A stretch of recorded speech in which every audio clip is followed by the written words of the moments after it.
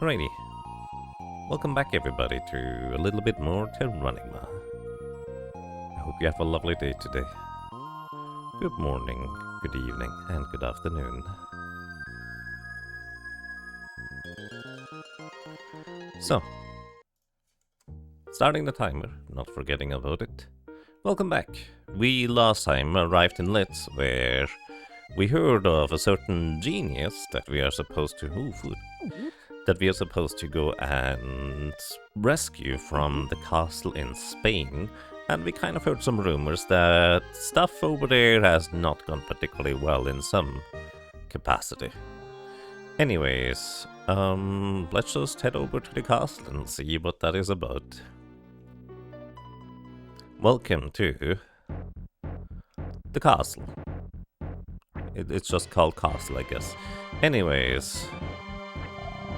Ark, watch it. This liquid is it's acid. And if you swim in that, you'll be the soup in no time flat. Boneless too. Wow. That is acid, huh? Anyways, I guess we can't swim in that yet. So, this castle is a little bit notorious for having... Somebody mentioned that it feels like there's like an entire area missing in between here and the previous section. And I feel like that sentiment feels reasonably accurate. Like, it feels like there's a little bit missing in terms of, like, area that you're supposed to defeat enemies in, get some levels in, maybe get some equipment before coming here, because we are dealing basically no damage. And unlike previous enemies, this is not because I'm using the wrong type of attack style necessarily. Each individual attack style I use just deals only like 3 to 4 damage to these guys. So, this is a bit notorious among the people playing this game, because, well, I guess you could just go back in the previous area and grind, or you could just slowly whittle down these enemies here until you defeat them, which... You know, it's an option, they give good experience. I believe the level threshold you need to reach in order to start dealing more than just basically the minimum damage, because right now I'm effectively dealing minimum damage, is I think 23, 22? Maybe 24, one of these numbers. Anyways, unless you have a good grasp on abusing the invulnerability frames of your dash attack, this can get quite tricky to just, like, walk through the area and survive it, to say the very least. Now, I like to think that I'm still quite decent at this, but we'll see how many times I might die along the way. Whoa, what's with this painting? By the way, I dashed into the cutscene, so my attack hitbox is still active and the enemy just walked into it. The eyes of people have been cut out. This is spooky. Looks like the stuff of nightmares. Indeed. You think it is level 21 for the guards, if you used up all the strength potions. Yeah, okay, 21 would just be 2 levels, right? So it's not too terrible, theoretically, but it also just takes a while. This is also why some guys would recommend in previous areas that you just grind for a bit longer. These skeletons here take decent damage, the spiders take decent damage. And I guess the bats here also take decent damage for what it's worth. So it's not too bad to just gain a few levels. I think as a kid I ended up just running down here in the area for a little while. Until I ended up getting a few more levels and I was able to defeat the guards upstairs. At least I think that's what I did. Anyways, it's not entirely necessary if you kind of know, because once you get past this area for what it's worth, there's actually a really nice grinding spot basically shortly after this, which is a bit unfortunate that it's after this part, but, you know, it is what it is. Anyways, these pictures here have their eyes cut out. Now, what would fit into these eyes? Gemstones. It's gemstones. Anyways, I forgot that. I'd forget the entire, like, sequencing, but I think I need to go left first, if I'm not mistaken. let's see if I can find where we need to go, because we need to find a soul to free. Was it over here? No, I don't think this looks right.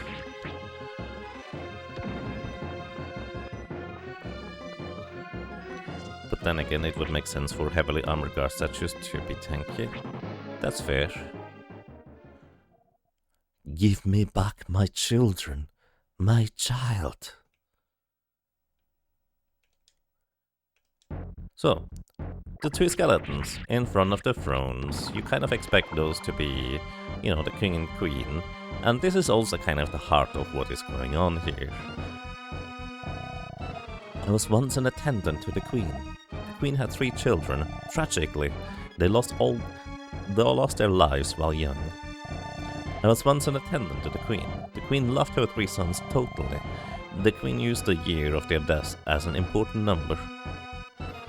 Right, I forgot about things. I forgot I needed the number, but that makes sense. Alrighty, then those chandeliers are very nice and ornate. Royalty.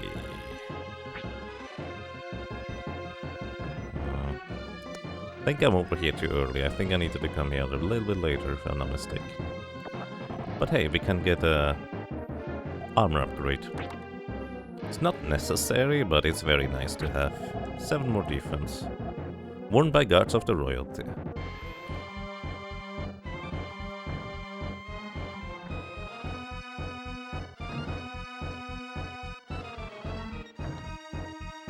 This is referred to as Sylvain Castle, right? I think that sounds about right. So, in here, we find a bunch of monies. I believe the speedrun picks those up, or at least it used to. If it still does.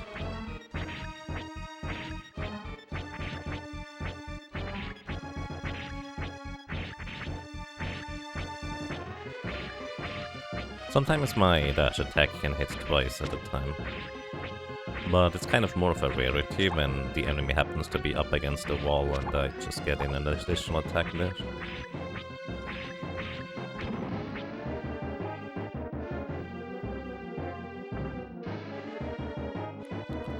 Then I think... no, the next one. This is not where we need to go. There's a magic rock here though. I'm gonna pick this up. Excuse me. Ah. This is one. I think this is a... I'm pretty sure you can jump this. It's a bit tricky, but it works. Yeah, there's a strength potion. Giving you a little bit of a shorter time until you can reasonably damage the guards. Increasing strength by 1. I believe levels on average increase strength by 2. So effectively for our damage output we kind of got the equivalent of half a level. And then we head over here. More skellies. This one here I think I cannot jump across, but we can just jump down. Whee! There we go.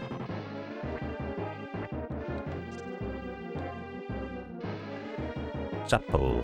Alrighty, this is where we find the thing that I remember needing to find. So, welcome to the chapel. There's some spider friends here. Well, maybe not so friendly, but that's okay. Alrighty, in the chapel we have to defeat all of the skellies in order for something to appear that we would like to see. Our spear, by the way, is still light element, so I believe these guys take extra damage because of it, but I'm not entirely sure whether that's true or not. I think it is. Oh, maybe you just needed to knock out only one of those specific skeletons. I have a request. Until I get my body back, may I come with you? Sure, okay, come along. Thank you. So, we now have a soul in tow. And the soul talked about getting its body back. That feels a little bit strange, because all the other souls previously, they just disappeared. But this one clearly indicates that it is lacking a body of sorts. So that seems a bit strange if you ask me. But the body is the thing over on the right side that I bumped into and couldn't do anything with until now. Because the body is just... Is it the guard or is it the armor or what is it? My body. My body. A soul burst out. The soul burst out with an eerie voice. And this is now a mini-boss. While he has his shield up, he takes no damage. You want to be a bit further away in order to do damage. You can hit him while... Also, he has less defense than the other guards. Maybe another indication that maybe you're just supposed to ignore the other guards. But if you just stand slightly to the side, he can't hit you with the mace, and if you just keep dashing up and down, he's not too difficult to take down. Might take a bit, but not difficult. And defeating this guy magically makes a bridge appear. Why? Let's just assume we crashed that armored thingy over the back of the bridge and it hit the lever on the way down. Oh wait, we actually started dealing damage to these guys. The strength potion actually already increased my damage sufficiently that my damage is not as terrible anymore. Maybe I was dealing the same damage to the other guy earlier too. Anyways, now we can go over here.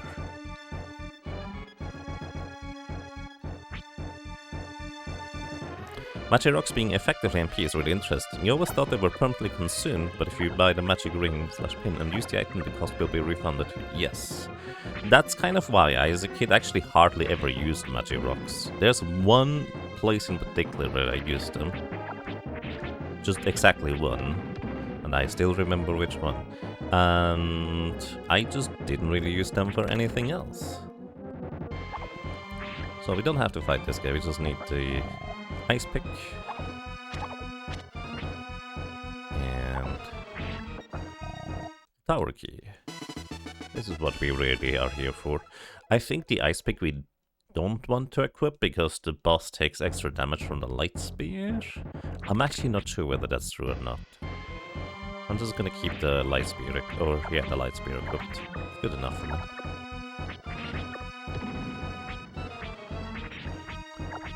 So, I think there's nothing down here, or up here.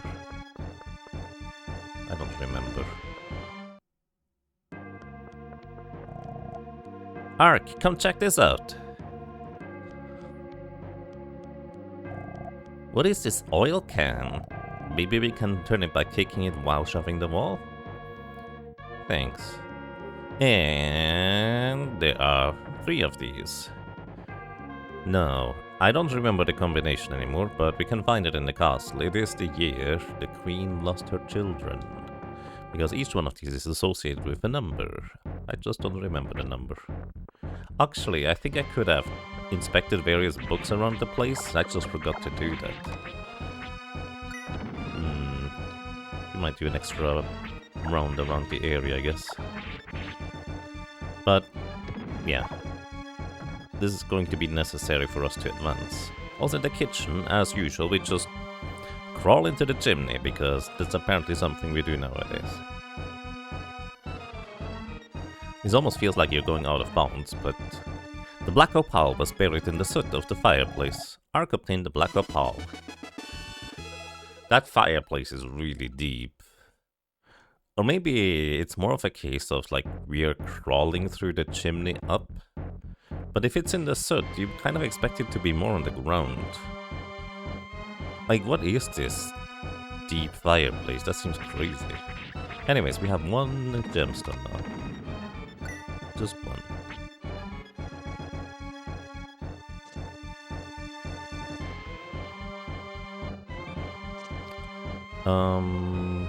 Then we do have a tower key. Do we actually need to get it? I appear to need to equip it. Alright, we use the tower key and now we go up on the tower. Hey guys. I'd like to get 1 level before the boss, although it's not really necessary. We have to defeat this guy though. Also, if you just time it right, he doesn't even attack. And he still gets hit. Ow.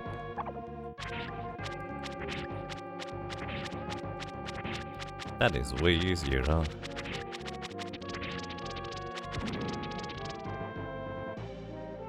Also slightly slower, I suppose. There's a chest over there, and I'm gonna go and grab that. It looks like you might have to, like, tightrope balance across these beams here, but you can just run. Which is much more convenient than tightrope balancing.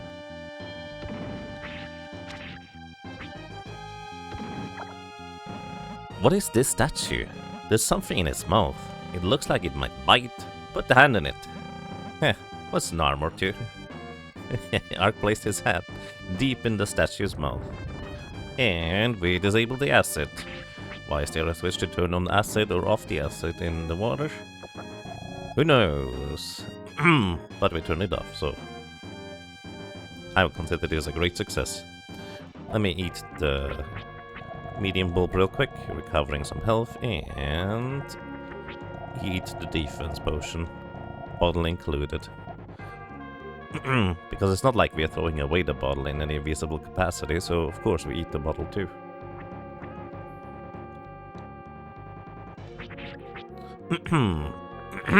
Sorry about that. So, that was that part. Now, ideally I would know where the thing is for the thing. Oh, right, I was supposed to run over to the left first, technically, because our key also works here. And we don't need to fight these guys, so we just ignore them. I don't remember there being anything in this room. The thing in the thing is the place for the thing. Exactly. You know exactly what that means. Clearly.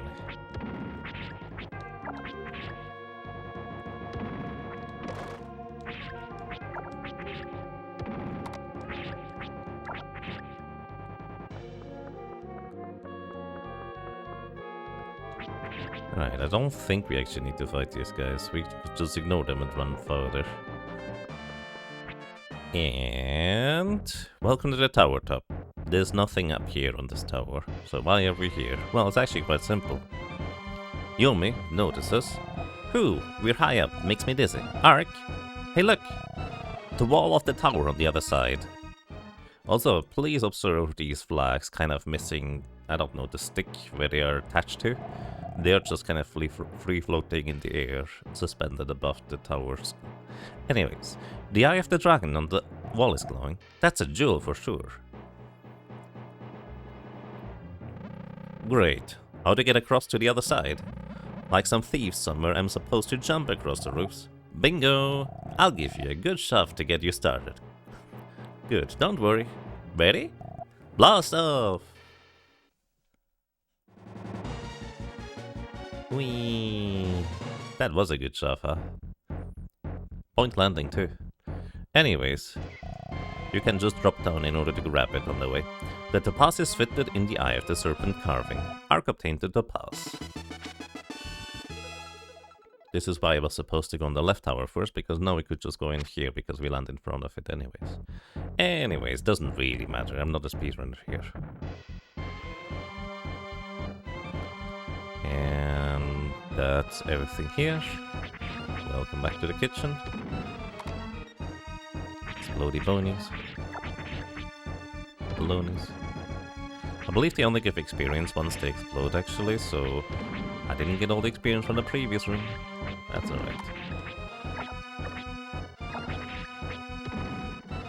Anyways, let's go and try and dig up the numbers that I was supposed to get.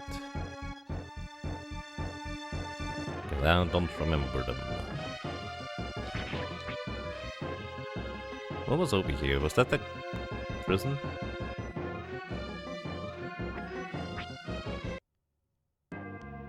Yeah, that's the prison. We're not supposed to be here. I mean... it's a castle. Of course we're gonna visit the prison at some point, just not yet.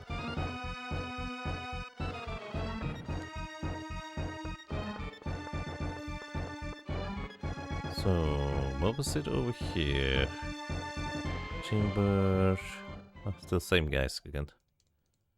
Give me back my children, my child. So these two souls actually indicated that they were servants to the queen. So the voice is actually not referring to the skeleton screaming at you. It is actually just a disembodied voice screaming at you that she wants her children back. Spoilers, it is the queen. Who might have gone slightly insane.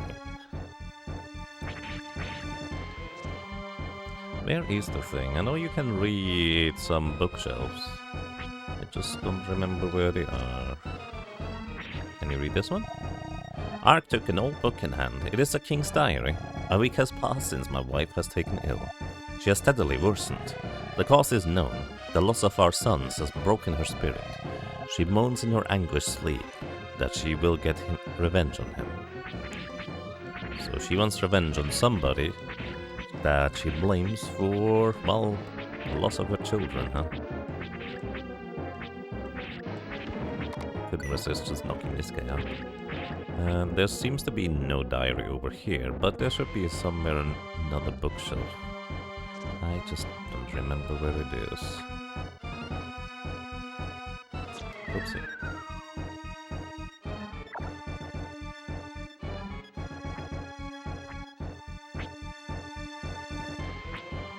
Maybe it's in the chapel?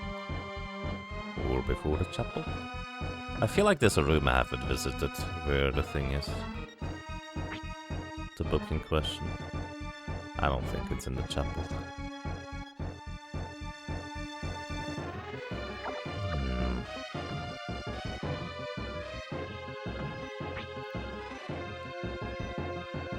If you, by the way, you don't actually need to go and pick up the book for the numbers. You can just go there if you know the numbers. I just don't remember the numbers, is the catch. I guess we haven't gone here. Also, these guys apparently are called chakras. There we go, this is where we need to be. I remember this place. Having a bunch of books. And level 20. Nice. Alrighty, Ark took an old book in hand. There appears to be a poem. I met 4 men. The first man had clear blue eyes. The second man was an oriental with impressive deep black pupils. The third man had eyes that burned with passion. The last man had a brown, false eye. I decided to show them this to the special room. They were turned into paintings? Castle renovation work order. Description: make main chandelier operable for repelling intruders. Chandelier can be elevated using a numeric panel on the switch system. Yep, we know that already. Well, I know that already. Sewer renovation work order. Enable exchange with moat and fountain.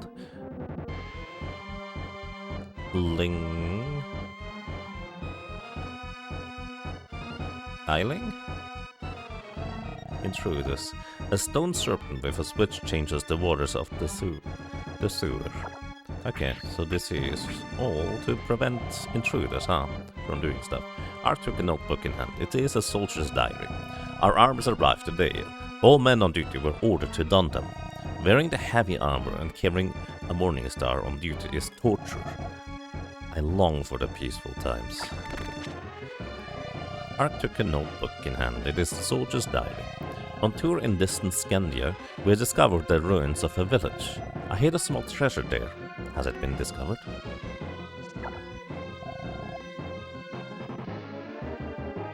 I actually don't know what treasure he is referring to. Ark took an old book in hand. It is the Journal of Columbus' departure to the new continent. We finally set sail for the new continent. The sky is clear, the perfect send-off onto uncharted waters. In return for support, Captain Columbus has taken 3 princes aboard. Columbus appears to have taken them on reluctantly.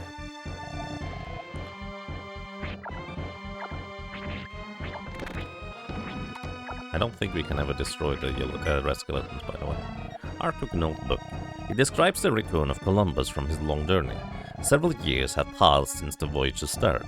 The year 286 Sylvain. Columbus returned, his ship in tatters. On it were Columbus and several of his crew, but not the 3 princes. There we go. 236 it is. A historical event, yes, but the worst day for the Queen. The Queen blamed Columbus for the prince's death and jailed him. 236, right? No, 286, I'm dingus. Good thing I double checked. 286 it is. So this is the number that we need. Art took an old book in hand. It contained a mystifying lore. The world is steadied by a balance of light and dark. When that balance is disturbed, a hero will appear to restore it. The hero will fight courageously with a weapon first held by man, aka a spear. So, what disturbed the balance of light and dark? And, I mean, the book does not specify whether the hero is going to make the world darker or lighter. I mean, it also does not necessarily specify which one is good or bad. It's just, I guess, supposed to be a statement of fact or something. But yeah, the chandeliers can be operated in order to repel intruders, is the idea. So we need to go back over there and actually operate the chandeliers. And that's what those barrels on the ground are supposed to be for.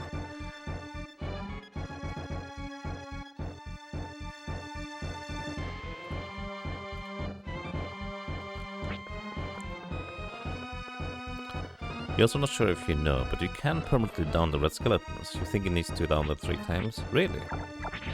I always thought you just couldn't, so I never really... I don't think I've tried to kill them 3 times before, so I guess that checks out.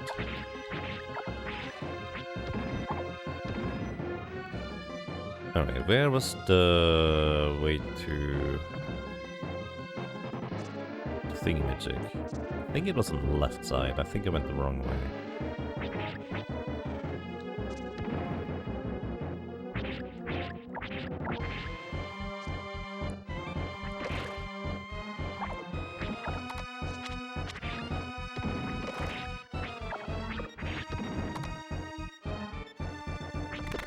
Alright, let's try this.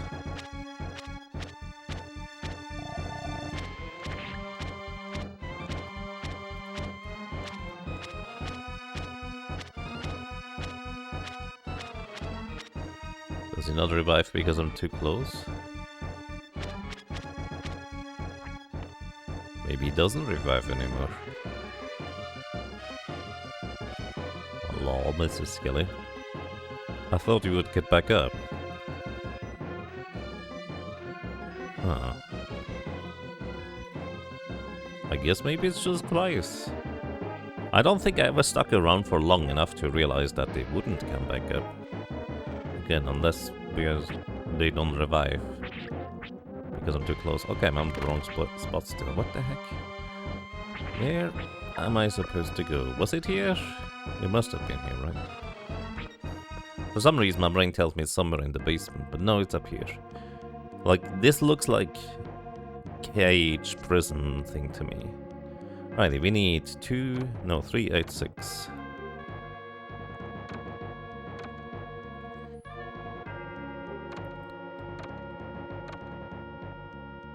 Wait, is it not 386?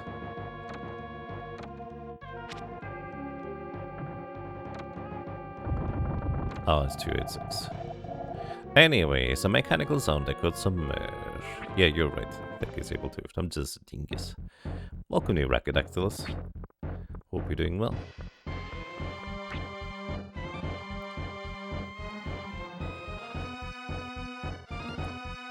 Or maybe it's just a certain amount of damage you're supposed to do on the red skellies. I suppose that's possible, huh? Actually, before I go up there, let me go back over here real quick. Because we changed the water to be not acid anymore, so we can actually go and take a little swim. The sapphire submerged were indicated by the statue's gem. I don't remember how you're supposed to learn about that, but I just remember this one, so... Maybe there is nothing to tell you about it, but mean, I guess if you just leave the castle. Also 26 damage on these guys now. Yeah, level 19 we were already doing more than minimum damage. But now we're literally doubled our damage since the last level up, so the scaling in this game is kind of specific, I guess. Very strong sometimes. Alrighty, so we have 3 gems so far.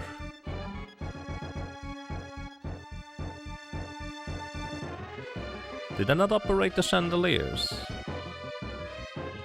Did they reset because I left?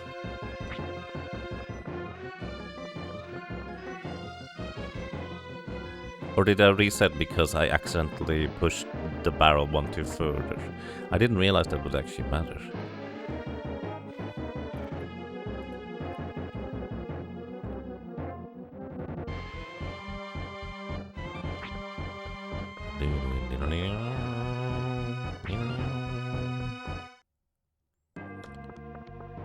Alrighty, let's see. 286. I didn't realize you could actually revert to change to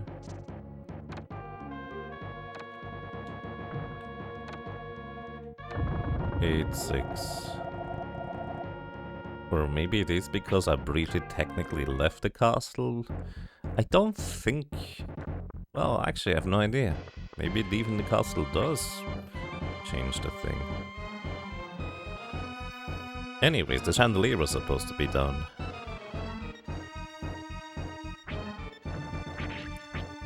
If I didn't know what I needed to do, I feel like I might have gotten stuck here in a more casual playthrough.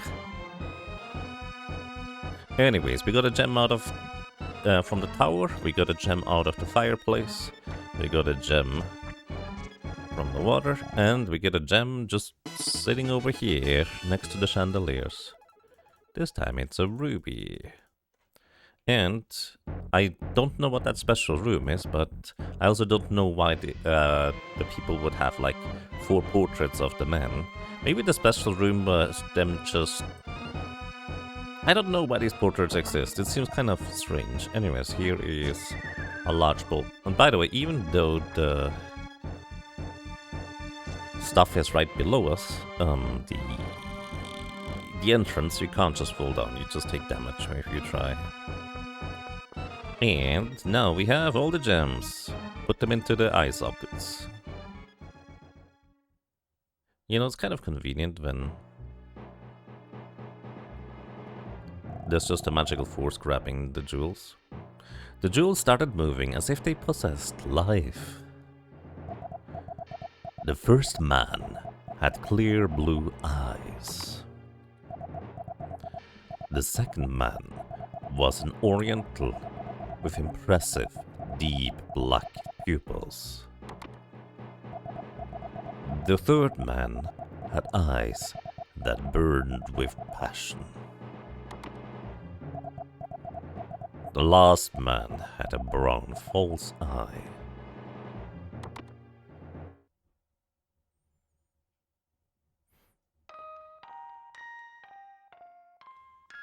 And a creepy music box played. Why is a music box playing? You know, one that you wind up when trying to soothe a child that might be crying, or like a little kid. Or a baby, toddler, whatever. How old were the princes when they went on a journey? You would kind of expect they at least came of age.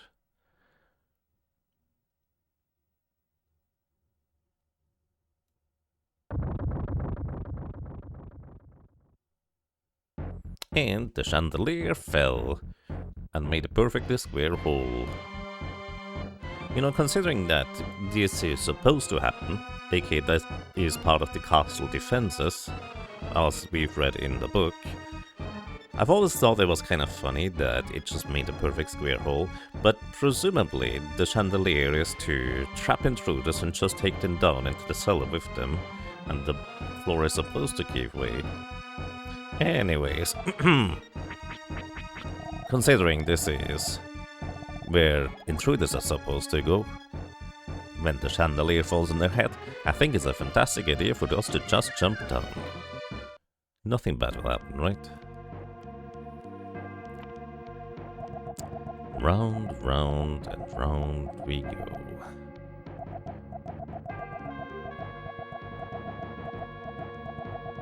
The watchers in the bush we go.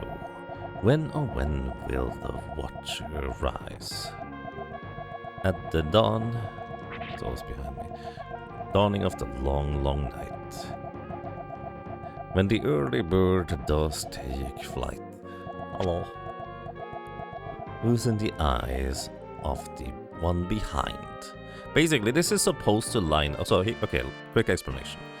This is supposed to line up with the text scrolling across the screen, and who is the one behind just kind of shows up, and you specifically need to attack the doll or whatever you want to call them that is exactly behind you.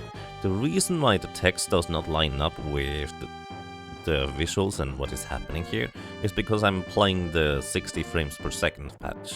That's kind of one of the downsides of this. This just looks really awkward. This is better than not. Anyways, let me just also demonstrate what happens, which spooked me like crazy as a kid when I got it wrong, when you get the wrong one. Because this is just it was super creepy to me as a kid. It's just like, what the heck? Hi. This thing gets a gigantic face that just jumps you. That scared me. No joke, that scared me crazy. Anyways, by the way, your idle animation turns your character around. So when Ark goes into his idle pose, he is facing down. So right now he's facing down, even though I was facing just to the other side earlier. And I think you only need to do this 3 times. But I just kind of also want to demonstrate what happens if you get the wrong one. There's also somebody over here. Hello, friend. From somewhere, a crystal clear voice called out, "Welcome to my room. You will enjoy a dream-like time. Enjoy playing with my adorable children."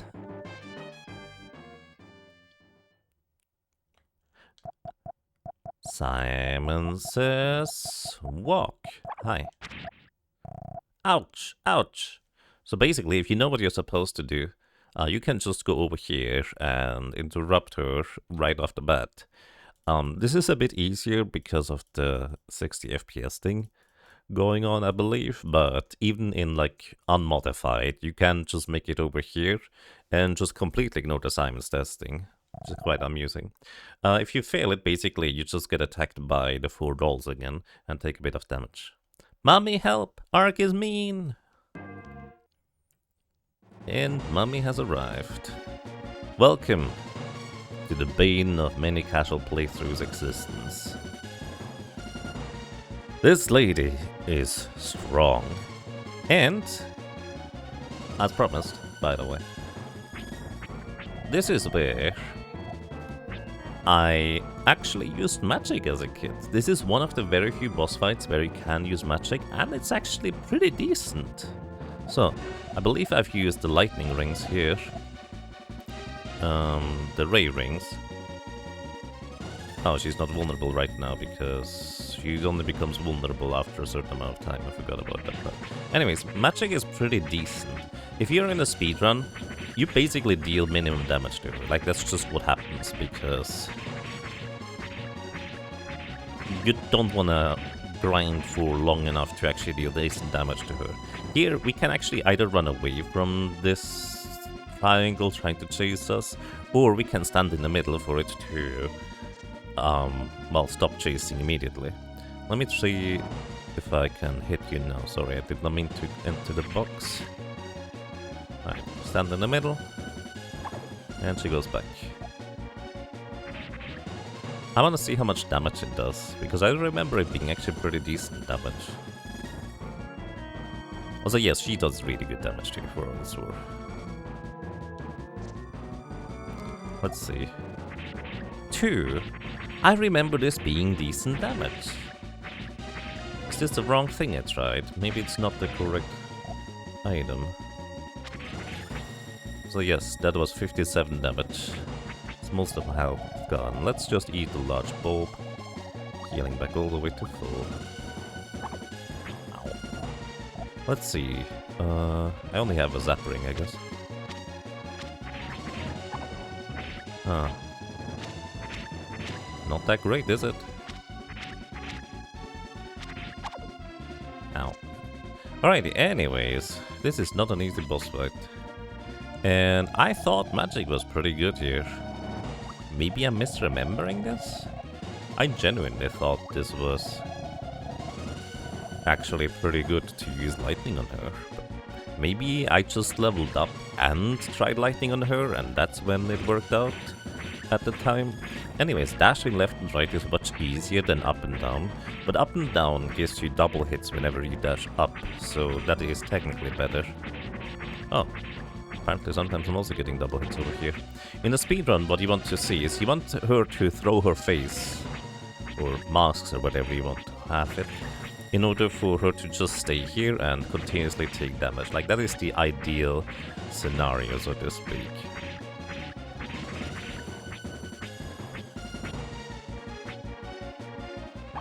Ouch, I forgot.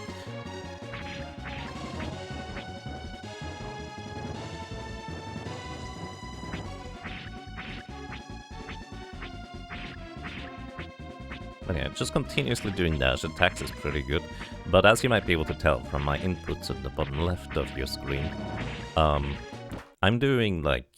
I release the run button and repress it in the middle of attacking in order to be able to chain my dash attacks as much as I can. It's a very specific rhythm, and it can be kind of laggy during the boss fight, so it might be quite tricky to keep this up like consistently. But she also doesn't have the most amount of HP, so we eventually get through this reasonably well. But in a casual playthrough, if you are not familiar or not practiced in the invulnerability dash attack, this is a monstrous boss fight. Like, I would say this might be the most difficult fight in the entire game, if you're not prepared. But then again, the flip side of the coin is, if you do just level up just enough that you actually deal more than minimum damage to her, she suddenly becomes kind of easy. It's fascinating. Defeated Bloody Mary. The Queen's vengeance was lifted from the castle. So the Queen was so furious that Columbus, quote-unquote, killed her children. She was just putting a curse on the entire castle. Everyone in it, and now we poked her with a stick until she came to her senses. I feel like people should have tried that before. But maybe, you know, getting bombarded by crazy magic and insane skeletons and armors that are like twice your size might be a little bit difficult to go by in order to do that, huh? Anyways, hey friend.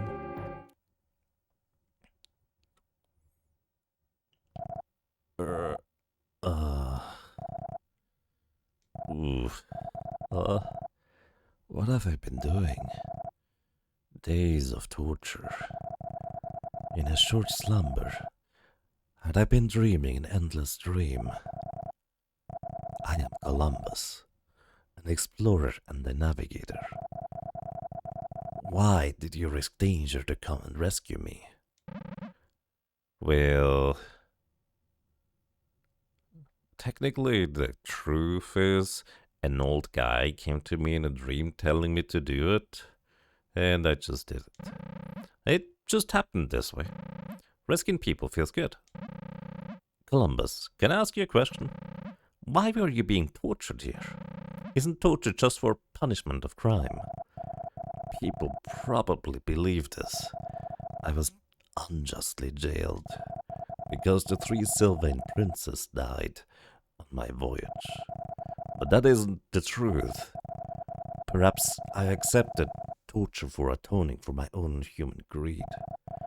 Loire's king, Sylvain's queen, those in power are always the same. I'm sorry, but I cannot tell even you the real reason. When a true hero is born, I plan to reveal my secret. So the princess being killed was just a cover story for something plotting in the background, you're saying? Crazy. When we finally discovered the new continent, I became convinced, wherever we may live, we are all red-blooded human beings. We all laugh, we all cry, we are all the same. As one family of humans, we should cross borders in friendship. So I intend to widely pass on my knowledge of navigation. Now let's get back to Litz. He is not in particularly good shape, after being tortured for a long time. I taught all the sailors here all my navigation techniques. I'm sure they will make your wishes come true. I'm tired. I want to get some sleep. Good night. We're in the hospital here at the doctor's office, I guess. Let's see what the doctor has to say about this. It seems Columbus is both physically and mentally exhausted. I will make him rest at my hospital for a while. Alright, thank you. Good luck. Do you need fever medicine? Sure. A medicine for fever. Can I have some? Here. If someone is suffering from fever, give them this to drink. We obtained fever medicine. I have absolutely no memory what this is used for, to be honest. But hey, maybe we'll find it again. Otherwise, we might just have fever medicine in the final boss fight. Just for fun. You probably can't use it yourself, for what it's worth. Anyways, I think this one is interesting. Crafts. Hi. I like making pots and objects like these. I was asked to make a decoration for the church. What should I do? It might be interesting if I make something with a rare mineral. So, if you find a mineral, we can bring it to this guy. It's the short version. This is the growth guy, explaining the growth of the current city. And then we have... I always think sardines are plentiful, but they rot quickly. I wonder if there is a way for preserving them for a long time. So if we find a way for him to preserve stuff, aka, put them into tin cans, that might be interesting for him too. Again, there's basically just a lot of little things you can do, fetch quests you can assemble and stuff like that.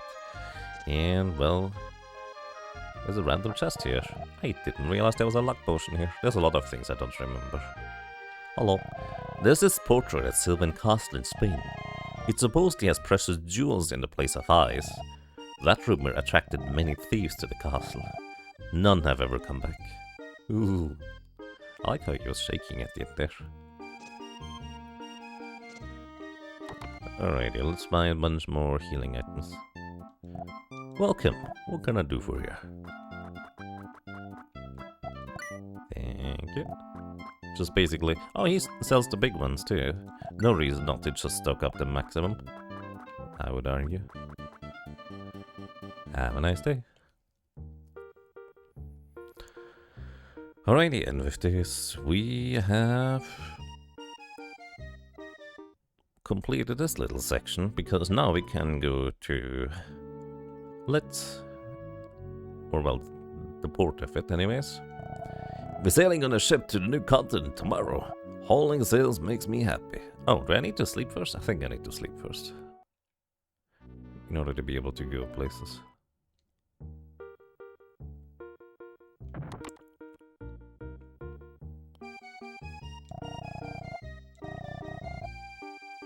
Listen, have you seen Loire's princess around? You see, after the king's death, the princess disappeared from Loire. I thought just maybe she eloped with you, Sonny. Right, you did say that already. Nope, I have no idea where she is. Well, Ark has no idea where she is. I have an idea where she is.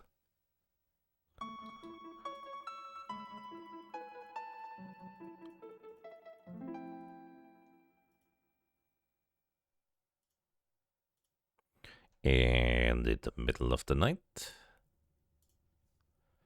Lady Fida approaches our bed. We know how, well, strong she's supposed to be, so that's kind of a strange thing. But she is also the bodyguard of the princess. Ark, wake up. Hello? Sorry for the late hour, but there is little time. We need your help. Princess L is in danger. Someone is out for her life. I can't explain all now, but I must get her far away from here. She can board a boat to the new continent, but she's not safe alone. I need someone to protect her while I deal with this pursuit. Can you escort the princess for me? Sure, leave it to me. I very well can't say no to a request like that. You know, in the middle of the night, from a person that is supposedly very powerful. Yeah, sure, I'll do it. Sounds serious. If I turn you down, the mighty Ark is in the man. You accept then? Thank you. Now I can save my friend. I will throw off the pursuit and follow you. Take care of her. I shall join you in Litz tomorrow morning. I count on you, Ark. Oh yeah, Litz is the port town, that's why. Wait, what is this place then? I thought this was Litz too. What's that about? Really, Ark? Couldn't have said yes any faster, could you? What could I do? If I didn't agree, that lady wouldn't have left. And a new continent does sound interesting. Huh. Yeah, oh well. Surprisingly docile to older women, he is. What are you getting at, fella? Oh, nothing. Get some sleep. It's going to be a tough trip. Yep, to an entirely new continent. Which is funny if you think about it, because conceptually, when history mentions Columbus, you would think we sailed from Europe over to the Americas. Funnily enough, this continent is not new for us, because we have started there, basically, which is interesting. Anyways, let us head over to Litz. The other Litz. This one.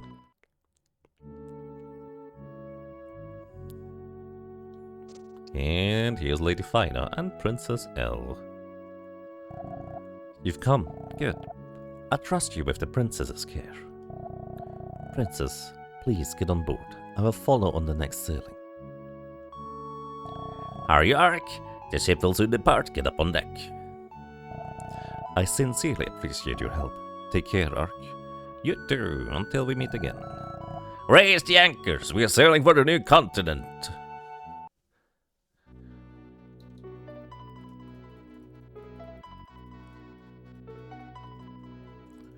And so we're on our way. Straight west. Can even explore the ship in the meantime. Hello.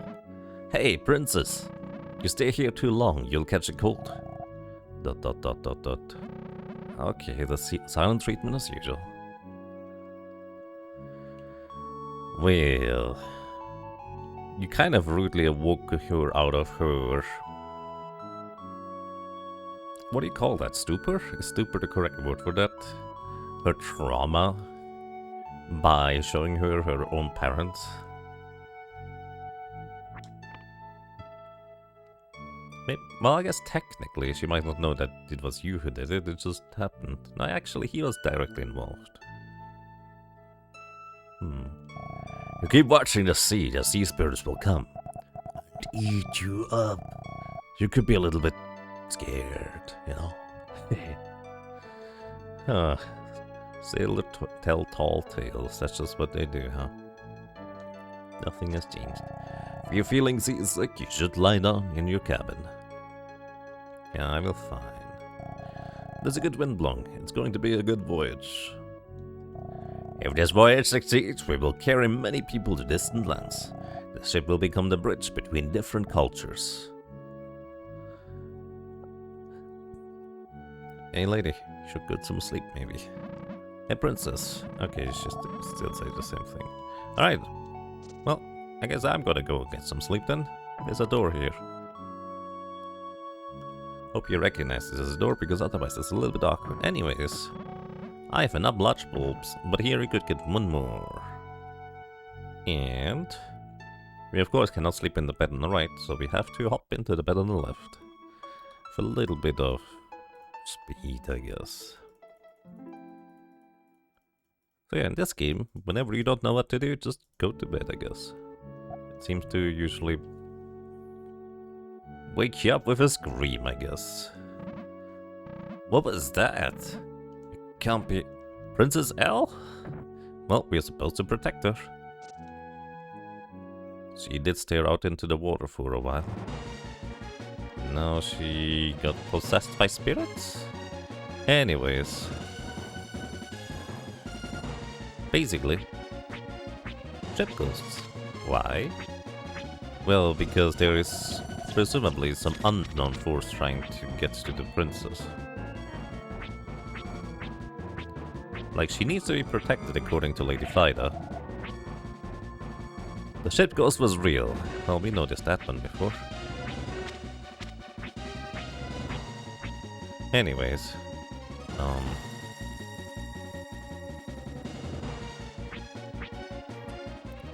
Just keep using the invulnerability frames. Just one of these guys is real somewhere. I believe if you save and reset, the pattern is always gonna be the same. Because randomness is just kind of like set like that, and it just resets whenever you reset the console. But I haven't reset or saved anytime recently, so I don't actually know where the real ghost is gonna go, so... we'll get this eventually. It's actually really nothing more complicated than... If ghosts appear, try to hit them and see which one it is.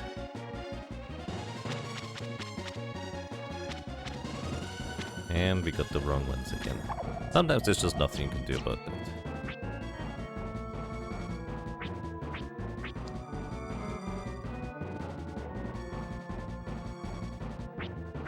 Unfortunately, that was the wrong guy. Not getting very lucky here. I feel like these sequences where it's just hope you get lucky are kind of the bit of a weak point of the game almost. There we go, we got one.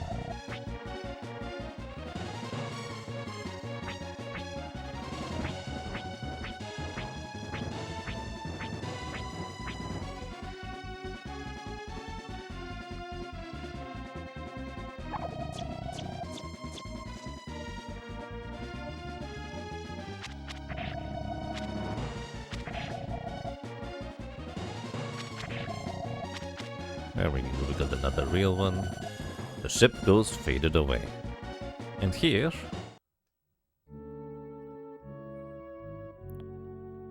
we have a standing up animation that I believe is used exactly once in the game.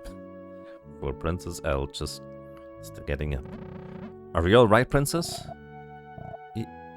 Yes. You're a strange person. I'm no longer a princess. You have nothing to gain by being with me. Why did you come? You look like Elle in Krista. I wonder. I just couldn't leave you. You look like a person I know. An acquaintance of yours. I look that much like her. Like an identical twin.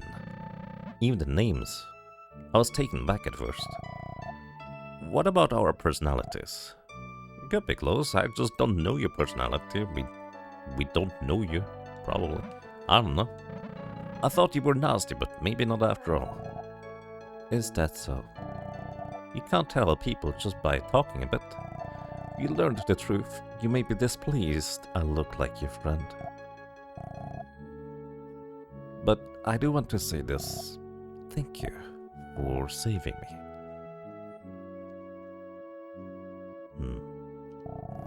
I want to stay here a while. Don't mind me. You sure? The ship ghost just faded away. We didn't kill it or anything like that. It might still be out there. But okay. Good night. And as usual, whee!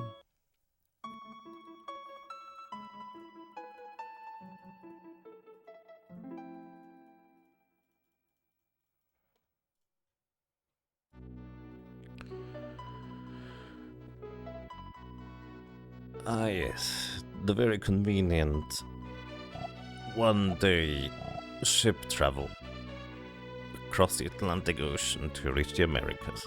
Land! I see land!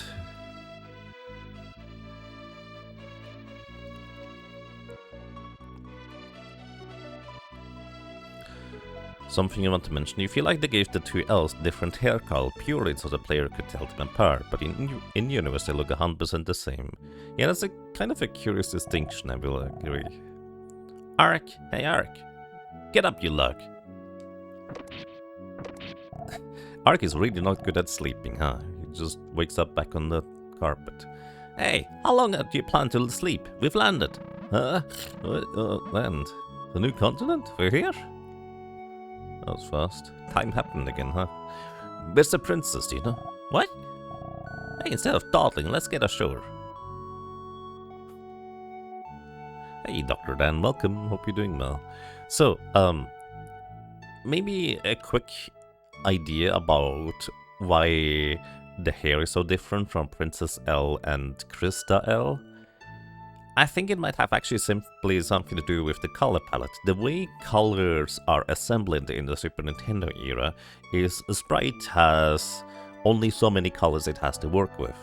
So if you replace, let's say, Ark's purple color on his boots, the shoulder pads would also get the same color replaced with the same color you just replaced it with. If you change the red on his pants, the gem on his headband, or, well, his headband would also change color, just because the colors are always just kind of like in a color palette as a whole, rather than necessarily you color each pixel individually. So, like, if they wanted to give Elle, the princess, a different dress color, that just happened to be the same color her hair also happens to be, then if you change the dress color, it also changes the hair color. So in a sense, if they wanted to keep the same hair color, they needed to make it entirely separate from the rest of her outfit.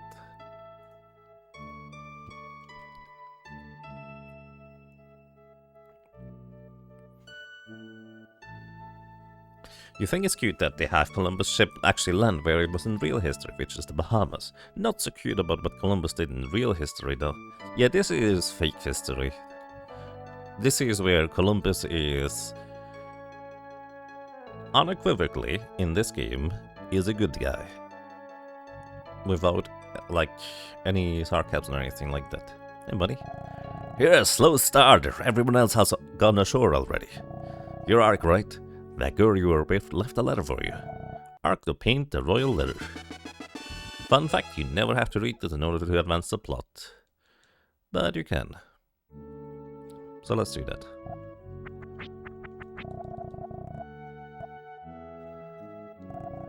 Ark reads the royal letter. Ark, thank you, but I can no longer be a burden to you.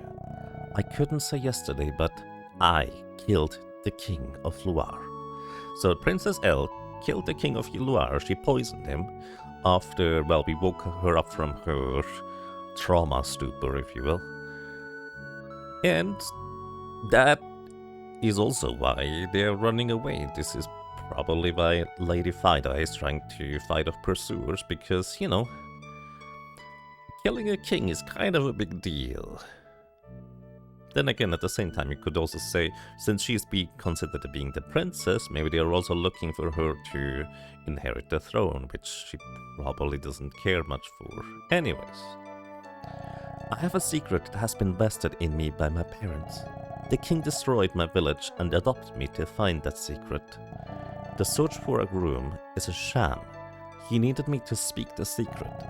When I regained my past entirely, I could not forgive, I had no choice. Or I could not forgive. I had no choice. But it isn't just the king after the secret. They came to the castle. Fida, alerted to the situation, spirited me out of the Loire. I cannot bear involving others in this. I will depart alone. Please, forgive my rudeness. P.S. I enjoyed last night. Please, take care of your Elle. Well, that Elle is very much alike, like the Elle in Krista from the personalities we kind of know at this point. Just trying to do their best for their friends. Anyways, she doesn't want to be a burden to Ark. Little does she know. We are supposed to be the hero of the story. If she just stuck around, this would have been much easier. Anyways, welcome to... Freedom! I absolutely love that you enter Americas, enter the town, and the town name is just called Freedom. That is just kind of funny to me for some reason. And yes, of course, the entire town and culture has already all developed. Again, time has already happened in a weird way. It's kind of fascinating. Historically accurate, is it actually? I would believe you if you tell me this. Merchant, hello. Nothing. Also, after ditching the princess, you experience freedom. No, the princess ditched us. Not the other way around. A soul wand and a silver pike, an ice pick. We already have an ice pick. Do they do anything special? Effective against wolves. Wait, is that actually a thing? A staff that increases life. Huh. Made of highly rigid icicle. This is not what I imagine when I think of an ice pick, to be fair. Oh, it says ice actually in parentheses, so it's, I guess, ice element. Silver vest, vest armor. It's fine. Alrighty. So what do we do in Freedom? Oh look, a skateboard guy. He can hop higher than we can. This guy must be powerful, huh? If he can just hop like this. Sir, who are you? I cannot talk to him from the right side. Why the beat down look, bro? Girlfriend walk on ya? I knew it. I'll show you something to cheer you up. Check it out. I need your opinion when I'm done. And then he just starts driving a skateboard across the grass like it's nothing. Doing random tricks along the way just because he can.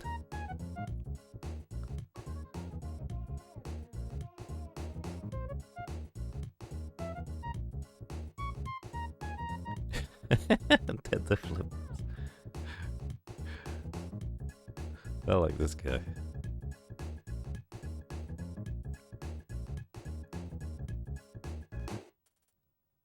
The music almost lined up too. There, feeling better? Sure. Wow, aren't you something wild? I feel much better. What do you say? What I say? My board performance can make anyone smile. You came on that boat, right? You come from another continent? Wow, can you come with me and tell the little guys about that? Come on, just a little while, sure. If it's just talk, sure. Your kid brothers? Something like that. Follow me. Wait, following him. Your kid brothers. This is Peril. He's awesome.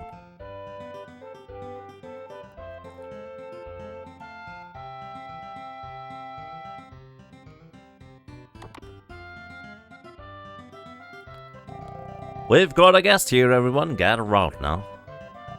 I want you to meet this guy. He came by boat from another continent. Okay, run introductions. There's another kid named Will, but he's out right now. From the left, Linda, Paul, Harry, Annie. Where's Anita? Peril. Anita went out looking for Will. What? She's got hardly any money. Oh my god. Listen, I'm going to look for Anita. No one leaves till I get back. Sorry, I got to go out. Just hang out there, okay? He's basically running the orphanage as the big brother. Again, he's pretty awesome. Hey. The oldest guy here is Will. Will is making a flying machine, isn't that great? Are you Peril's friend? Then you're our friend too. Well, we just became friends, I guess. Anita said she was going to see Will. Will is designing a flying machine at the village of Nearlake. Well, just hang out here for 10 seconds and we leave immediately. Because waiting in there, unfortunately, does not progress anything. It doesn't work. What exactly is wrong? Hey, my name is Eddie. I studied something called electricity. But all of a sudden, my test machine stopped. Can you push it for me? Sure. Push this. It'll fix it. What a weird machine. Please push it with all your might. Right, push, push, push. Hey, do I keep pushing it? Please, just keep pushing.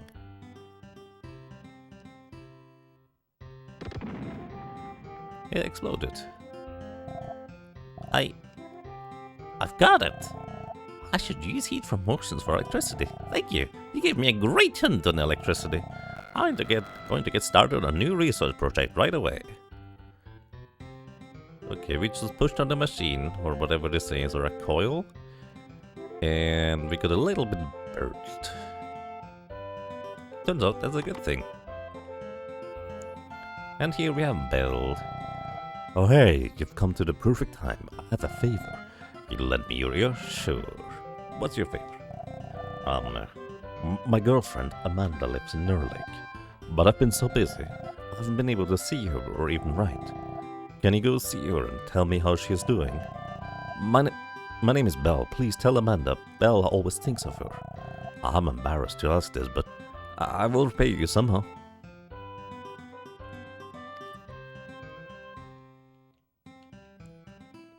Hello.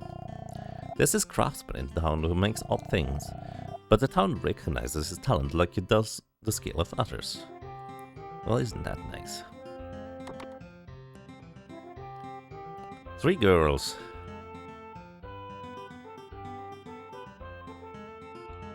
Okay, I'm just leaving now. And up here is Lake.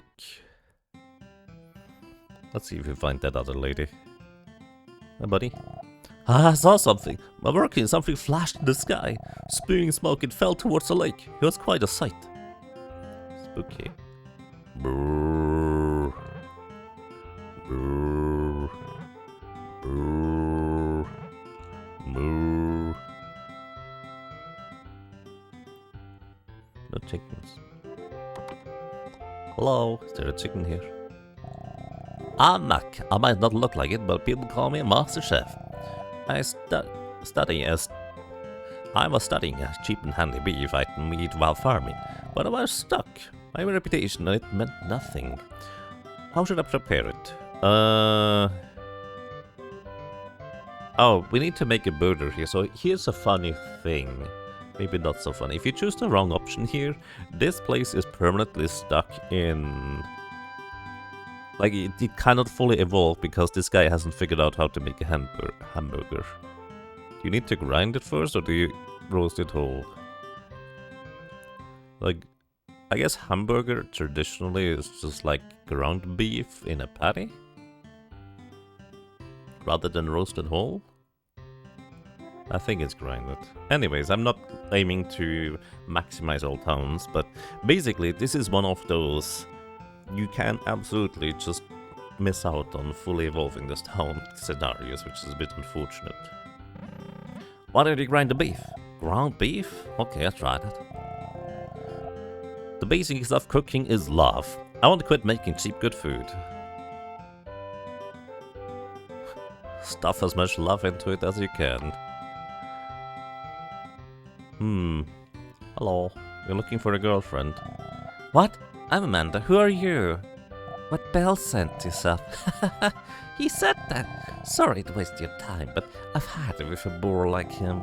I'm sick of a man who'll play with odd machines rather than me. I have a new friend now. Please tell Belle that. Yep. I'm not gonna bother you two anymore, but Belle might not be that happy to hear it. Hey friend. My dead mom used to say that women who die at the sea become mermaids. My mom died at sea too. I wonder if mom became a mermaid. Entirely possible in this universe. Probably. Again, this game is kind of... It doesn't shy away from some dark subject matter. It's just like a little girl. Oh yeah, my mom is dead. She died at sea. I wonder if she became a mermaid. Hello. Snuffle. Chuckle. Hi, you dear. Also, Mac like McDonald. Yes, that's the reference. A little while ago, a cute young girl went into the house up ahead. But later, I didn't see her anywhere. Wonder where she went. He means she's still in the house. Probably. Hello. I know you're behind the bookshelf. No, don't hit me. I just came looking for Will. What? You're a friend of Peril's? That's great. I was worried about Will. Is Peril angry?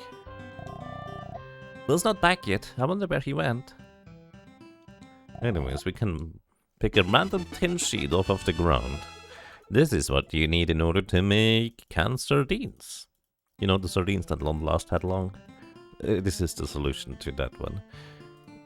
It kind of makes sense, but also it's kind of rude because picking up the random sheet from here is a bit awkward. Anyways. What's this? Looks like a diary. Let's see. Day X. Prototype 9 fails. Crashes in village. Too much damage. Day Y. Something is missing. What's wrong? Day Z. Prototype 10 complete. This time, the test flight will be by the lake. I pray for success. And we also heard from the other guy that something with smoke and spewing with fire just crashed near the lake. So we go there.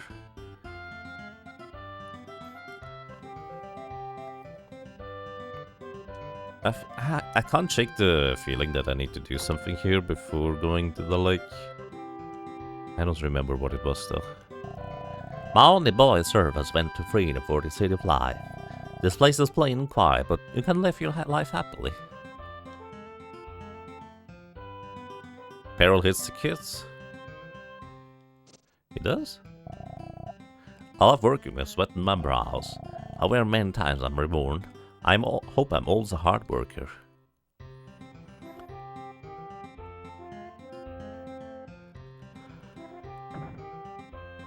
Hey, that's dirt.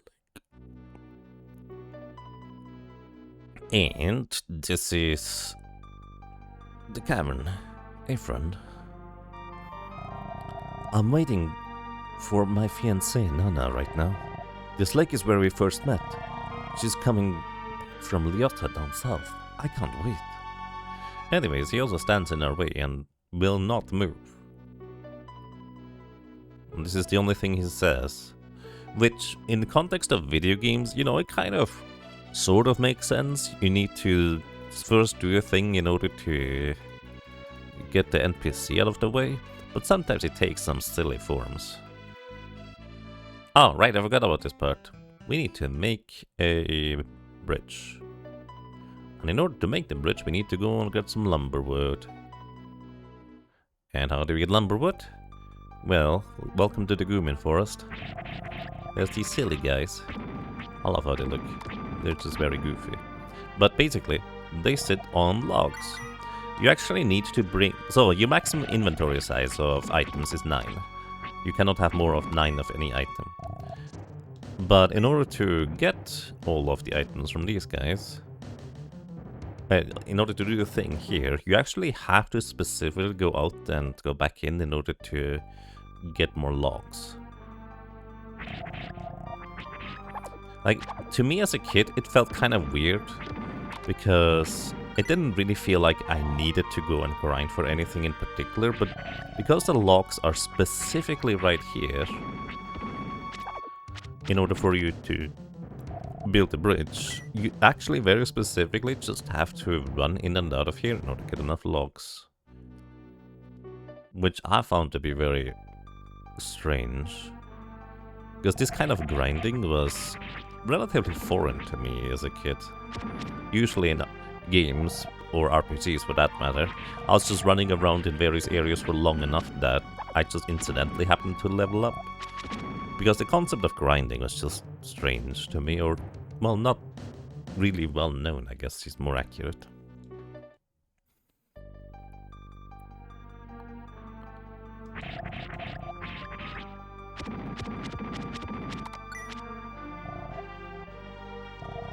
Who's wrecking the forest? You're gonna get hurt, cause I'm gonna hurt you. Look at this clown. He gets exhausted by trying to make his entire tree stump up. It's very goofy looking.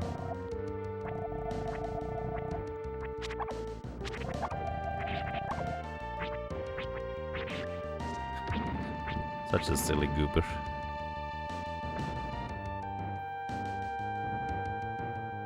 These guys are so cute. I agree. They're adorable. Let me go and turn in a bunch of logs.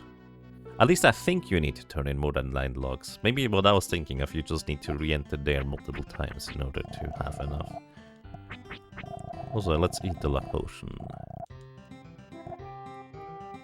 Hello, I have logs for you. What? Excuse me, where did you get that log? This is truly the ideal log. It's perfect for building a bridge. Please, may I have it? Sure. You can have it. I'm a nice guy. What? You have more good lumber with you. This is truly the ideal log. It's perfect for building a bridge. Please, may I have it? Sure. You can have it. I'm a nice guy. What? You have more good lumber with you. This is truly the ideal log. It's perfect for building a bridge. Please, may I have it? Sure. You can have it. I'm a nice guy. What? You have more good... I'm gonna stop now. Sorry, man. It's just... old RPG dialogue triggers.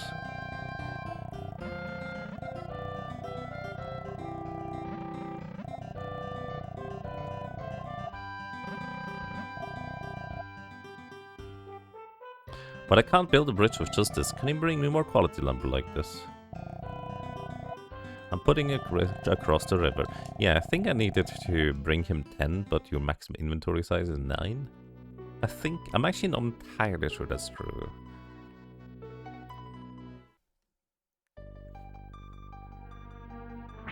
You need exactly 9? Ah, okay. So, me just remembering that this place being weird, where you have to run in and out and get the same log again and again, is because the concept of grinding was mostly foreign to me at the time. Anyways, we have 2 more. Okay, so we need exactly 9, so we could have theoretically had a full inventory. I was wrong. But that's kind of what happens when you don't play the game for a long time. Hello. You actually have to equip it in order to give it to him.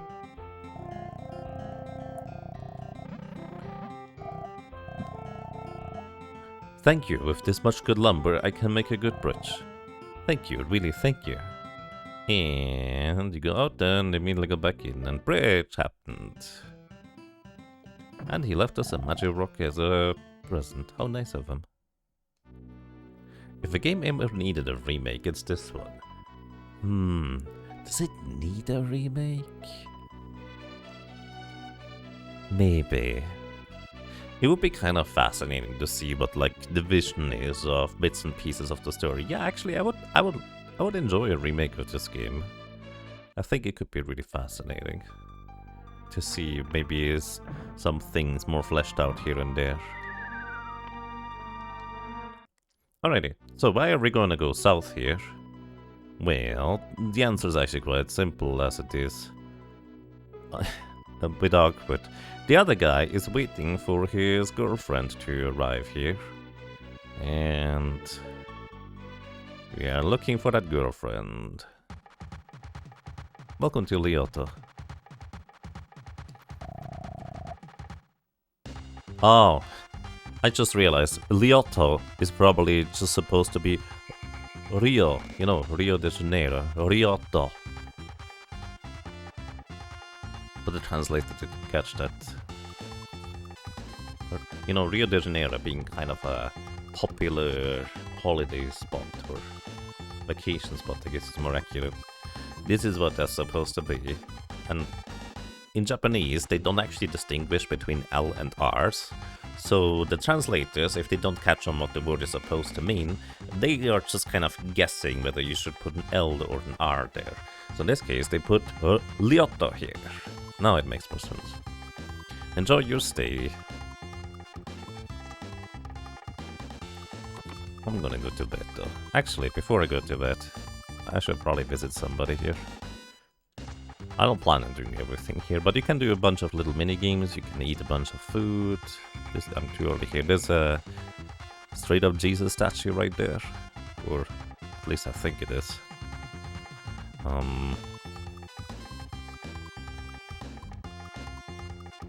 Where is the thing?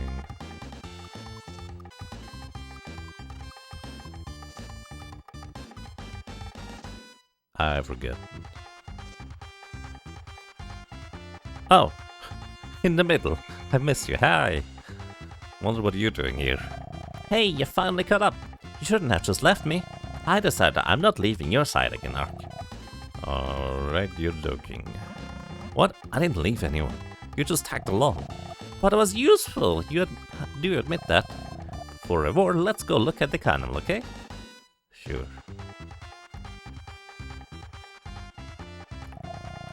Wow, this is a beautiful place.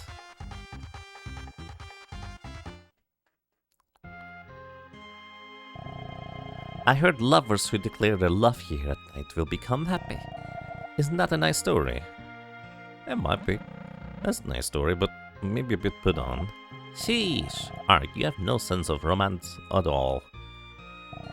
But, you know, I want to believe that story. Listen, Ark, it won't be odd if I got to like someone, right? Even if it happened to be you, Ark. But when I like someone, I want him to like me back. Just me. I'm going to come back here tonight. Please, tell me how you feel tonight, Ark. I could tell you right now. Ark, I love you. Please come here tonight. Ark, you dork. You're just gonna let her hang. And wait her. Then again, can you blame him? He probably has never been in kind of this situation before. But we know he is already taken. Unfortunately, we couldn't tell Maylin that appropriately. So it's just going to be a bit awkward, I guess.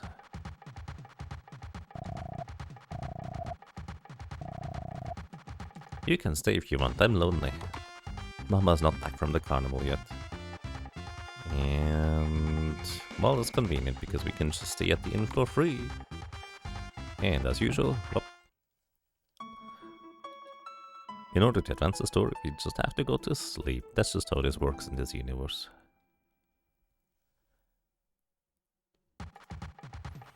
And it is the middle of the night, but the carnival never sleeps. Alrighty. Hey, Maylin. Ark? Ark! Wait, that's not Maylin. I came here with the eldest permission. It is a beautiful world here. This is the world you fought for, Ark. After you left, I realized something. The colors of crystal blue and the pretty scenery of crystal. They were beautiful because I was with you. They all glowed. I knew for the first time how lonely it is without you, Ark. Ark, I want to be with you. Like, back then.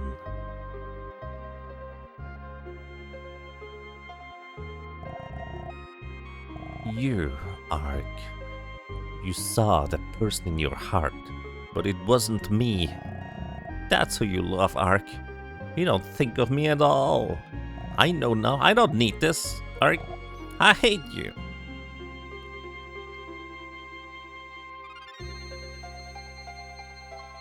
Yeah, you never asked him about this, Maylin, but then again, he's like, what, 13, 14 supposed to be?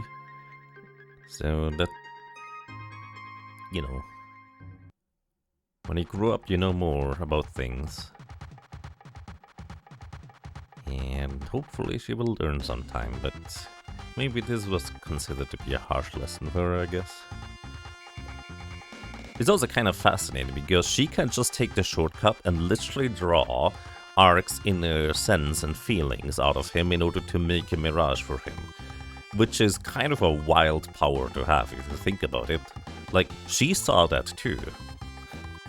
She can literally read Ark's deepest inner thoughts and just materialize them in that kind of way.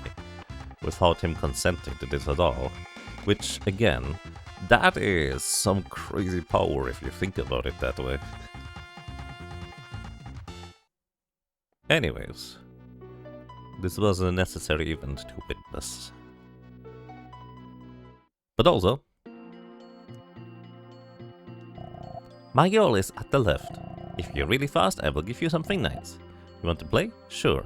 How can we talk with this desert rat? Rodent? I don't know what it is. Sure. Ready? Go! I don't know how fast you have to be. Apparently this was not the way to go. How do you get past the cacti? You pick them up.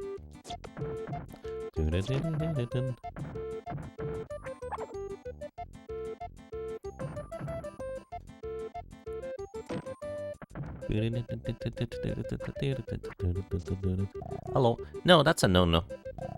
Finish, congrats. 25 seconds. Great! Be surprised to come again. What? That's a no-no. Like, it's kind of fascinating that we can still talk with this little thing. Like, Jerboa, there we go, that was the correct name. Alright, let's try this again. This time with actually going the faster path. I thought I could run past those little mushrooms, but apparently that is not accurate.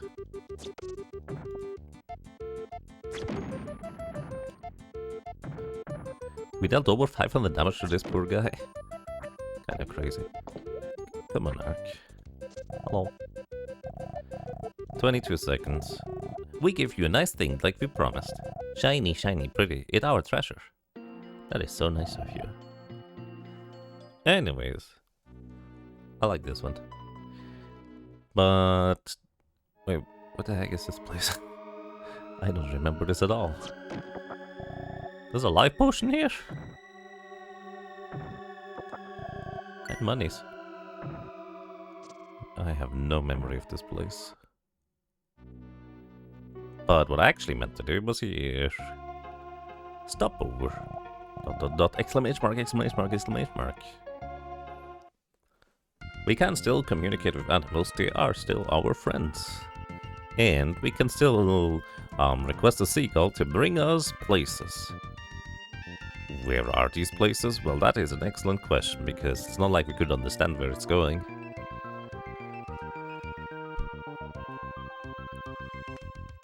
And it brings us all the way over to Greenland. Why? Now that's an excellent question.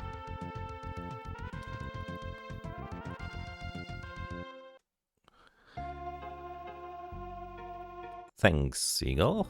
Appreciate you. There is a cave on the left here that we can visit that I think has something interesting in it.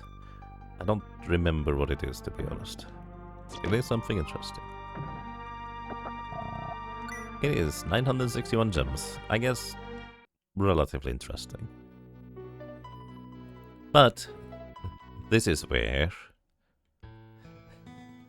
we get to Penguinea. What little penguin with hats? Look at him. Unfortunately, we cannot talk to him. Look at this guy. Question mark? Question mark? Question mark? Look at this guy. Penguins with hats. He's with a little fishing rod just sitting by the lake. I love these guys. They're so adorable. Dot dot dot dot dot dot. What are you looking at, Fran? We can also go inside. Hey, friend. Question mark?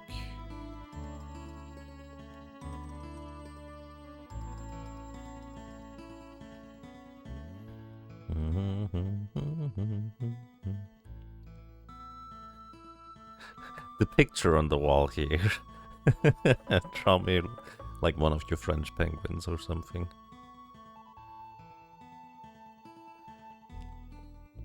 Hello. Talking to them. Unfortunately, we still cannot understand them anymore. And this one, it's a painty guy with a little beret and a paintbrush. Or actually, it's a pencil. He's drawing things with a pencil. It's great. To be fair, watercoloring would be kind of difficult in this environment. Hey, friend. Question marks? And there's a teapot here.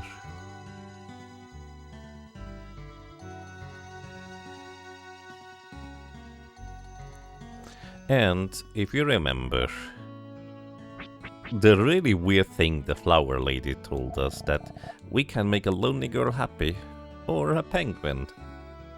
Hi, I have flowers for you.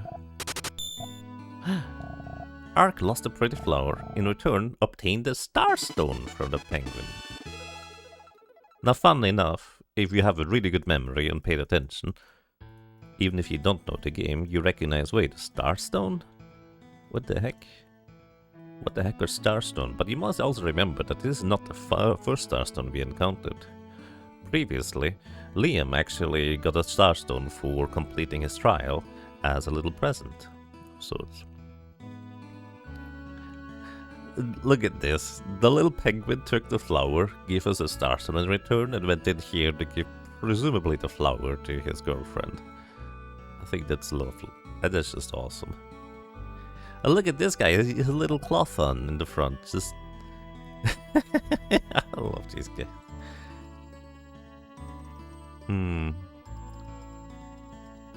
Wait. Hello.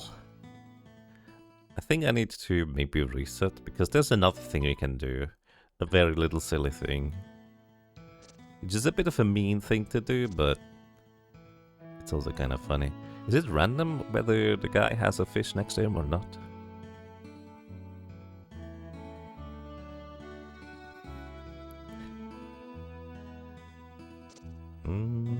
Or maybe it's a different guy. Anyways, I love that this even exists. Just little adorable penguins just waddling around, doing their own thing. Isn't it in one of the igloos?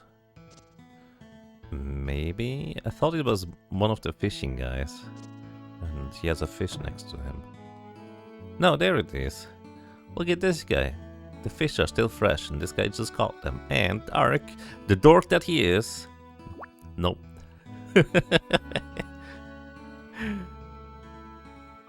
That is so mean, Ark, but at the same time so adorable.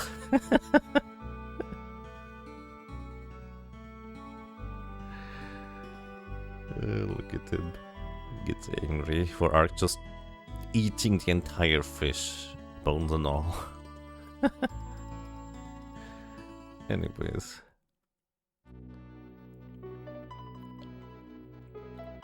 There was actually like a little frame of the penguin being shocked before he got angry.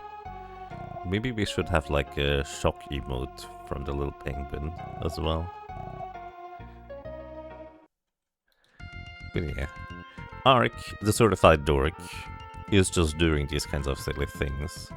And I just like showing them off because I can.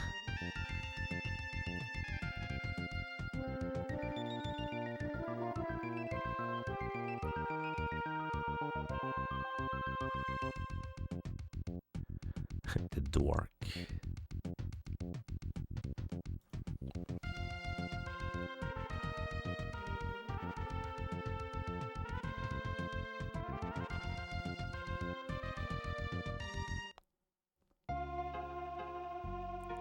Alrighty.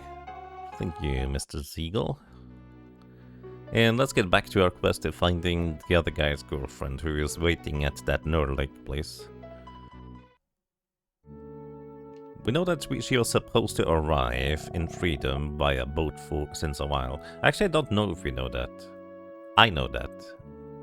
I just told you. You all understand, if we don't do something, we can't survive. I'll give a boat to anyone that defeats those monsters. Anyone have the courage to fight the monsters? All those rough sailors are not one with courage. What? Hey, look. I can deal with monsters, no problem. You stranger, you want to fight monsters? In the East Sea, you monsters. Get rid of them, and the boat is yours. What do you say? Sure. What a bunch of wimps. Leave it to me. What? Do you hear that? That's great. When you're ready, get on board. I'll take you to the Mermaid Tower. Mermaids, huh? I'm on board. Oh, I'm on board. Ready? Ready. As ready as they come. Let's go. Heh, we're carting in you. Get on! Okay, now we can board.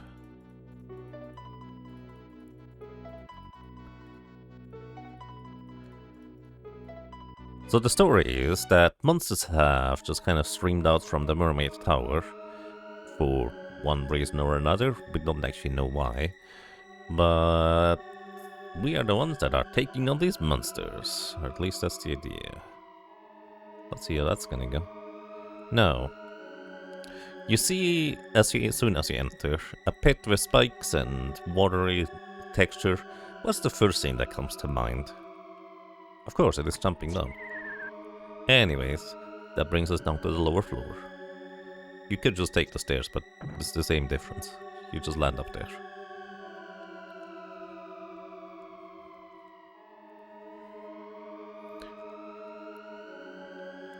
And Ark has kind of like this weird shimmery aura bubble around him, protecting him against the water. I don't think that's ever explained. He just can do that, apparently.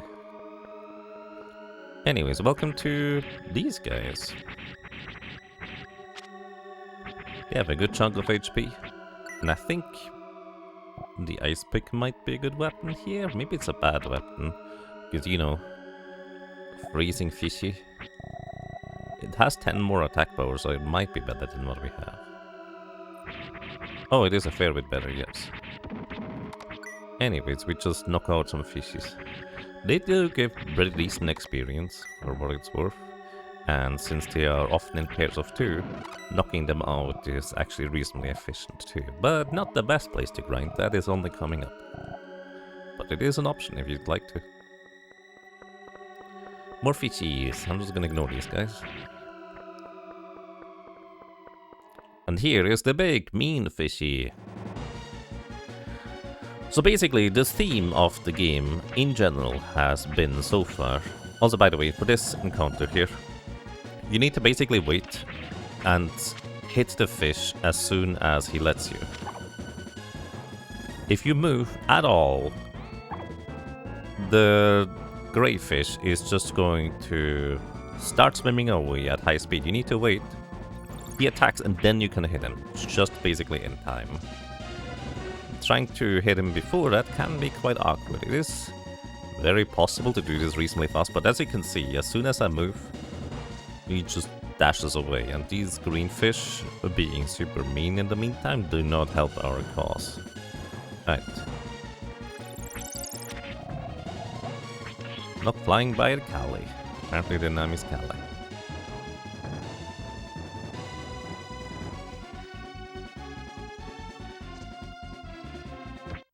And there we go. Fun fact. One of the biggest roadblocks is not the queen in Sylvain Castle for a speedrun. It's this guy.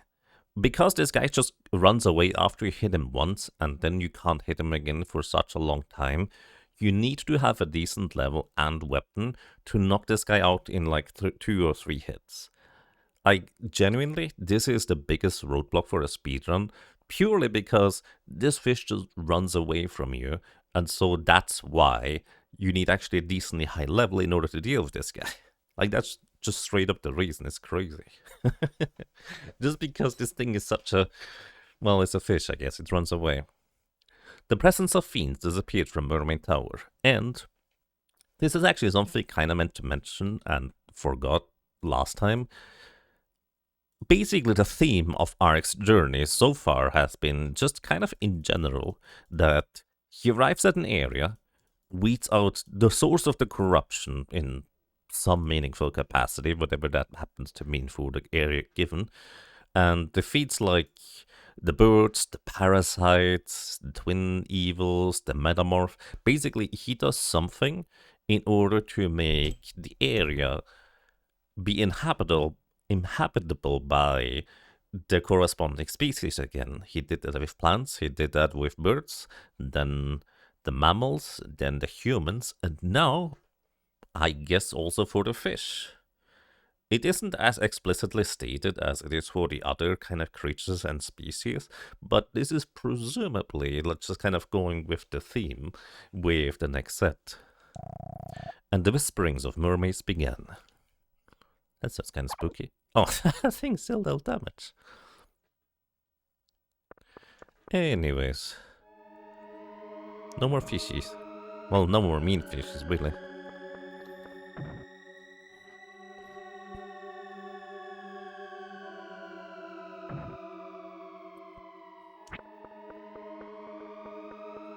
And hey, look at these clowns. What are you? You have gigantic ears. Hello. Thank you. We have a lot to do ahead of us. Humans are so easily lost at sea. But they probably don't know we give them a helping hand. So the mermaids are, absolutely, good creatures in this universe. That is not always a given in fantasy. Often mermaids and sirens are just kind of more or less the same thing. They are friendly here. Guaranteed. I was once a human girl. I was on a ship to freedom to meet my fiancé. A sudden storm whipped up and the ship went down in heavy seas. When I came to, I looked like this. I must ask you a favor. Please, give this ring to Servas, living in the Great Lakes area. And please tell him, when we are reborn, let's get together again. We get the engagement ring. Well, he is kind of waiting there for... Well, he would be waiting forever, huh? It's a bit of an unfortunate ending to finding that guy's girlfriend. Or fiancé, really. Living things originally emerged from the sea, so perhaps a mermaid is the real form of humans. And this also kind of confirms the concept of, well, women, at least, who die at sea turn into mermaids, and then they just help the people on the ships and such. So here's a little fun fact. Talking to one of these two mermaids, well, actually, let me just demonstrate. Thank you for returning us to normal. This is a show of our thanks. When you need, please summon us with it. We will shield you with magic bubbles against danger. We obtained the water pin. Where's my jingle? There it is, that was weird. The thing is, if I... Thank you for returning us to normal. This is a show of our thanks. When you need, please summon us with it. We will shield you with the magic bubbles against danger. And we get a second water pin. I believe this is frame perfect. As in a 1/60th of a second, you need to hit the interact button right after getting out of this cutscene to talk with the second mermaid. Otherwise, you don't get a second one. And this is actually how you can get one more than intended maximum magic rocks, I believe. Or maybe it's more than one. Anyways, we just get a bunch of, well, 2 water pins for free. These will give us invulnerability and running through areas. Frankly, I don't know when you would want to use that, but then again, I've been just abusing the invulnerability frames of my dash the entire time. You can't just use a bone pin in the speedrun does that. Use a bone pin actually specifically to just get out of the tower slightly faster without having to encounter the mermaid. So you actually never pick up the mermaid's pin in a speedrun. You can literally skip that part. Thanks to you, the sea has become calm. A seaman's promise is his honor. I'll give you a boat. At a pier, you press down. You can go to sea.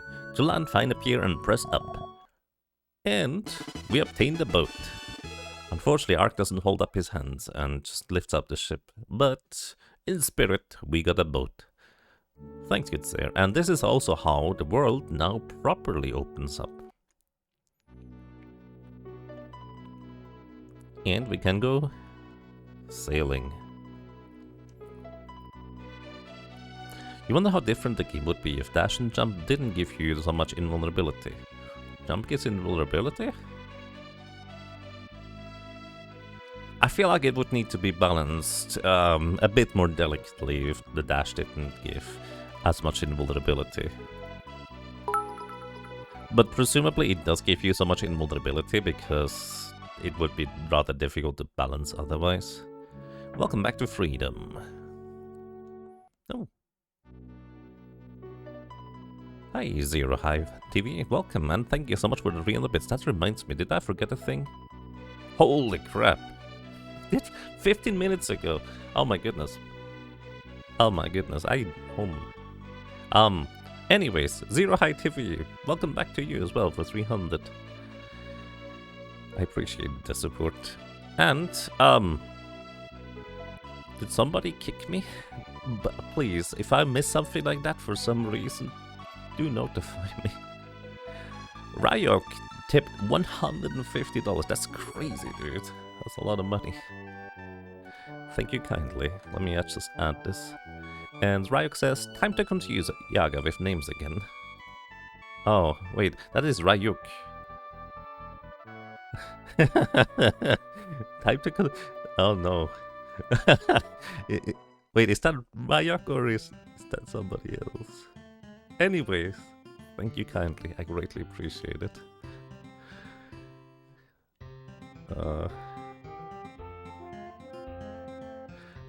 I'm so bad at this streamer thing sometime. Anyways, let's go and deliver the news to this unfortunate man over here.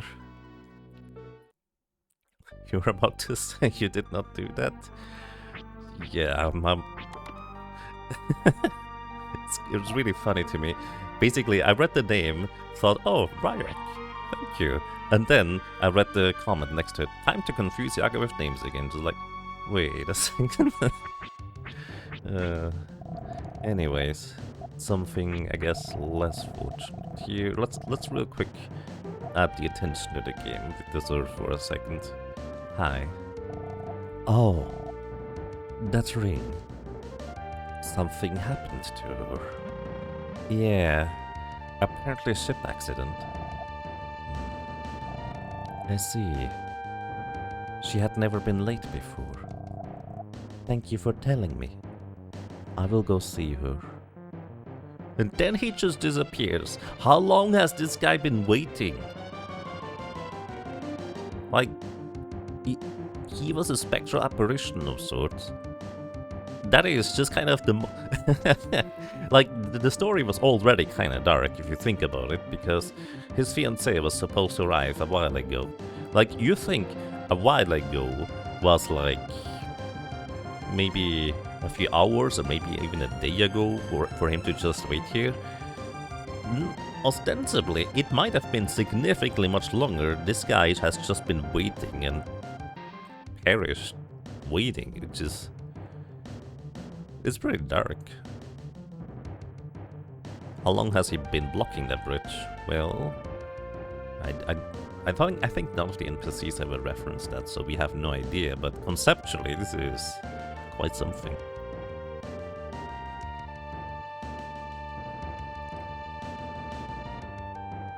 It makes you feel like it's been years. Yeah, that's kind of my impression too. It's just like...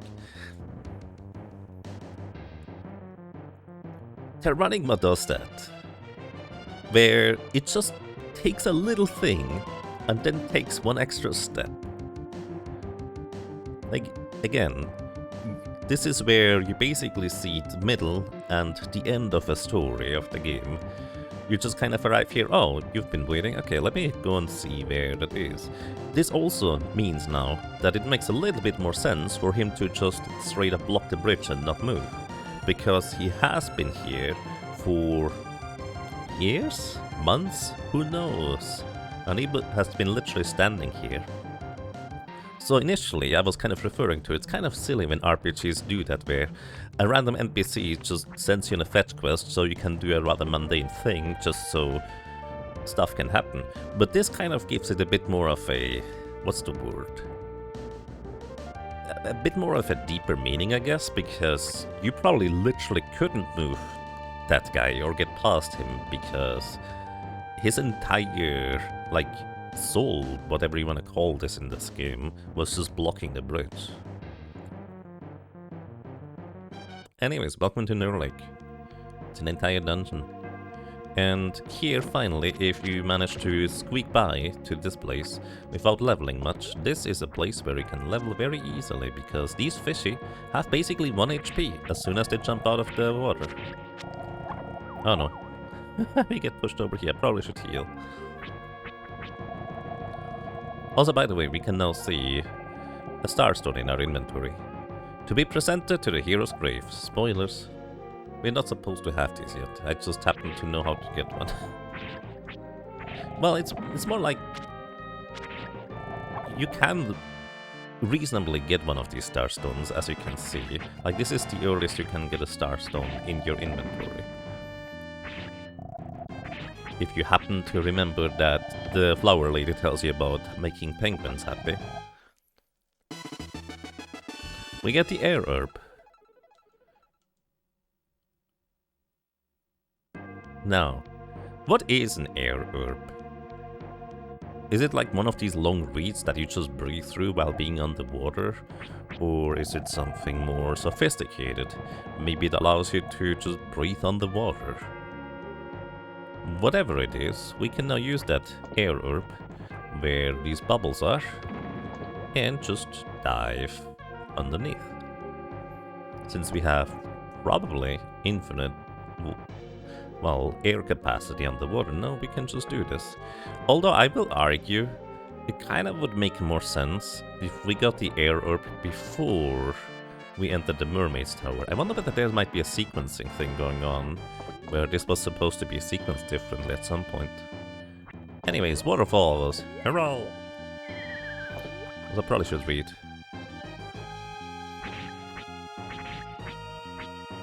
But yeah, time in this game is very malleable, so I have no idea how long this guy was waiting outside.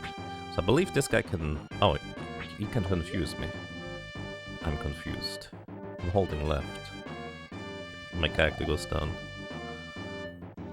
I think this wears off if I go... My goodness. To the next area. Right. Moving like that is really awkward because it's not just inverting your controls, it like switches all the various direction buttons around. Something I forgot, early on with the burst, if you think about it, there was wind before the cutscene after Parasite, otherwise the flower seeds couldn't have spread. Which makes you think every time there's a revival cutscene, there's years in between, like with one reviving humans. Yes, that's kind of where my... This is why I'm phrasing this so weirdly. Time has happened. Like, what does that even mean? That is exactly the point. I have no idea what it means. The game doesn't really tell you either. But clearly, at least some time has passed. Is it a lot? Is it a little? It seems to be different amount of time passing for different creatures, different areas, different places. This is why I'm saying time is very malleable in this game. It's not exactly linear, it seems. What? That shadow.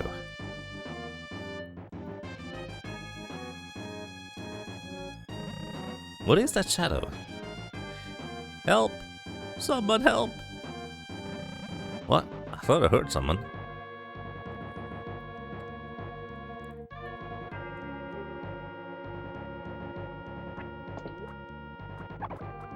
Also, this place here has a current dragging you down. I'm gravely poisoned. Wait, that's a problem. Also, I went the wrong way. I fell down. I'm not supposed to fall all the way down. I don't actually have a way to cure grave poison. I think I'm gonna die here. I forgot grave poison is even a thing. You do not want to get gravely poisoned.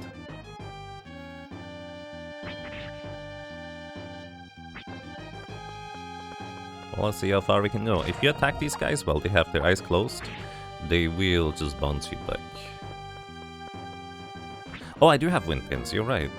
I forgot about those. Now this is a fantastic use for a wind pin.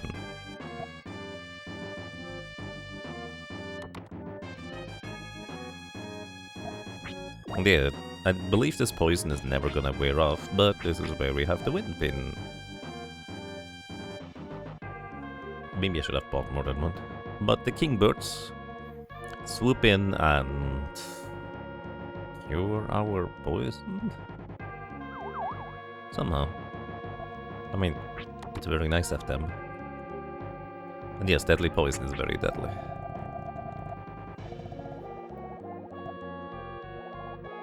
So, moral of the story, don't get hit by poison. Monies! Anyways, I think I was supposed to go all the way on the left side to drop down. In order to get this thing, we get the magic anchor. Now the currents in the water are no longer gonna affect us. Good thing we can breathe underwater, otherwise this might be a problem. Why is it a magic anchor? Because it doesn't weigh us down otherwise, probably. I say probably because I'm really not sure about that part.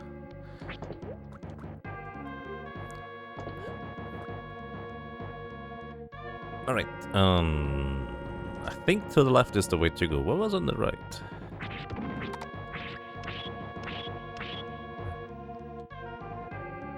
Oh, I see what's on the right now. Nothing!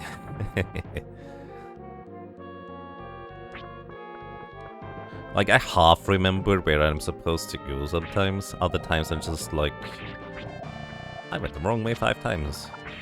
Maybe the 6th time I remember where not to go. Ow. These guys just punch us really hard if we get hit by their air blast that looks like a soul exhaling. Or a soul projectile. Also, we have over 10,000 monies. I wonder if there's a maximum amount of money you can have in this game. Probably. Also here we get the Geo stuff. New weapon. Oh, nice.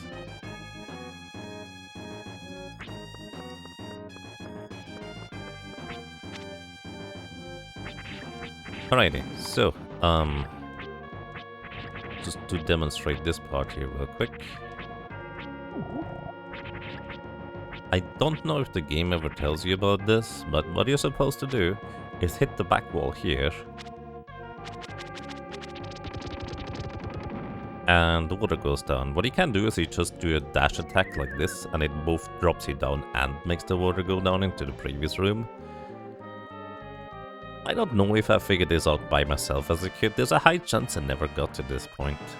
As I mentioned before, I revisited this game at some point, and I'm pretty sure I beat it when it was an emulator, at which point I was also going to be able to just, like, look up walkthroughs and guides. Anyways, I do not want to get hit by these green projectiles. Very unhealthy. But unfortunately, there's that geyser guy in the way, and he almost bounced me back into opposing projectiles. And here, if you're looking to grind up your levels, this is the room. These fishy have like 1 HP and give really good experience. So if you are looking to gain a few levels, this is the place to go. Again, if you manage to squeak through on a really low level before, this is an amazing place to grind. But again, in the speedrun, the problem with squeaking through on lower level is that other fish is just taking forever for you to knock them out.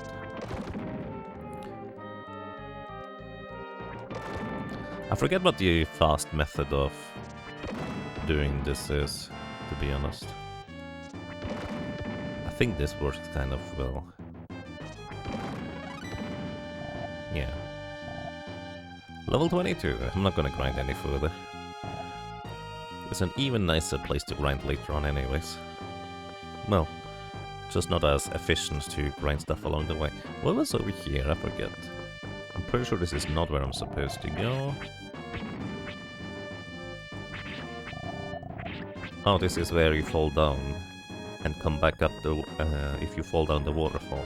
But this is where we need a magic anchor in order to be able to fight against that current. Otherwise you will not be able to pass this place without the magic anchor. We get the dragon mail. Better armor. Probably.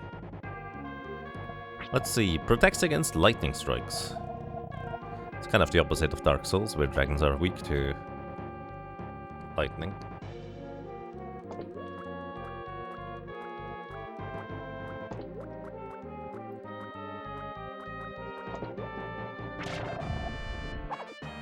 I'm just gonna run past these guys. Goodbye.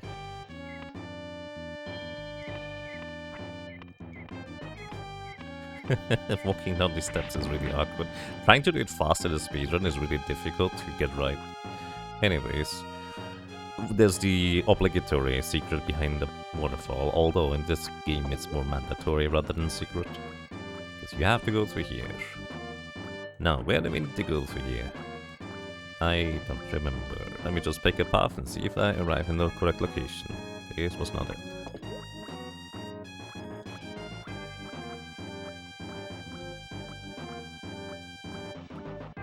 It's not a JRPG if the protagonist can't unilaterally ruin the economy of a small town by flooding it with money and taking all of its supplies. Yep. The boss in this dungeon is probably your favorite boss in any game. Conceptually, it's a really fun one, I agree. So, I'm pretty sure the exit is to the bottom right here. but I don't actually remember if there's any items you can find in this place. I don't think you can. I believe there's nothing in this place. Let's just go, I guess. Maybe check this room here. Oh, this is where we came from. That is the staircase back up.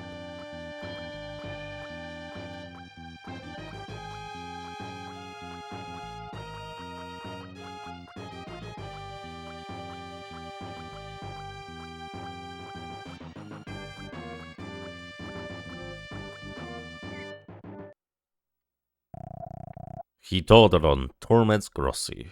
Or Gossi? He taught her on the starfish thingies. And they are being really mean to the big guy in the background. He's throwing fire. He's trying to hit the starfish, by the way. He's trying to help you. Maybe in a bit of a awkward way, let's put it this way. But he is doing his best to try and hit this little starfish. I think we can also equip the new weapon here. So it should be slightly stronger. Oh yeah, 18 more attack power. Anyways, if you get hit by the starfish and they land on your head... Can you demonstrate this, please? I'm toasted. Ouch. That's 50 damage from the guy on the right side.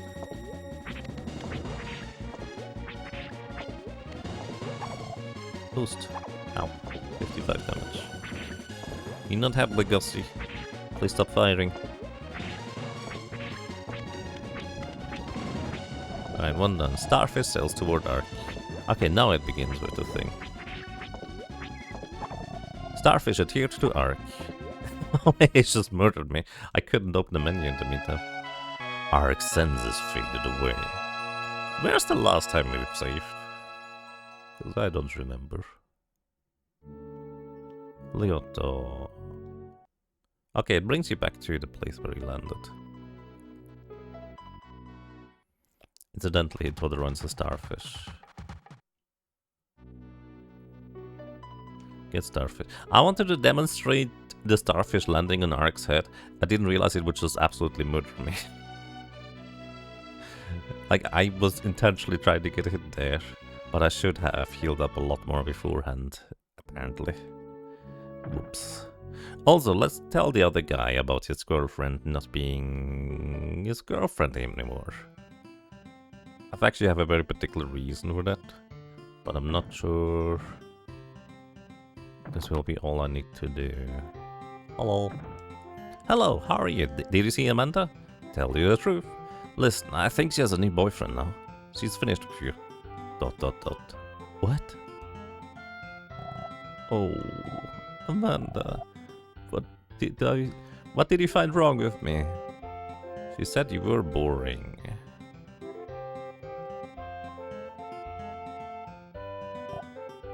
Thank you. I'm going to the pub. I feel like having a drink. Poor guy. Meow, meow. Thank you, you gave me a hint for electricity. I'm going to get started a new research project right away. I believe we have to go to the pub to interact with him. And I think that actually might be the last trigger point. This is a free country. What's wrong with getting drunk at lunch? What? Of course it's wrong, you layabout. Get back to work. His mom just goes and drags him out. ... There are times when the man has to drink. Might be too young to understand that. Can't eat the meat. Bourbon's not bad, but I would prefer a smoother, refreshing drink. Oh, and I need to bring you the drink. I don't remember what the conditions are for this town to basically be in its next evolution stage. Maybe this guy is gonna give me a hint. Where is he? The guy that tells you the growth rate of the town. Basically, you only need to hit a few key points in order for the town to go, oh, we evolved now. It did not evolve yet. Okay, I don't know what the conditions are. Basically, what I want to demonstrate is once this town evolves to the next stage, the lottery card on the left actually has a new potential reward you can get, which is a decently strong lightning element spear. And at some point I experimented with putting that into the speedrun route, because I thought it could be actually quite interesting if you were able to use a stronger weapon in order to defeat the fish. So I kind of tried to figure out the fastest way I could, well, do in order to defeat the big fishy in the underground mermaid tower, because you have to defeat that guy in order to be able to get that new weapon. That's kind of one of the requirements. And again, this is why I said that I don't think there is a way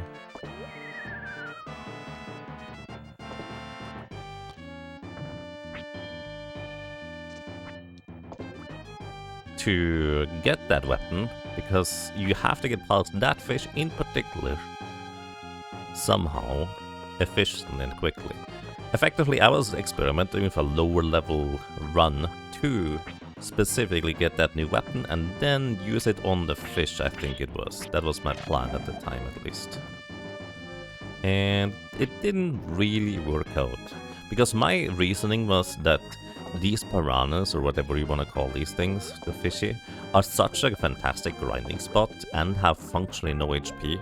If you can just get here at a super low level, you would be able to grind out levels really quickly compared to literally any other place before that. But that big fishy just kind of being a requirement to be defeated before you can go in here just kind of put a nail into that coffin.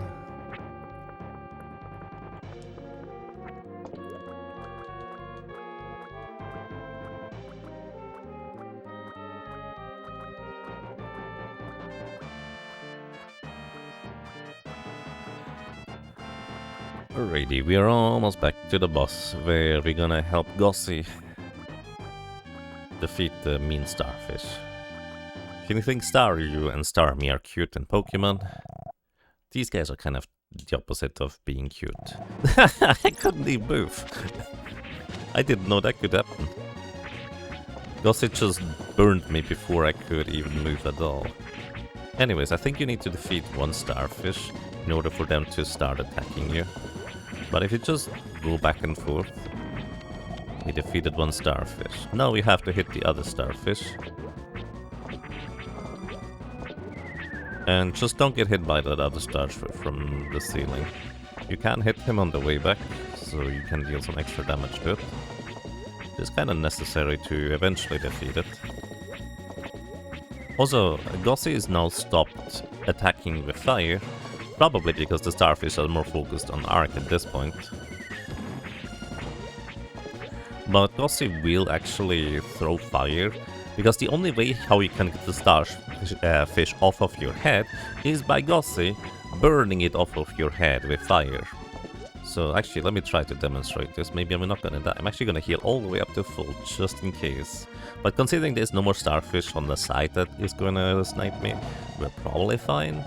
But I just kind of wanted to demonstrate this real quick. Starfish adhere to arc. And we have to get hit by Gossi. Otherwise, that starfish is gonna stay on our head. Thanks, big friend. Like, you would think, oh, this is an RPG, we're fighting the big bad dragon thing. No, that's the friend. The starfish are the mean guys.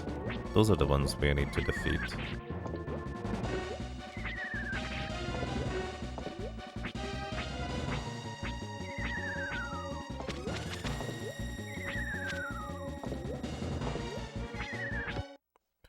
And there we go.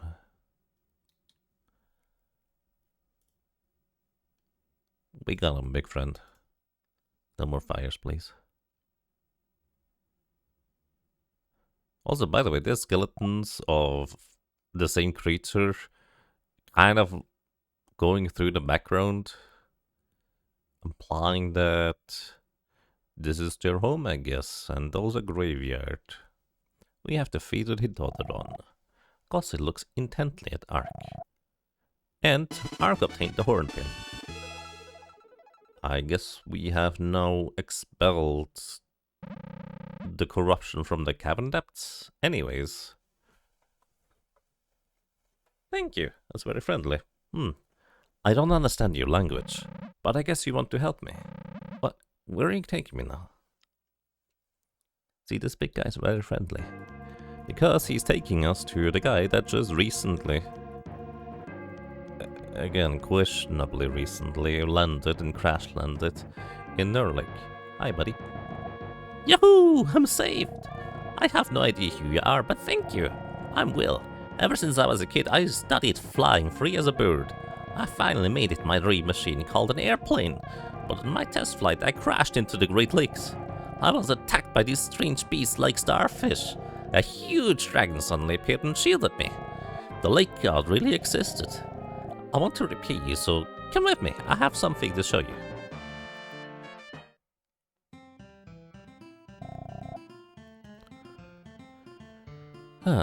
So, you are Peril's friend. No one was hurt, but I can't go on. I can't get the parts anymore. Lone Trade in Yonku began buying up metals for the parts. I scraped together the last few parts to make the plane, but So, to just kind of rephrase what he just told us. Basically, he's saying that, thank you for rescuing me, but I can no longer make any airplanes because Yonku Trade over in Asia is currently buying up all the metal that is used to make airplanes for some reason. So we're gonna go ahead and probably investigate this, or at least that's the idea. Until the price of metal comes down, I'm stuck. I'm going to stay here and help Will. Please tell Peril when you see him. Alright then, that's everything here.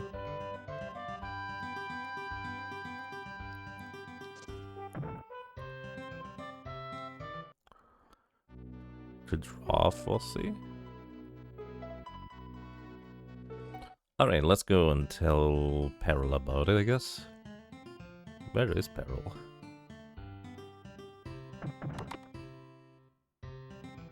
I have no idea. Are you Peril's friend?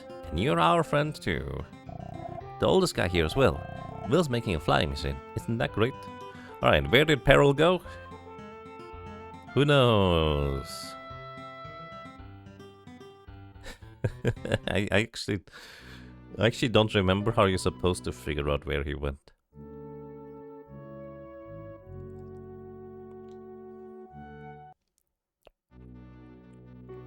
But now we have the freedom to sail across the sea. So let's actually visit one place that we awakened a while ago. This is the Mermaid's Tower over there. I don't remember where the things are that I'm looking for, to be completely honest.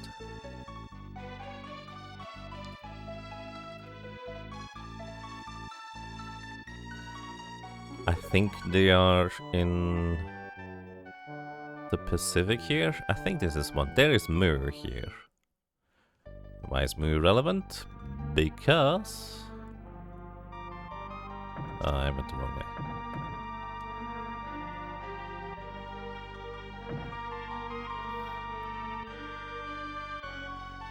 If you find Mu and resurrect that continent while you're in the underworld, you can land on this little island and get a very special kind of weapon. And the defense potion. The defense potion is kind of funny because this weapon here is the Enbu Pike. The Enbu Pike is extremely strong. However, there's a bit of a big downside to this thing. Changes defense into strength. So basically, the more defense you have, the more damage you do with this. But it also means you no longer have any defense, so you take massively more damage. But maybe that is worthwhile if you're trying to do this. There used to be an old Terranigma speedrun route that got the Enbu Pike, but it never ends up being actually faster to go and grab this. It's a really strong weapon, but it is far out of the way. You have to go out of your way to resurrect Mu, and it just doesn't save enough time compared to how strong... Well, the other stuff is just strong enough, let's put it this way. Also, welcome to Polynesia. What do you do in Polynesia? Well, we can increase a very important stat here. Hi. Friend, you came here expecting a fancy resort, didn't you? The ultimate luxury is relaxing where nothing can disturb you. Oof, oof. You know, that is actually a fair assessment. It's nice on the tropical sun. Want to catch some nap? Sure. Maybe I'll do that. That looks nice. Pleasant dreams. Don't sleep too long.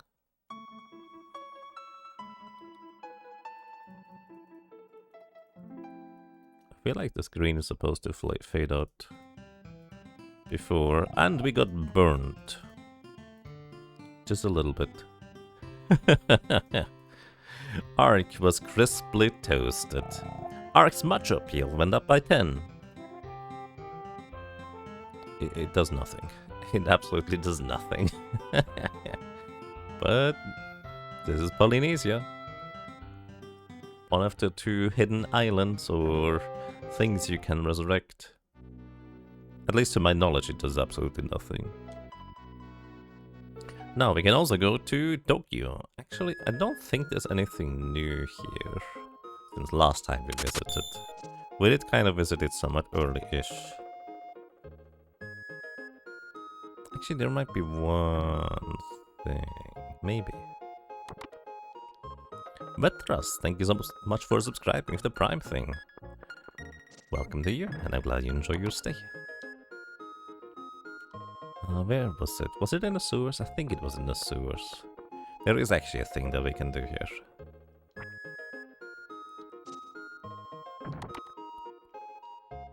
But this is not how I get into the sewers, is it? Where is the entrance? This one.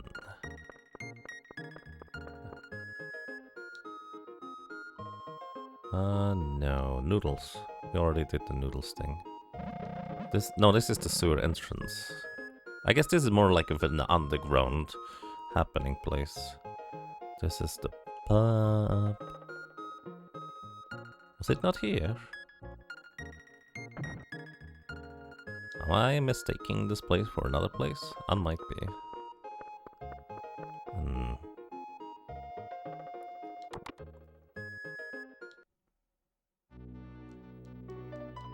I thought I could find like the kingbird around here. Anyways, this is where Yonku resides. In Yonku, we heard that some guy is buying up all the metal, which is a bit of a problem for Will, so I guess this is kind of your hint to go investigate as to why somebody might be buying up all the wet metals and go and visit the place. This is kind of the open world portion of the game where if you're trying to just go through the story, you might just have to explore and find where the next pieces of the stories are gonna be. So let's head into the inn and go upstairs.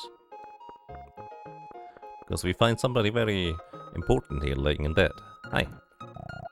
I will protect Elle, even if I die. Lady Fida has some form of a fever dream. Ah yeah, no good. Man, come here, this room for ladies. This pretty traveler, she suddenly got sick, sleep long time. Even best doctor in town cannot make her healthy, poor lady. Doctor lived northwest of here. Needs something to make her better. This may be not ordinary disease, you should go ask doctor. Alright, we have every interest in the world to try and help Lady Fida, so let's go and try and do that. So we visit the doctor and see whether he can give us some medicine. Also this... Oh no, not yet, never mind, this for later. Think the doctor is here? Lons. Mr. Lon upstairs, he not talk to you though. Mr. Lon, he acts strangely lately. Hello. What? Who are you? My business is finished. I not care about you. Right. We need to go here afterwards. Where was the doctor? Was it here? Medicine, yes, this is where we need to be. Greetings. Hi, are you friend with sick lady at inn? She is suffering. She has a fever and bad dreams. She cannot escape her nightmare. An herbal medicine called ginseng would end her nightmare. Lon Trading can sell ginseng, but now Lon go out of business. No more ginseng. I need some too. Alright, so basically, now we need to go to Lon Trading, who used to sell ginseng, but, well, they don't have any anymore. So we're gonna ask about what that is about. Hello, why are you not selling ginseng anymore? What do you want? Ginseng. A doctor told me you had an herb called ginseng. My friend is ill and needs it. Can you sell it? Can you sell some? I have no business anymore. You go away now. Wait. Maybe ginseng could be available. You want to make a deal? Okay. Deal? What do you mean by deal? I have a younger brother, Wang. We run this business together before.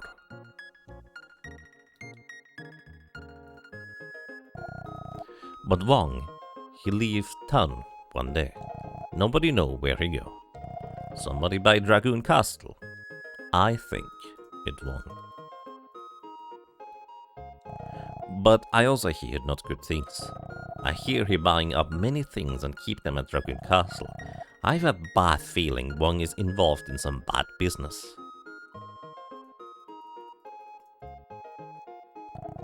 I give you some ginseng, you check on Wang. If Wang do bad things, I want to stop him. You do this for me? Well, yeah, sure we do. Rams, you sure care about your brother. I'll go check on him. You do that? You're a good man. This is ginseng. It works for any disease. Give to a friend right away. Look at ginseng. You know, I just realized we have fever medicine. Does that do anything here? I've never tried giving Lady Fida fever medicine. But I did say it's a fever dream, which I feel like is a reasonably accurate description. Maybe this is what this technically is for. Hello. 10 gems. I have fruit. Cheap. Sure, we buy one. You're a smart guy. Tasty. As usual, street food tends to be some of the best. Probably.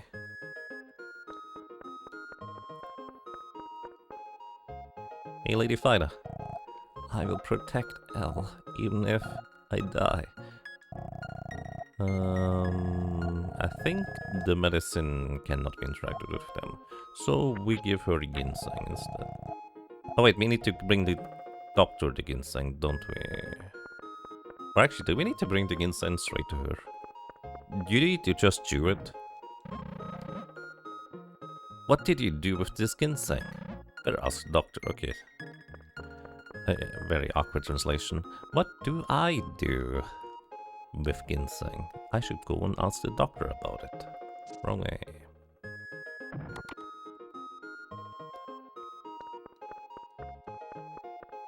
Hello. Ah yeah, you get some ginseng. You make sick person at the inn drink this, but be careful. It no good, just drink ginseng. You get rid of cause of battering too. You try hard.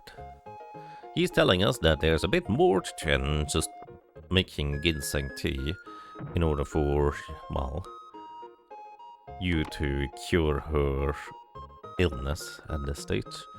And that is going to take a very interesting form. He said make her drink the ginseng, then remove the nightmare's cause. Nightmare's cause? Now how do I do that? Get rid of that. Well, give her the ginseng. I have to do something. She's really suffering. Ark made Fida drink ginseng. Probably put it into like a pot first and stir it. I don't know how you drink a root. Who knows? But let's not think about that too much, because this is a very interesting scene, I will say. Your Highness.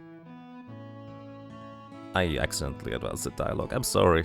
She says something about we have searched the entire area. And the king says, enough! But there's a treasure in this village for certain. The village head had a daughter. Find her and take her to the castle. Fida, I am merciful. Let us give a chance to the village head.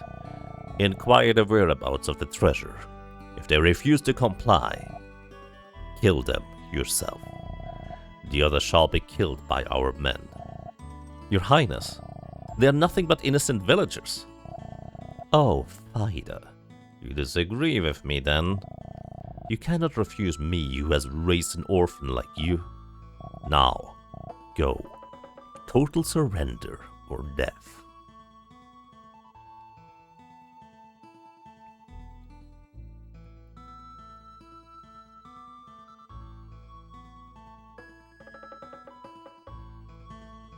If you remember, this is where the house said this is Elle's house.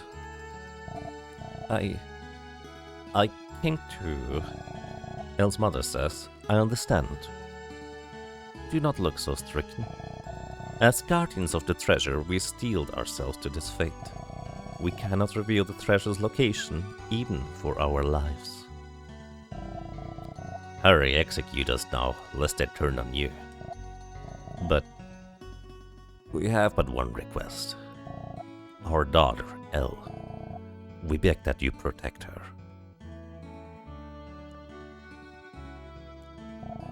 I'm sorry. I'm sorry I can't save you. I'm sorry. But I promise I will always protect your daughter, even with my life.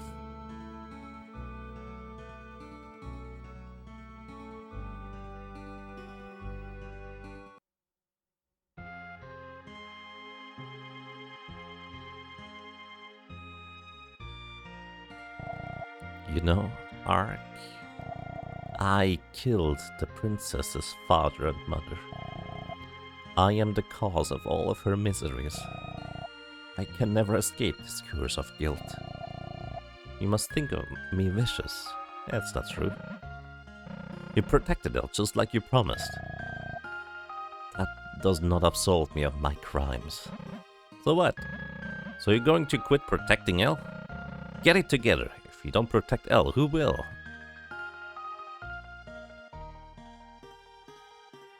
Surprisingly tactful there from Ark. Ark, princess, in Dragoon Castle, must hurry. Well, even more of a reason for us to go to Dragoon Castle, if we didn't already promise the other guy for the ginseng. I believe Lady Fida will just repeat those same words again and again for what it's worth.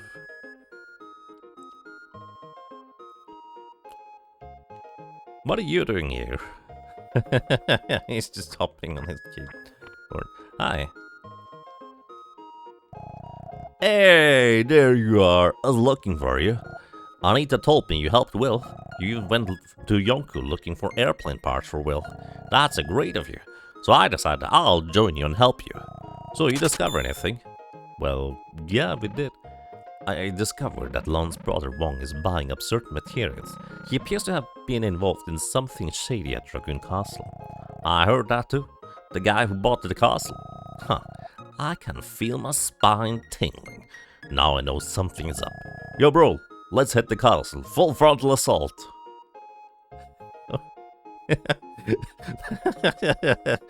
I love this guy. He's just like full frontal assault. And he just front flips away on his skateboard towards the castle. He's just a legendary guy. I like him. Oh, that's a lot of money. Sorion, thank you so much. Thank you kindly for the $50 donation. And Sorion says, very happy to see you stream this again. Your previous Terranigma playthrough was one of your all-time favorites. You have no time to watch this now, but you will be sure to watch the VOD later. Looking forward to it. Thank you kindly, and thank you also kindly for the support. I really appreciate this. Thank you very much. He just ollies out. I think ollie is like a skateboard move. Isn't an ollie like a horizontal? What's the word? Like a twirl type of deal. Anyways, I believe there's actually an interesting piece of armor we can buy here, if I'm not mistaken. That is the magic shop. And here's the store. Hello. I'd like to be shopping. Unique goods you can only buy here. Dragoon Spear and Kung Fu Dogi. Anyways, we're gonna buy large bulbs, just fill up on them. Let's buy a serum. This is to get rid of heavy poison. And holy water, in case we get deadly cursed. But the most important part is the Kung Fu Gi. This has less defense than the current armor we have equipped. But it also increases attack power. Which, now that I think about it, considering that our defense gets converted into offense, I wonder whether that applies to armor defense as well. I honestly don't actually know this. Like, this has less defense, but it does give like +3 strength or something like that, which is a pretty substantial increase in attack power. I actually don't know if that is better. Anyways, let's not leave peril hanging and head over to Yonku Castle, which is right here. Whoo! So this is Dragoon Castle. Will you look at that? But no time for gawking, let's get a move on. Ready, bro? While I attract some attention, you'll slip in the castle. Ready? Let's go! How do you attract attention? You just skateboard straight up the stairs in circles around the butlers or whatever these are, the guards, and then just make him chase him. Man, again, this guy's just legendary. Welcome to the stealth section. I don't remember where to go through. But we need to get to specific places in order to complete our mission here. If we get caught, we just get kicked out. There's no combat in this place. I think we need to do something on the left up first. Somewhere, I believe it's here. We can't get caught by this guy currently because we are higher up. Oh no, this is later. We'll come back here later. Because I believe we don't actually know what we're supposed to do here yet.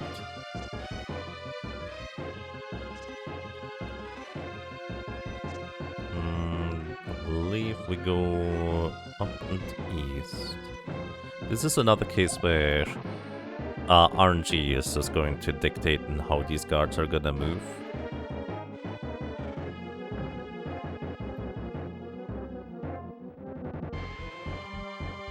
And effectively trying to sneak past this guy in particular is a bit of a pain. Just a little. There's Hack Hunter under new alias. Welcome to Ruin Maniac Hack, and welcome back. I hope you have a lovely day today. Trying to sneak by this guy. Needs to go up a little bit, preferably. And he can turn immediately around anytime he feels like it.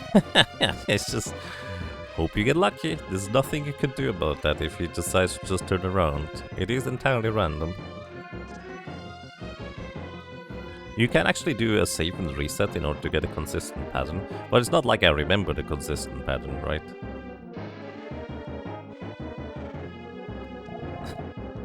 I was thinking maybe I can sneak there. Anyways, this might take me a bit. But honestly, getting past this guy in particular is the worst part of it all overall. Hey, we got past. No, unfortunately I don't... Oh, actually I do remember. Let me redo this, because this guy always has a consistent pattern. You can just run by him. Then the next guy I don't remember. It's somewhere up here. Oh wait, there's nobody here. Never mind. Okay, then... What?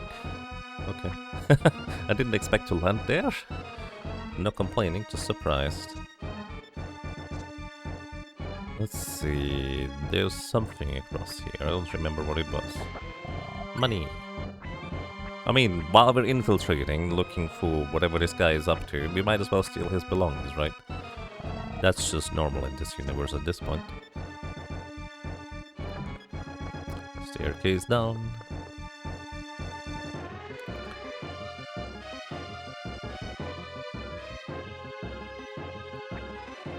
Chest. I have enough light bulbs. It's large bulbs. Bulbs is the healing item name. Small, medium, large. But L bulbs just makes me think of light bulbs every time. I don't know if I'm going the right way, first of all. I don't think I'm supposed to be here. But then again, we get some more magic rocks along the way, I suppose.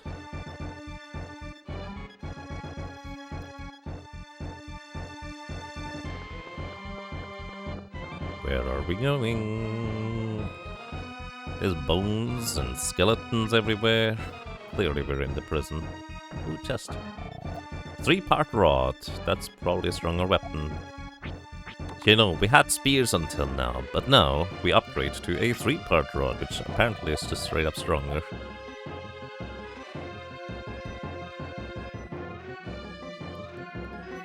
The problem with this section is that no matter how far you are, if the guards catch you, you just go back to the beginning.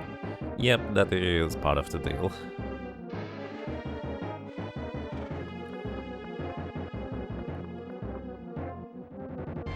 Unfortunately, I don't remember where I was supposed to go. But evidently this was not here.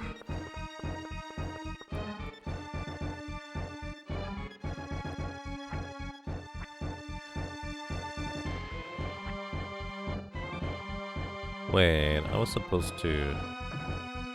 I'm going the wrong way first, aren't I? Yes, I'm going the wrong way first. This is where you go after you pick up an item, so it's actually fine to get spotted here. There's another entrance I was supposed to grab first. Was it here? I thought you go here last, but maybe I'm wrong. This guy has a consistent pattern, maybe. Anyways, hoo-hoo.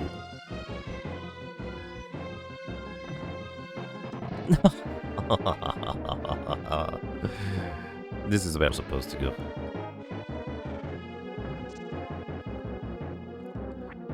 You can often... They actually, I think, don't change the directions that frequently usually.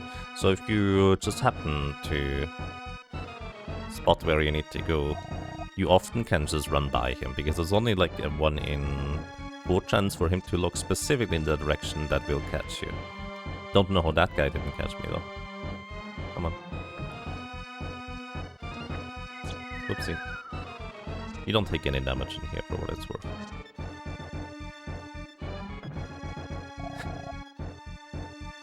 But you need to survive the 1 in 4 chance twice. So it is 4 in 9, isn't it? For them to catch you. That's if you do it right to begin with.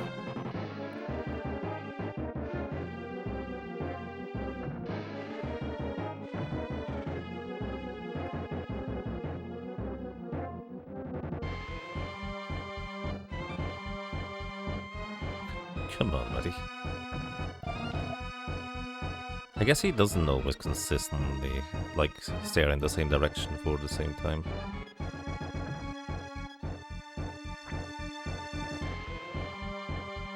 Right, we went by. There's actually not many guards you have to sneak by in order to get places. Oh shoot, this is not where I was supposed to go either. Oh no. I have to do this again. Because this is not where I'm supposed to go. Where am I supposed to go? It was on the left side, I guess. Maybe down here? No, it's not down here. I am... Wait, was I supposed to do this one here already then? You're supposed to extinguish the candles. I don't know where you're supposed to learn about that, but this is a thing you do in order to open up a passage, but I thought we couldn't do anything back here. Maybe I'm mistaken. Nope, now you need the shoes here as well. Oh, right. I'm a dingus. Alrighty. I remember now. We're in the wrong place. You literally cannot clear this castle yet. It is impossible. We have to let Peril just skateboard inside this castle for a while, because we have to go out and get an item that we don't have yet. I forgot about this. Entirely, completely, and absolutely forgot about this part. Where was it? Is it in one of these islands here? No, I think these are just money. This is not where... I think we need to go to the Philippines. Or surrounding areas. I actually don't know which area this is exactly, but I think it's here. Don't worry, Perry will coming over there soon, TM.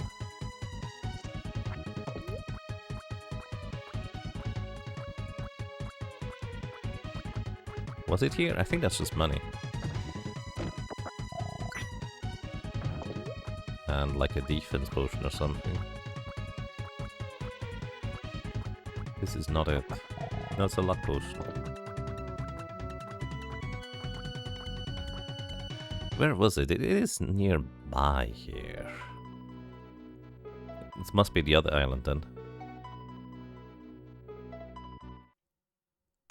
Yeah, this is it.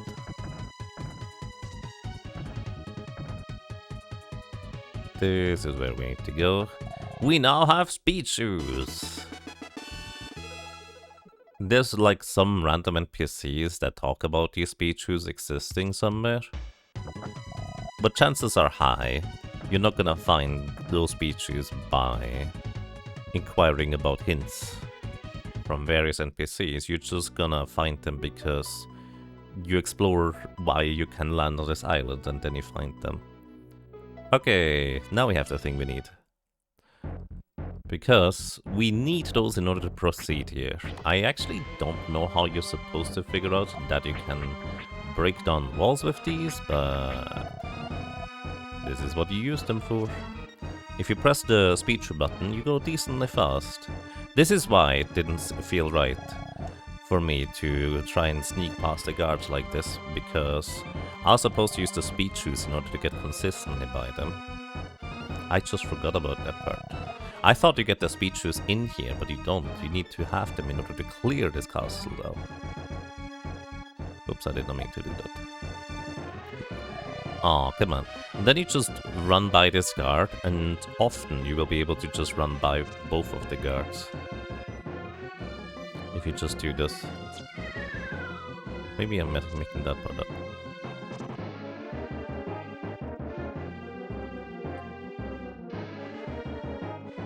Anyways, this is what we need these for in order to break open this wall. Oh, right, and here you run straight up. This guy's never gonna catch you, he always does the same pattern as long as you just keep running. Alright, there was other stuff in here. I don't remember what that was about. Yeah, I didn't actually know there was another guard. Okay, you're supposed to go up here.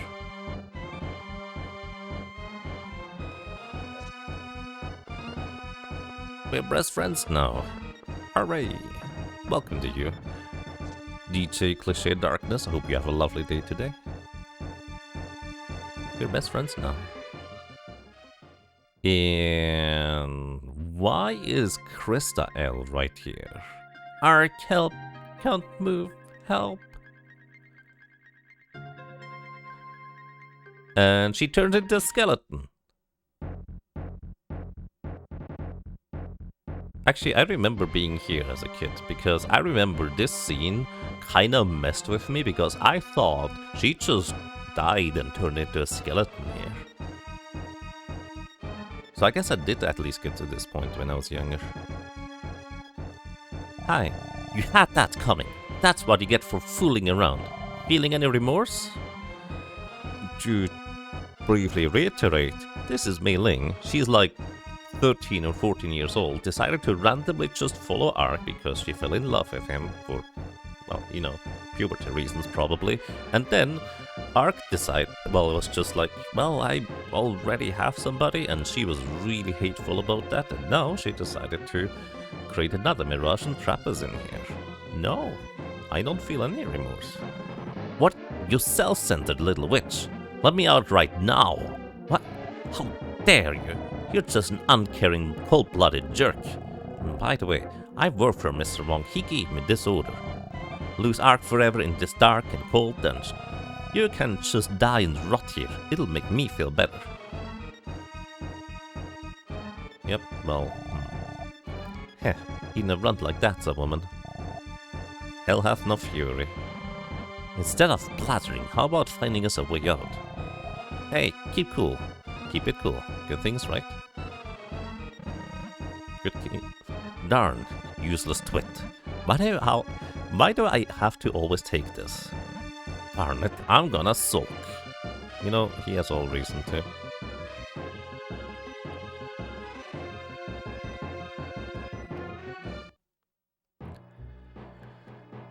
But yeah, we are now imprisoned by Wong.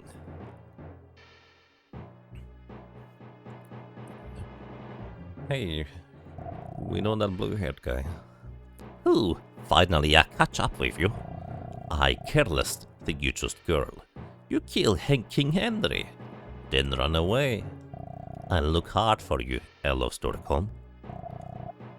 It's you. You killed my parents and everyone in the village. That's not true. It Henry do the job to collect information. He failed to. My job just deliver collected information and money. It's the same thing.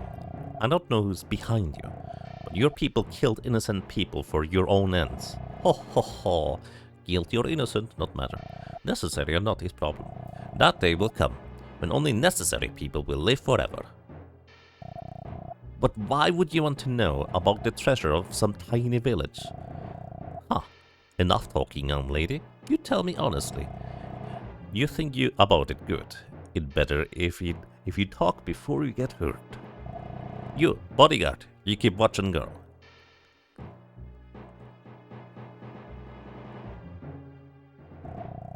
I met you at Loire Castle. You visited the king, and you were a groom candidate. You were together with those men, weren't you? Who knows? I'm just a drifter working for a fistful of gems. I don't enjoy hurting women. You be still now.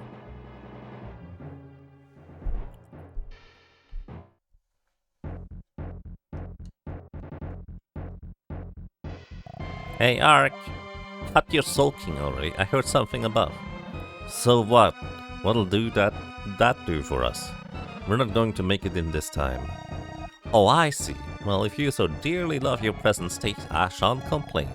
I merely suggested we try something, hero, rather than moaning. Later. The sound, huh?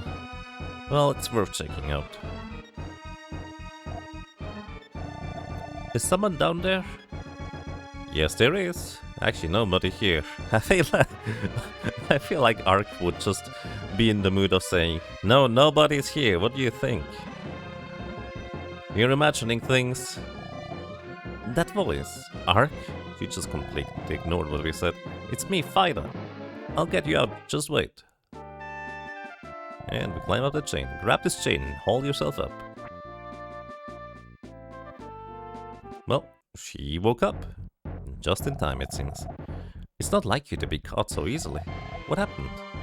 Milling. No big deal. He was playing with this self-centered brat for a bit. Fine, but why did you come here? You knew it was dangerous. Why did you come to this place? Well, I came to save the princess because apparently you wanted something in your dreams. You were saying that Princess Elle was here while you were feverish. For some reason I found myself here. I don't know why myself. I see. Then our objectives coincide. You give me courage. The princess isn't here, but the west side was at that end. I'm going to the east of the castle. Take care. You take care too. Don't die. Right. Now we actually want to go back out to the front of the castle. And... wait, no, this is not where I need to go. I need to go... actually, no, this is where I need to go up here. I remember. Where is that guy? There he is. Come on, but...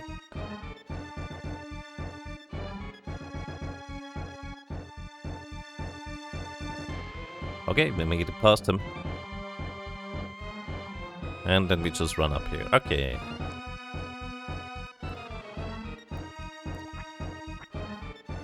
Oh, hi.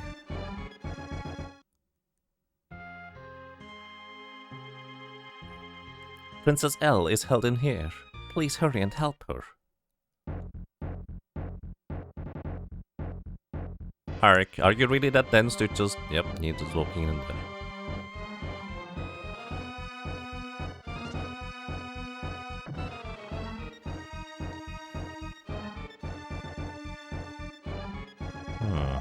It's written in this faded old book. Closed paths are to be opened by one's own feet and none other.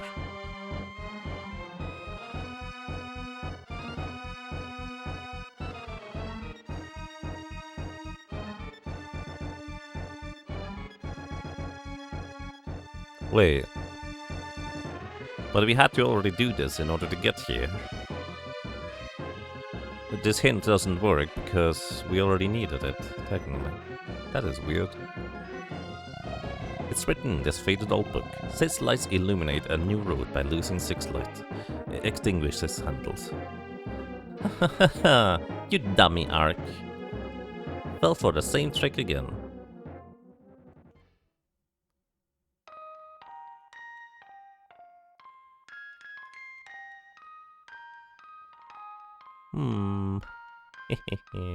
In Ark's heart exist 2 L's. Under and above ground. Hey Ark. Which L do you really like? Ark? Ark! Don't get duped. This is a mirage. I know nightmares sneak into the gaps of people's hearts. Ark, believe. Believe in your own strength to defeat nightmares. It's a very Lady Fida thing to say, huh?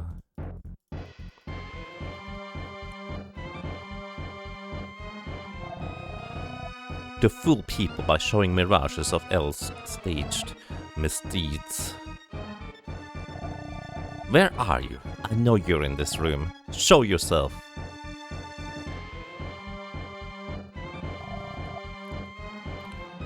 Why are you interfering? Who are you to Ark?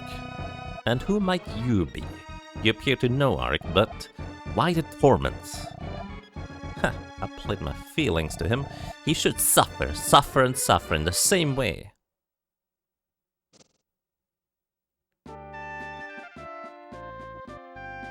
And Lady Fida did what we couldn't do. Just slapped her, because, you know, it makes the most sense. You were hurt, so you returned the pain. You're a child. You should never be in love with thinking that way.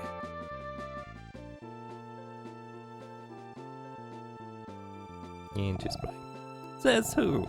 Both you and Ark can be erased by Wong. That's some side trip. Let's go. And we have a party member. Like a proper RPG.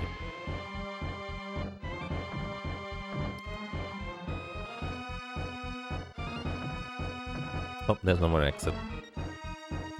That's a solid one now. Melin is just standing there. Hi. The entrance is sealed. It was open before.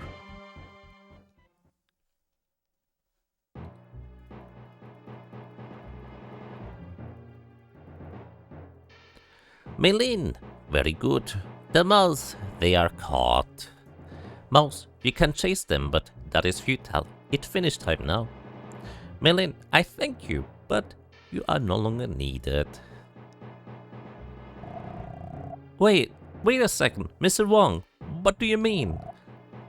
You don't know? I do the same to you as you do to Ark. He plans to kill us all in this room. Why? I work hard for Mr. Wong. You don't understand, do you? The purely evil treat people like ants.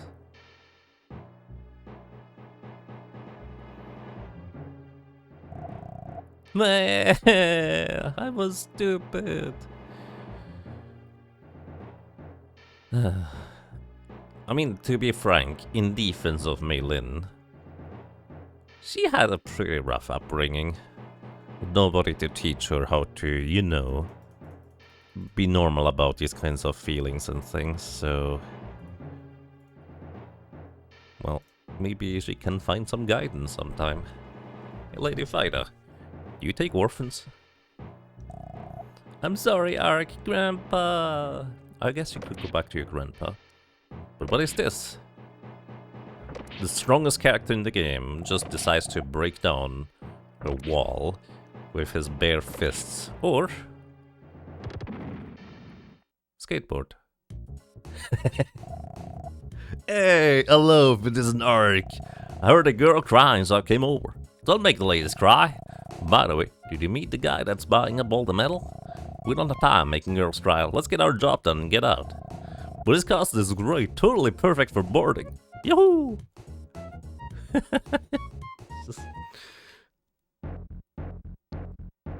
He heard a girl crying, and what is his response to that? He breaks down a wall. Somehow. Again, I kind of enjoy the absurdity of this just concept. This is why I say he's kind of legendary. It's just like, yo, what's up? Why are you guys just standing in here? Could have just broken down the wall yourself. Clearly. You can get out, huh? I'll be scooting ahead. Alright, you're going to rescue the princess, aren't you? Check the wall opposite the unpaired statue. Behind is the room where the princess is held, but be careful. Royd, a bodyguard hired by Wong, is watching over her. And... I was wrong. Sorry. See, she just needs some guidance properly. Like, she has had a very troubled upbringing. Can't entirely fault her for that. Anyway, it's time to get caught by this guard here. And then I think we go up left. Now is the time.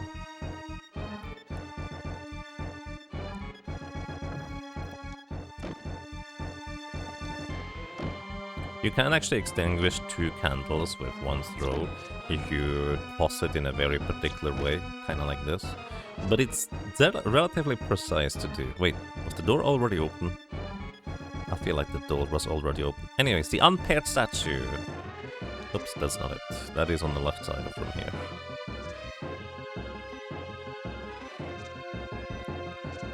What was up here? There was something here. No, there wasn't.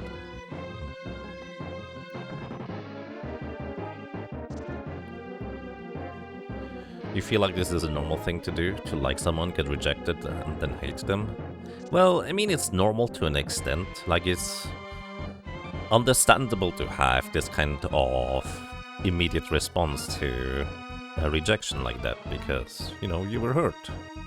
But at the same time, I don't think you should stick to hating anybody just because you got rejected in any capacity. Like, that is just very unhealthy. Anyways, the unpaired statue... I guess... Oh, right. No, I remember. I forgot.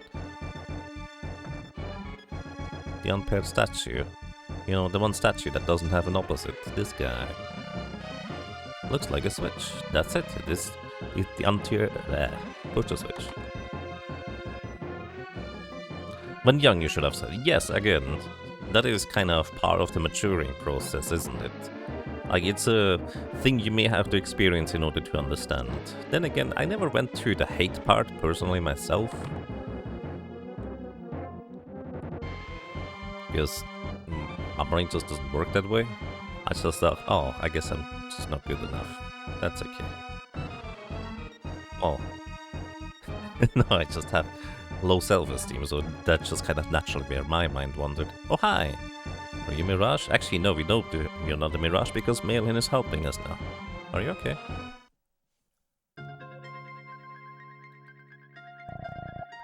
Man, she still looks a lot like Elle, doesn't she? Well, actually, she is Elle, huh? I can't believe it. Imagine meeting you at a place like this. I didn't think I would ever see you again, but I always wanted to see you again. Is this a dream? Hey.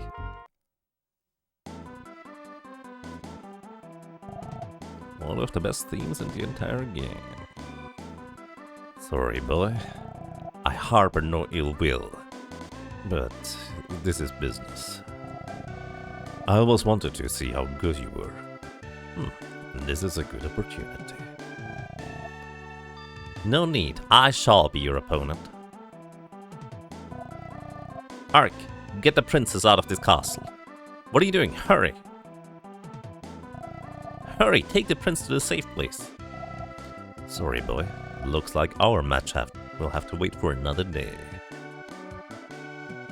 Alrighty, good thing the princess also has running shoes. Ark, this way! You can't get past the guards with the princess. I know a hidden way. Don't worry, I won't dupe you again. Follow me. You can actually go ahead of Malin, which is kind of amusing. Thank you. There's a train up ahead. I heard Mr. Wong says it leads outside. Get in. Thank you. I have met you before. Was it in Loire Castle? No. Even before that, somewhere. It's an honor to have someone as beautiful as you remember me. But a sword does not sit well with a beauty. Lay your weapon down. Enough blather, draw your sword. Any who wish to harm the princess answers to me. Let me ask you something. What compels you to fight so much? That girl is no longer a princess. You should be free to leave. If I told you, a drifter like you would never understand. Someone to be protected exists. I fight for her. That's all. Huh. Someone to protect.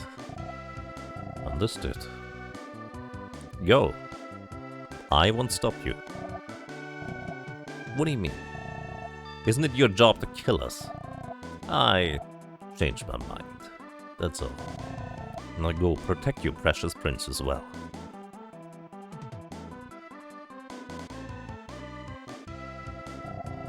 Ark, wait. I'm going to wait for Vida. Vida always cared about me. I can't leave her here. And we have to go on ahead and make sure the path is clear, right? Please go ahead. I will follow with Vida. Fun fact, you can actually get sloth locked in this room. Oh, not again. I'm sorry, Ark.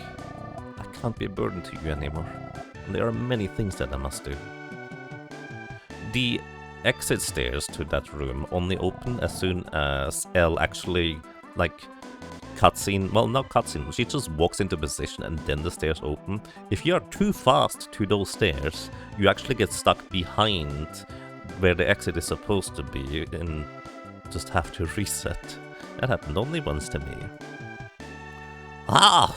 Oh, no. My goodness. If Dr. Beruga at Busk find out, he'd be super angry.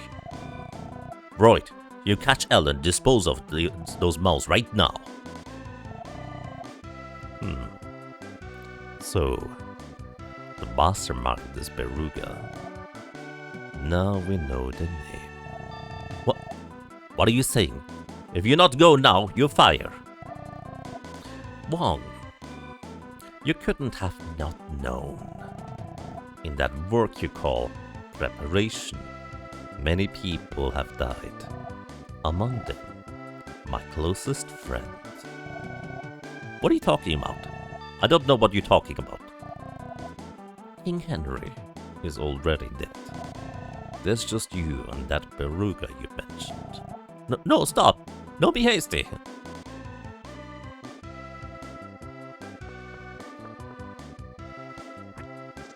You can run over the first one, but not the second one. Oh, never mind. Sometimes you can run over the second. Anyways. But yeah, this is kind of why I said Royd is a good guy. Without question. Well, in the end, you figure this out. I probably shouldn't have spoiled it earlier. Wait, Ark! Hehe, they're in mad pursuit of Ark's mirage. Hey, where's the princess? What are you... Didn't you see her? Not me. I thought she was with you, Ark. What? The castle is quaking. Somebody pressed the self-destruct sequence button. I don't think it's ever explained why the castle is basically crumbling and exploding, but presumably Royd has something to do with that. But hey, Peril is here to save us. The legendary Peril. Are you really alright? Didn't you die? Ark's not going to die that easily. Whoa! Are you alright, Ark? Aren't you hurt? The castle suddenly collapsed and we were shot up the drain. Yo, bro, you okay? I'm glad you're safe. I heard in town the price of metal is coming now back down. I have to go help Will. It's going to get busy. You come see and Will too. You'll be amazed at what he's making. Bye. Ark, sorry. I did something terrible. But you never gave up on me. You saved me. You haven't come to hate me. That's good enough for now. Hey, I'm going back to Grandpa, back to Laza. Ark, come visit me sometime, okay? Looks like she has grown up a bit. Back to being alone. I wonder what happened to the princess and the lady knight. Oh yeah, metal prices are dropping. We should go to Nurlik. That airplane guy, he's probably happily back at work by now. Huh. One of the best themes in the game. Unfortunately, it only has a 30-second loop. Yeah, Roy's theme is great overall. And I agree. I wish it was longer.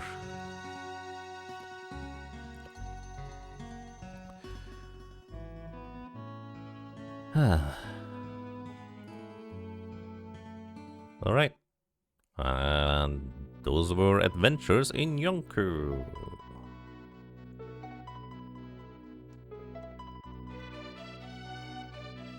I don't really have any much else to do, so let's head over. Back to Will. And before that, let's actually go through here.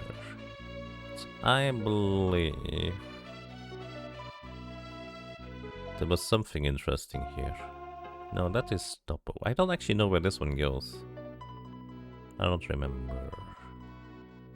But there was something in the forest here. Was it here? I mean, it doesn't look like much of a forest, but right here, I believe is another strength potion, I think. Yep, there we go. I think there might be also money somewhere in here. What are these ruins about? What is going on here? Who knows? Suddenly, a sandstorm and ruins in the middle of the forest. Where is this, geographically speaking? Alaska, and then just basically in the middle of Alaska is a ruined town of sort, with the strength potion just hidden there.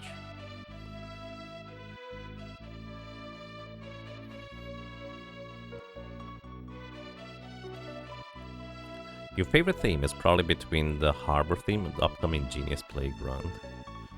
Good choices. To be fair, there's no bad choices in this game for music. So it would be somewhere in Canada, yeah. Well, yeah, it is Canada, you're right. Welcome back to Freedom Port. Let's go visit Will. Wait, no, not Nurlik itself. Nurlik City it is.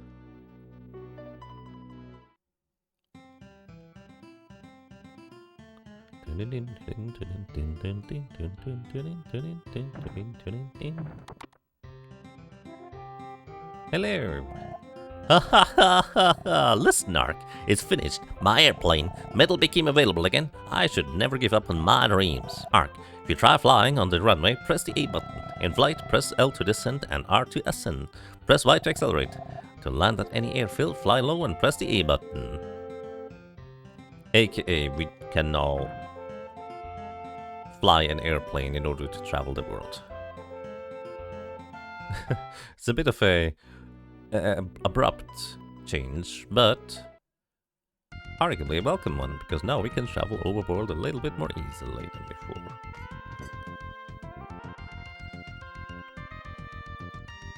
Ah. Whee. Where do we fly? Well, I Thankfully, there's just some random runways all over the world. Specifically over here near the Balkans, I think?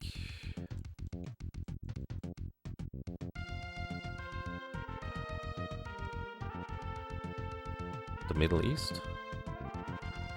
I think I can land here. I'm pretty sure I can land here. There we go.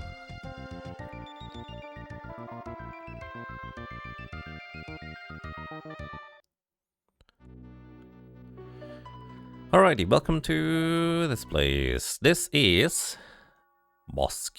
If you remember, this is where the supposed Dr. Beruga is residing. How do we know that we need to go here? Well, that's a fascinating question. I'm not entirely sure, but Dr. Beruga is a scientist, and yet he is being worshipped like a messiah, literally. Like, that is not even a figure of speech. He is our savior, Beruga. Beruga's preparing to save this corrupted world.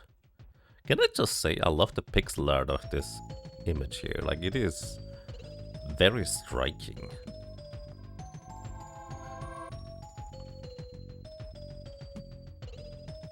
And vertically mirrored. The left side is the exact same as the right. Anyways, this is pretty awesome. Very hard-edged man, yes. I believe what I want to do is I want to go to the shop. Hi, what can I help you with? This one, I would like to have the red armor. The red armor seems to have 4 more defense, but observe, actually you can't see that right now. No, you can't. I have 226 HP right now. The red armor increases your attack power, duly coated with washes of blood. It increases my attack power by quite a substantial amount, but reduces my HP by like 100. So, if we take 2 hits, we're dead, but we survive 1. So it's all good, right? Just don't get hit. This is the armor the speedrun uses. All the way to the end. Because it allows you to, like, skip 1 or 2 levels. But it also makes the ending very sketchy. I don't know if I'm supposed to be here yet, to be honest. I don't remember. Nothing's happening. The power may be off. It beat the level scaling a bit. It did.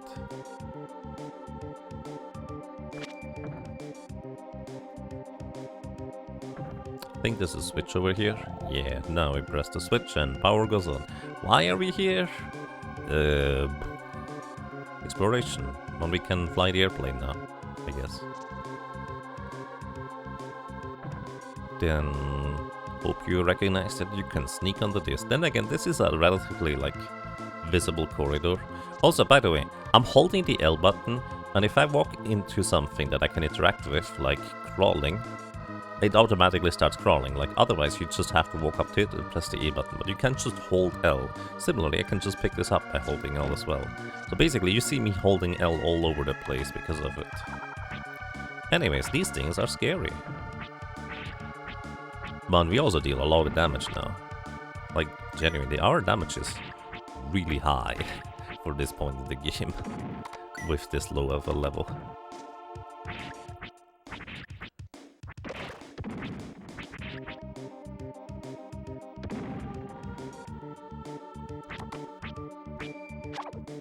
Oh, it's only 17 damage. We're fine.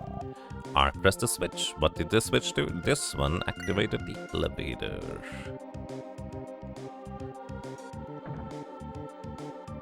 Why is there a diagonal elevator? Probably because vertical ones were not invented yet. Actually, maybe they were. Hey, Varlakar, welcome. Hope you're doing well.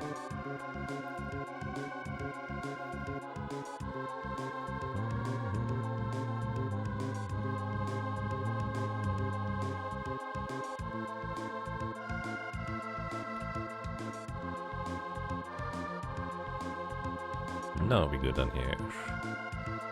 And down the elevator. And suddenly Arch just disappears. Just kidding. I walked at the exact same speed as the pillar went by holding down left.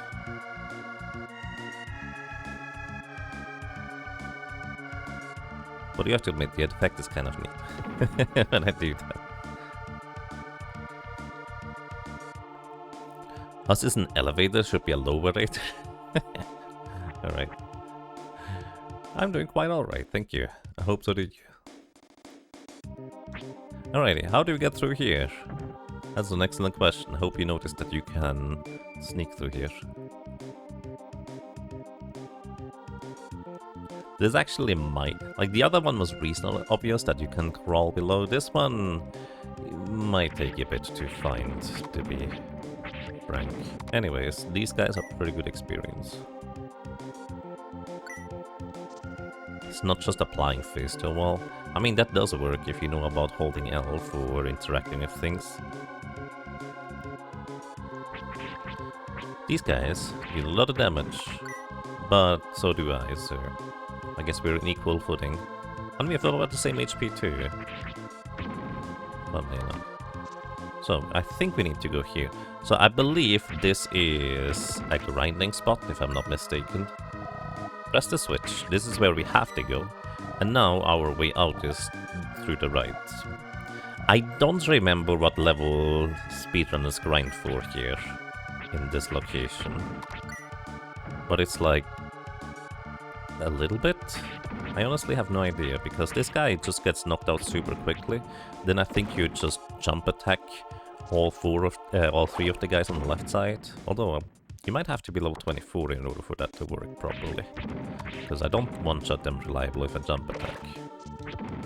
Or at all, actually. Ow. I'm surprised in how little damage I'm taking, though.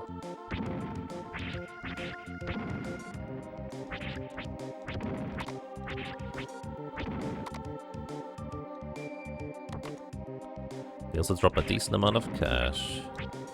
Though their cousins in the next dungeon drop big stacks. Yes. That is accurate. I mean, it's still a good chunk of money, to say the least. I don't remember what we would need the money for, to be fair. I'm gonna get one level here.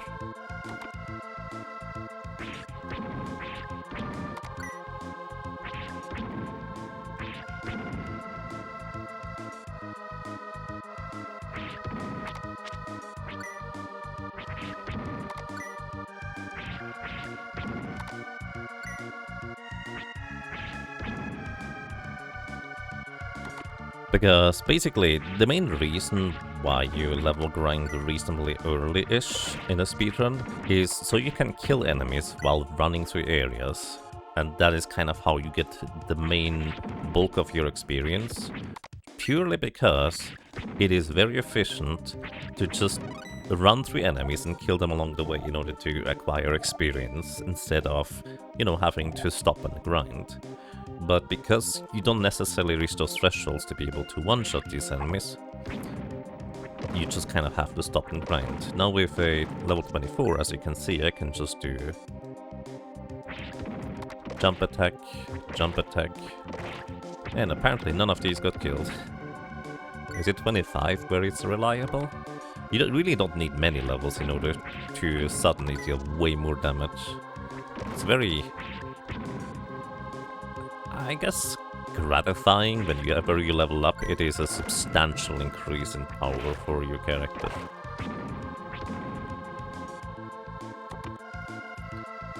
One or two strength makes a lot of difference in this game's damage formula. It absolutely does. Also, I was saying I was gonna go for one more level, but then I remembered the boss of this dungeon. It's a bit of a... it's a big meanie. The more damage I do, the less I have to worry about him just nuking me.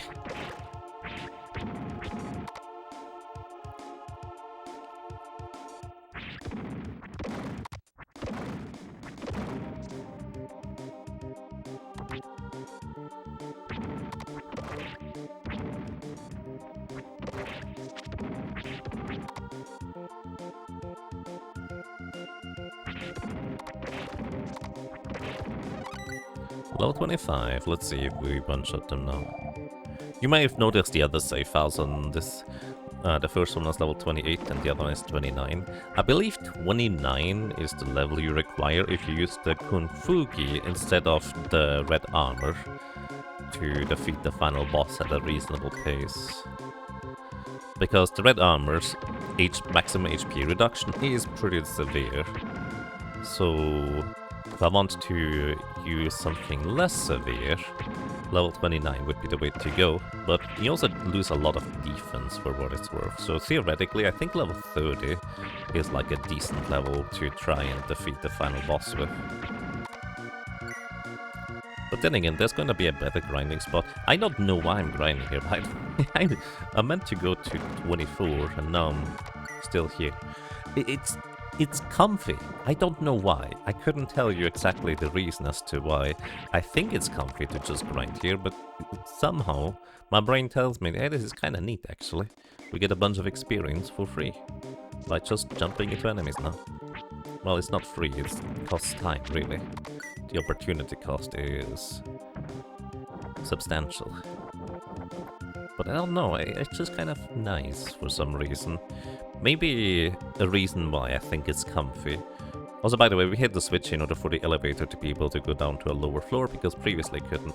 Anyways, effectively, I think it's comfy because this game otherwise feels like I want to pay so much attention to it, but the grind just allows me to just lean back and relax for a while and just do repetitive tasks until a little bit later.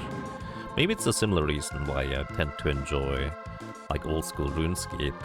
Just do something a little bit repetitive for a while, feel like you're making progress because you're actively like leveling something, and it's helping for whatever you do in the future. So it's kind of nice in that way.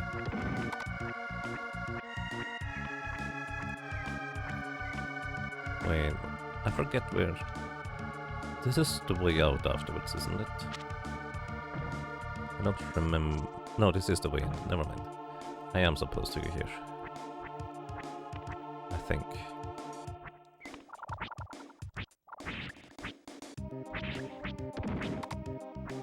Cubes like that. Yep. Although Dr. Beruga made the mistake of having more than one cube.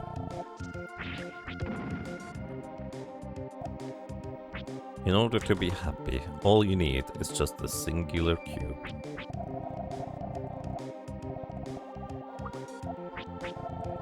Alright, use a luck potion.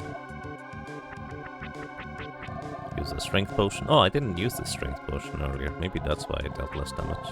And the defense potion, which functionally is also strength. I wonder if you could skip even more levels in the speedrun if you actually went for the Enbu pack.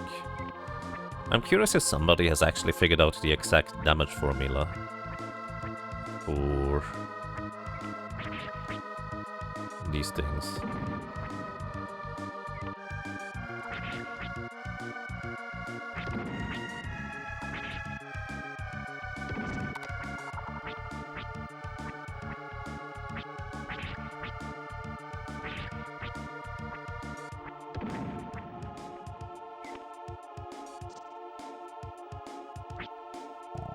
Login to database. Please enter the password. What is this? Login? Password? What's that about? This machine controls all systems in Beruga's lab. It's protected by a password to shield the data. So I can't do anything? If I don't know the password? Heh, just key in what I tell you. Bloody Mary. You know, the boss we defeated in Sylvan Castle. That was in cahoots with King Henry and Wong, apparently. Bloody Mary. Like that? Root password accepted. Elevators and cold sleep device password lock disengaged. Wow, it opened on the first shot. But why does Yomi know something like that? Connecting to database. Access which data? Past history? Dawn of humankind. The data that Dr. Beruga announced his new biological theory, DNA engineering brought about a cure for recurring recurrent diseases. It also helped extend life and promote artificial intelligence. Cold sleep. The world's first super cold hibernation device made by Dr. Beruga. It slowed the progress of rapid diseases and saved many lives. Earth's last day. The day an airborne infectious virus of 90% mortality struck named Asmodeus. The virus decimated the human populace. Some were saved by Dr. Beruga's vaccine, but lack of food spelled doom. So basically, we resurrected the Earth after this kind of cataclysmic event, and conversely, this machine basically tells us that Dr. Beruga is from before that cataclysmic event happened, before we erased the planets again.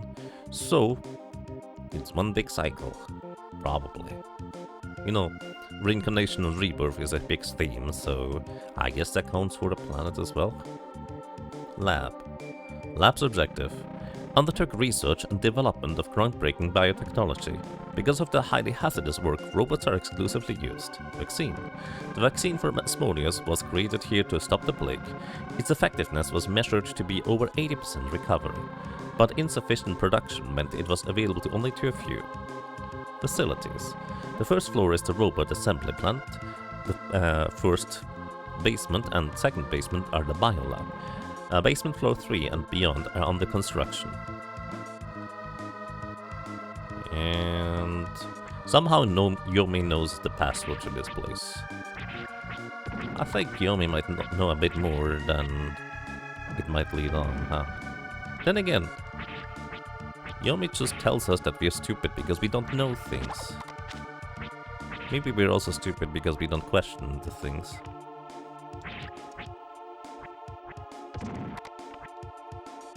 Why does Yomi know something like that? Well, I guess we as the players might not be that silly to not question it, but Ark is just trundling along, and I mean, he just randomly happens to grab an airplane, fly over to Europe, happened to find a landing space, and walked into the nearby facility that happened to be Beruga's lab. He is just built different, I guess. Also, I can no longer do the hiding thing behind pillars, because I'm slightly too slow.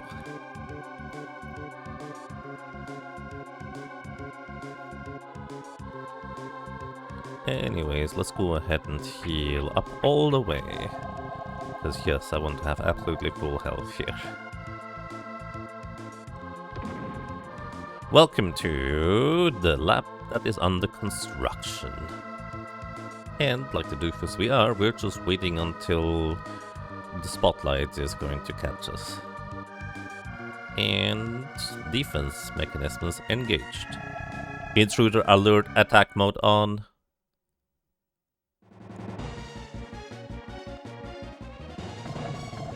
Burner ignition.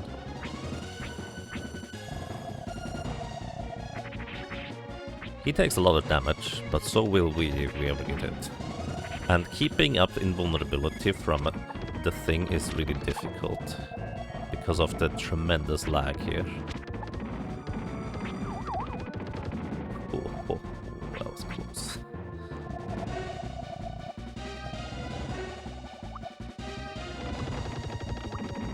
Alright, and now there's just these weird little things that we still need to defeat. The last gasp attack was unsightly. And, well, if we tried to go up here before it was closed, and as soon as we destroyed that last little thing, we can go through here. Into the thing that was under construction, or something.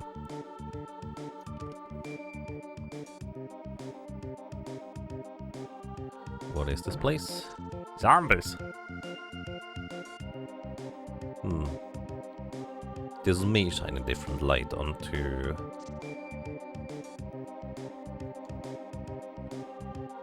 the destroyed city of Bloir. The zombie is looking at me. Welcome back.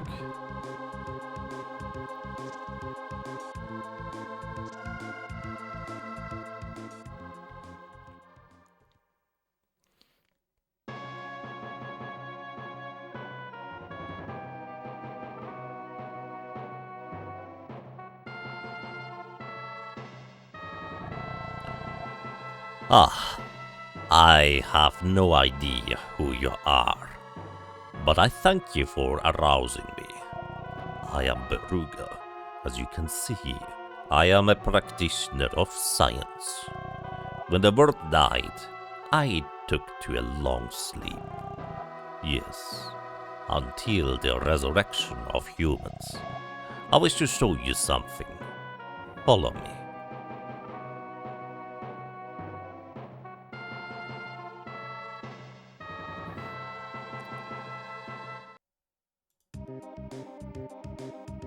So this is Dr. Beruga. He was in a cryosleep until now. And now he wants to show us something. The zombies?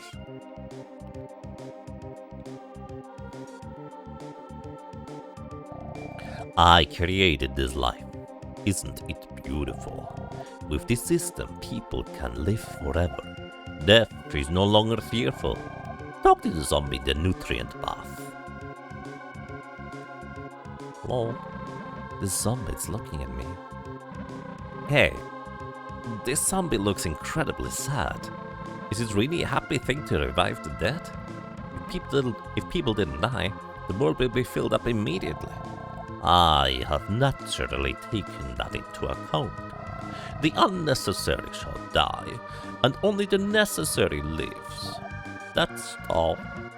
What? Bzzzt. What? You seem to be a bit hot-headed. But you better not get too close to me.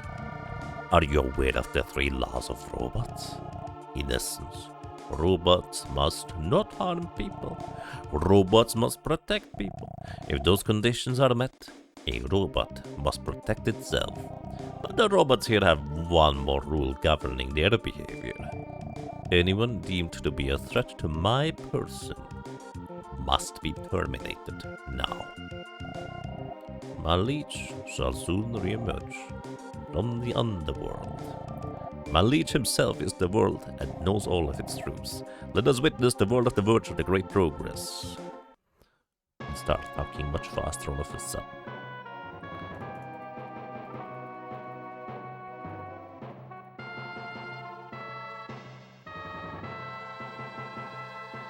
And we also heard of the virus Asmodeus.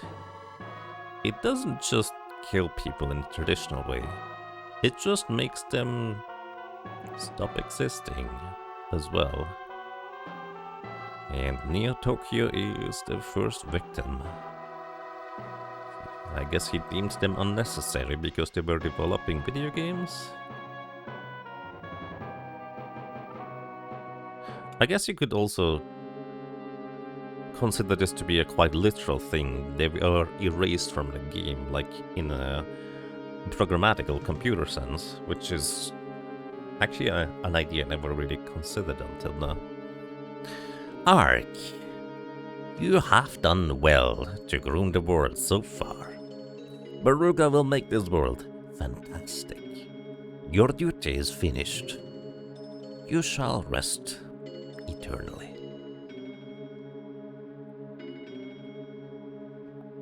So we were all set up to get to this point. Let in to resurrect the world for what? So I'm going to die.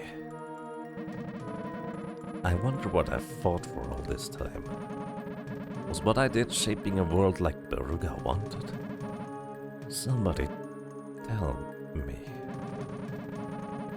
I don't want to die without knowing.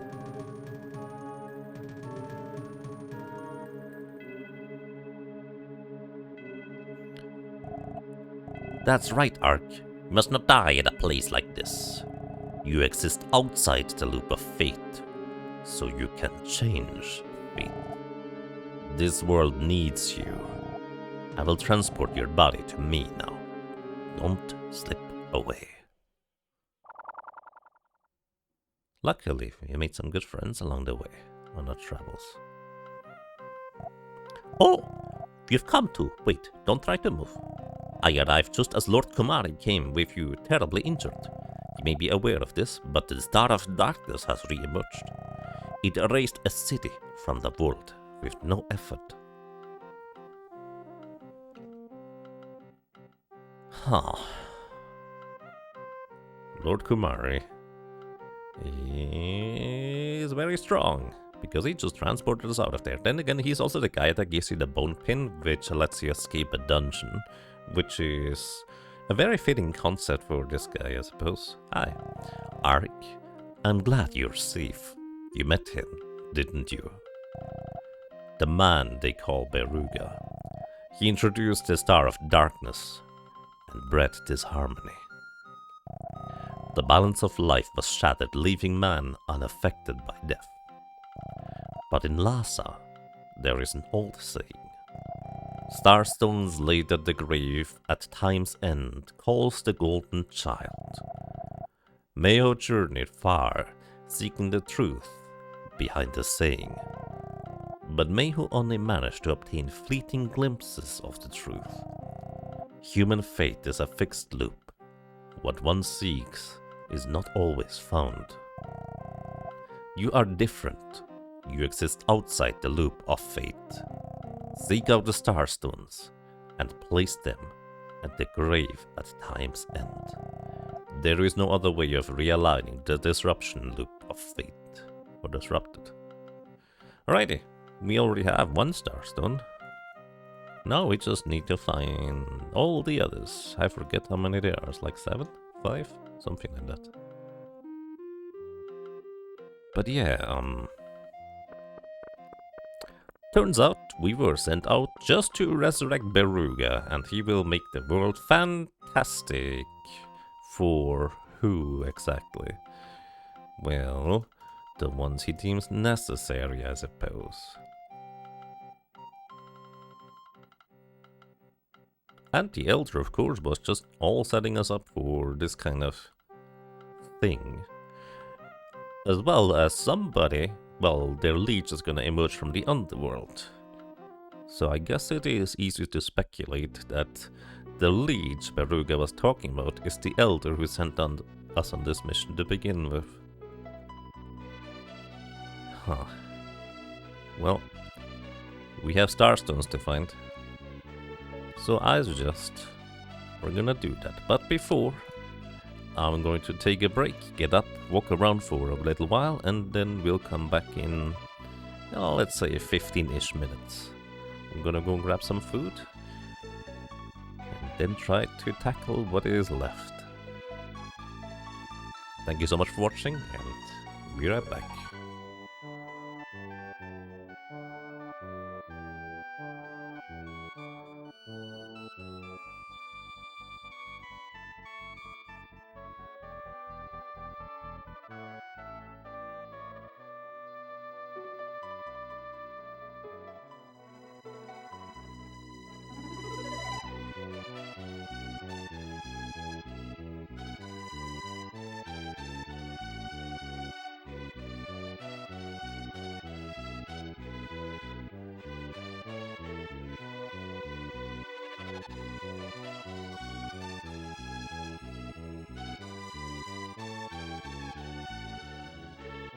Alrighty, I'm back. Good morning, good evening, and good afternoon, and welcome back to the revelation that the Elder, well, sent us on a mission that might not be entirely friendly. I guess we were sent out to restore the balance between light and dark, but we were not specifically instructed to as to which side we are going to be playing there, huh? Let's see if I can find the exit, because I don't remember. Oh, I got it. Nice. Did it the quick way rather than the slow way. I guess Balkans are over here, that makes more sense. But yeah, Dr. Beruga, we woke him up. He functionally killed us, and now we are sent out to gather the Starstones in order to bring it to time's end. Something. Anyways, we have a ship. Thankfully, we can just put it in our pocket and bring it out anywhere. Now, we need to go and find the Starstones. The way you find those is by just exploring, basically. There's not really... I don't remember there being much of a rhyme or reason as to why you know where to go. You just kind of eventually find the things, I guess. We already have one, thanks to the little penguin giving us a Starstone in exchange for a flower. We know Liam has one. However, Liam we don't necessarily find very easily is a bit of a catch, because we can't just go back to the savannah, he's not gonna be there. So we'll have to find him somehow else. We are desert merchants. We buy goods in towns and sell while moving. You wish to buy? Sure. What are you selling? Let's have a look. Oh, here's a shop now. That's interesting. I actually didn't know that's how it would work. He sells a crystal? What the heck is a crystal?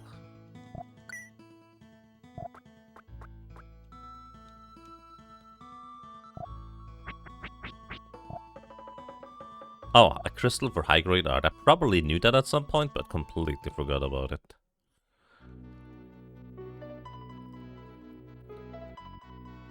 The only hints you can get are from Mayho, and they're not great.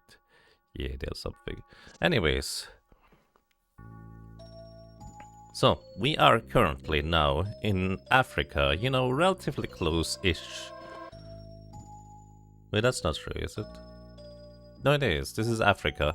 Relatively close-ish to where Liam and the lions were. And this person must have collapsed. I hope I don't end up that way. Ark, look! The skeleton's neck. It has something that looks like a necklace. No, the stone on the necklace. Don't you recognize it? Oh, hey. Isn't this the stone Liam found at the canyon? He said he was going to treasure it forever, so why is it here? A human probably snuck into the lions then. They'll go for anywhere if they smell money. So basically, the only story that we kind of know about this thing is he probably stole it. And there's never any better explanation than this, to my knowledge. It's just like, well, there's Liam Starstone, but where is Liam in this case? Who knows? But we found another Starstone.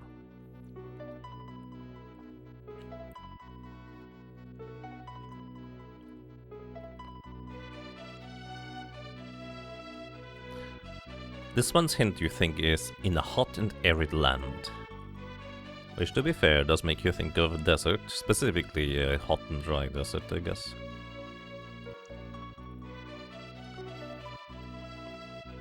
Then the next one I do remember is over here.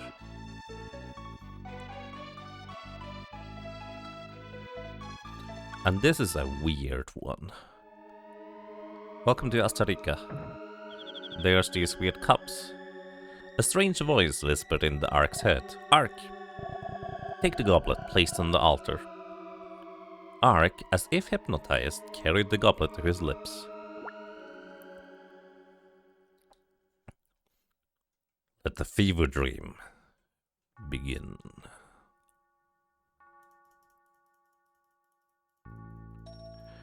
This is Costa Rica, the holy land that observes the growth of humans. Ark, on awakening, you shall be witness to an odd vision. So, themes of rebirth and such are very common in this game, and this is a very literal manifestation of this. Peril? Freedom's peril? I am Pela, a priest serving Lord Mela. Go hear what Lord Mela wishes to tell you. So yeah, if you think some character might have met each other in a previous life, I think they might be referring to something like this. Although we just drank from a cup and now we're having visions, so yeah. Malin, is it you? What are you doing here? How dare you? I am Melia, priest and serving Lord Mela. A holy ceremony is held yearly as Astarica's custom. At the 6 goblets on the altar, Night Dune collects over a year. One of them is said to bring the drinker closer to the gods. The chosen drinks one and spends a year without food or drink. Drinking the wrong goblet means death. But if the correct choice is made, a god is born from our tribe. From the last ritual, today is exactly 1 year. 2 priests have gone to inspect, but they have not returned. I would therefore like to ask a skilled warrior like you to go. Where do we go? Well, the only place where we can go. This one says it's an ancient temple. I see. I guess that kind of makes sense.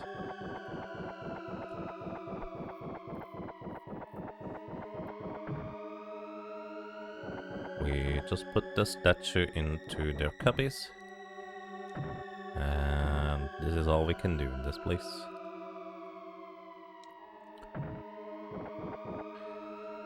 They were looking for an ancient warrior. Nobody said that we would need to use our brains as well in order to solve a basic pushing puzzle. Yet here we are.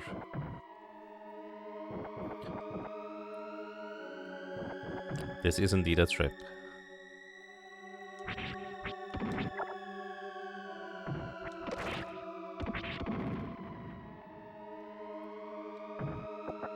And we find a holy suit.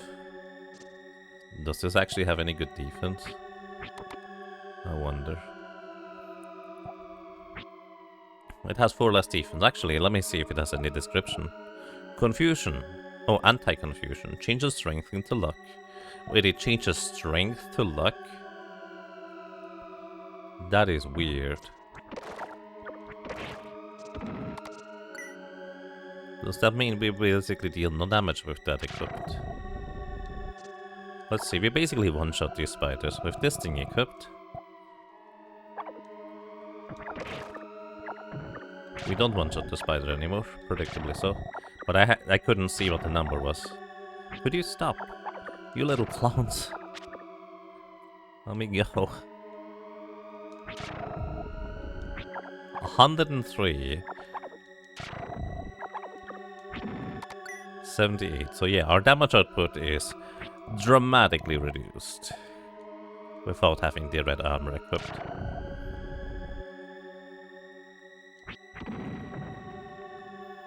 Why would you want to change your strength into luck? That is an excellent question. I don't know, maybe there is like maybe magic skills really well with luck or something crazy like that. Or maybe this is more of like storytelling. In order for the priest to succeed, they needed to be extremely lucky, and those ropes turn all of their strength into luck, because who knows what the correct goblet is?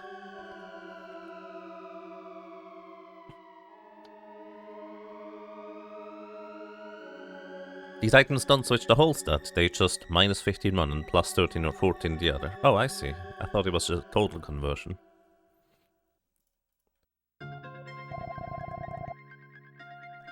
Unbelievable. You chose the correct goblet. So you were alive.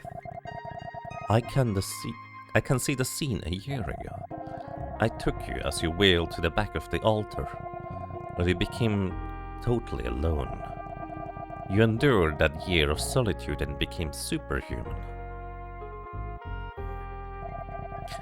This year was long. It felt like centuries. I spent every day in fear that the candle of life will be snuffed. But I never died. When I became like this, I understand the true significance of God.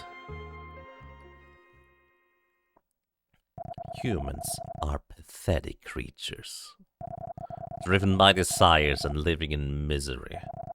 A ritual this stupid is only for gaining power over other tribes. I've had enough of people. If they all disappeared, it will be peaceful.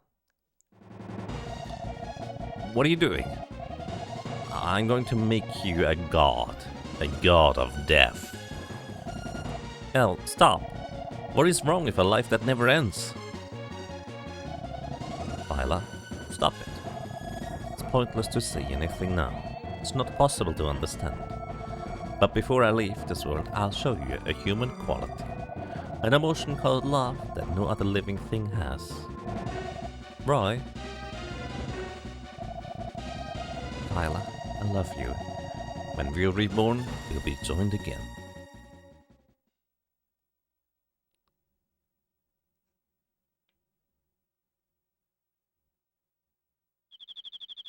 We are definitely witnessing a very odd vision. Hi. Did you come seeking an immortal body? Humans are all the same. For an instant, your face looked like a demon's. Person is said to have two faces, the external and internal selves. Maybe that sacred goblet's water just awakens the internal soul. Then why don't you try it yourself? The goblet behind you is filled to the brim. Alright, that's right. What's the worst that could happen?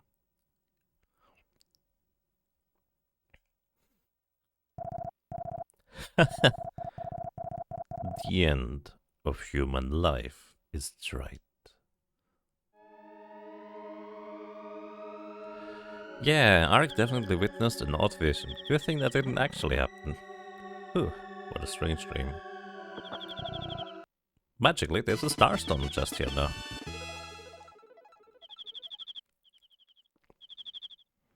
Isn't that weird? Right, I'm keeping this one. Bye. Well, that is starstone number 3. Where are the others, you might ask? I know one more, and then the last one I don't remember.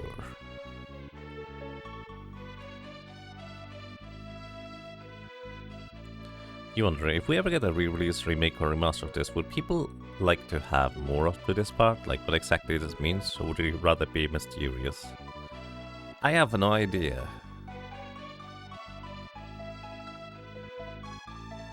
I feel like the way it is right now is perfect for what the game is as a whole.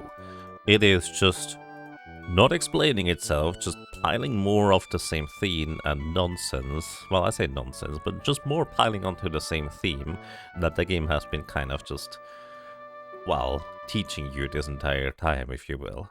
Without necessarily giving you a full explanation, just kind of like vague ideas and concepts rather than anything else. I honestly don't know.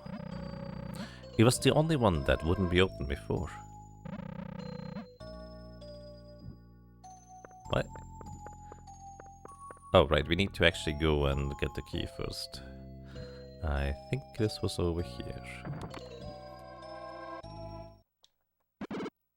In the police station, we hear a signal. What is that sound? Sounds like it's coming from that desk in the corner. Looks like there's a transceiver in that drawer.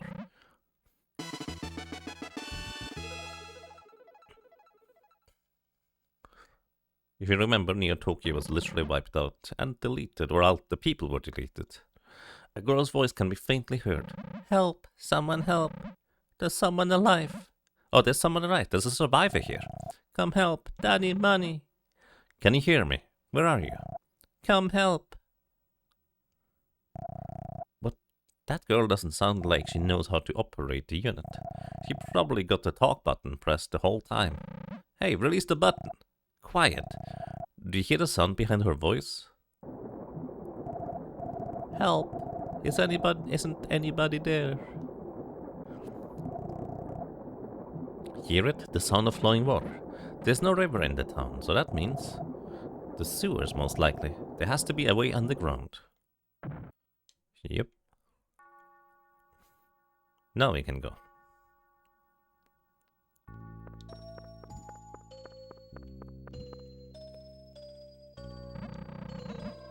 Huh? I'm certain this door was locked before.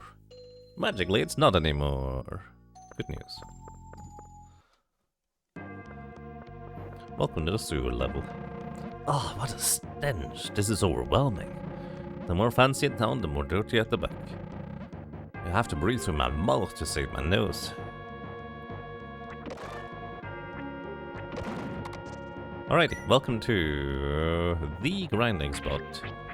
These guys here, there's 4 of them and you can just mow them down in a row. But let's save the girl first before we go and grind a little bit.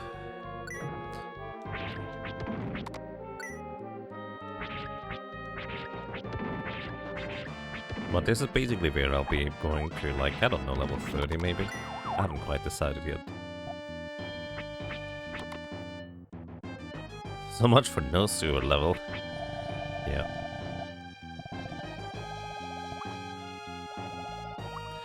Breathing through your mouth in an environment like this is much worse because your nose protects you from dirt particles.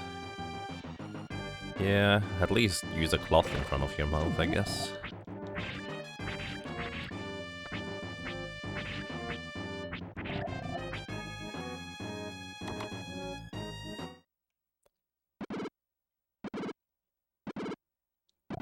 Someone help! Mommy, I'm scared! Shriek!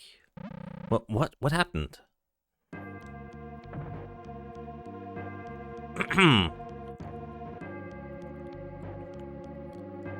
Well, we obtained the sewer key. Here's a little fun fact, you never have to use the sewer key. That other door that the key supposedly opens is now... Actually, it's not open yet. Technically speaking. As I believe we have to witness the next cutscene in order for the door to actually open. The key does nothing.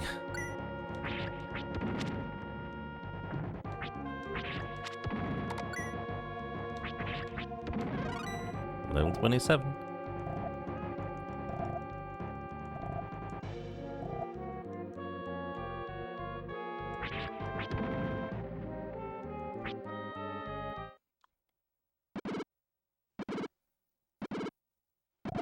Someone help! A lion is chasing me. Someone, please. A lion in the sewers of Neo-Tokyo? So if you explored Neo-Tokyo before, the general concept is actually that there is like an illegal like black market somewhere that houses all sorts of creatures. Among other things, you can actually find the king of kingbirds there. So that's cutscene that I done there. Open up this door. If you use that bone pin to teleport out of the other room and run here, the door is actually still closed. Anyways, you can find Kingbird. Hey, there she is. Hey! A lion, it's coming, help! Come down, are you the only one alive? Help, please, hurry!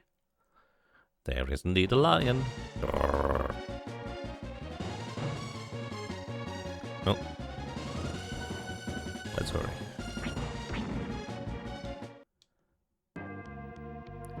Welcome to the pond. I'm going the wrong way. I'm going the wrong way again.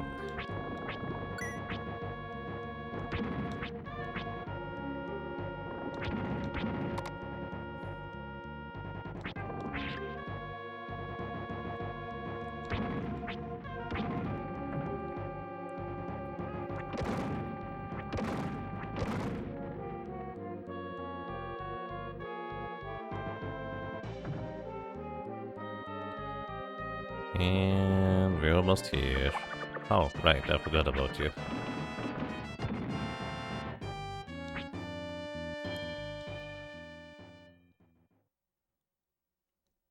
The animal black market is freedom on, but only at stage 3.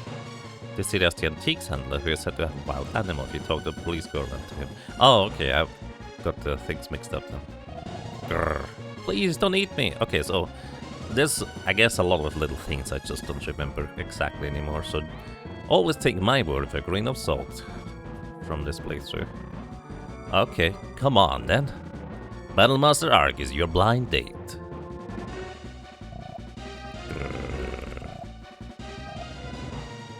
Suddenly, the big lion is purring.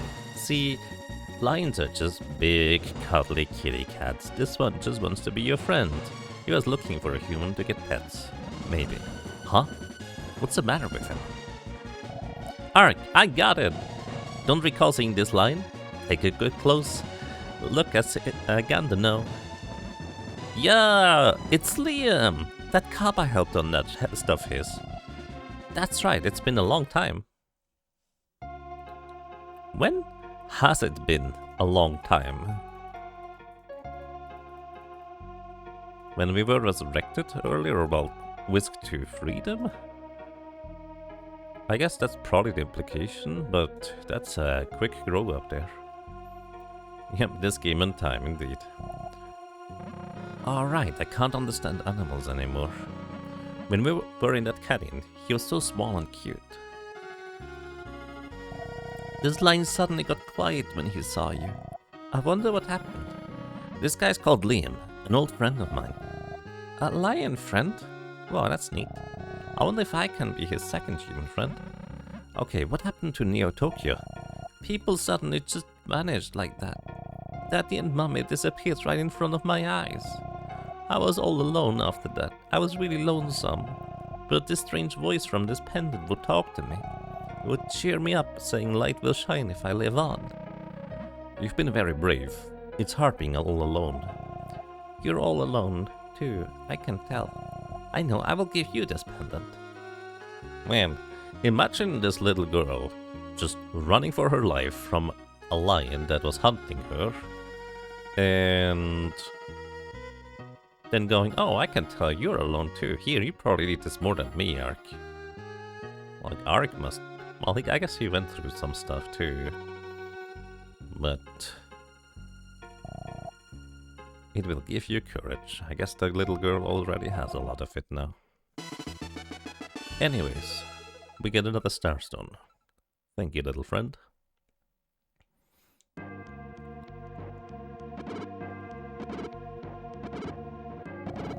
A voice came from the transceiver. Anyone read me? If anyone can hear me, answer me. I repeat, you are Freedom's research team. Does anyone hear me? Research? I think we are supposed to be search team. We're safe. We hear you. We're in a sewer pipe near the storage reservoir. There's a girl here and an animal friend. They need help. We read you. We're on our way. Help will come soon. Okay. I think I can be friends with this lion. Liam, I've got to keep moving. Can you protect this girl? Roar. Thanks, friend. So, why was Liam after the girl? Because he had a starstone. If you remember, Liam's starstone was stolen that we found in the arid desert. That's kind of, I think, the entire story of that. Defense down. How inconvenient. King's armor. We're gonna switch screens just so our defense down is gone. But yeah.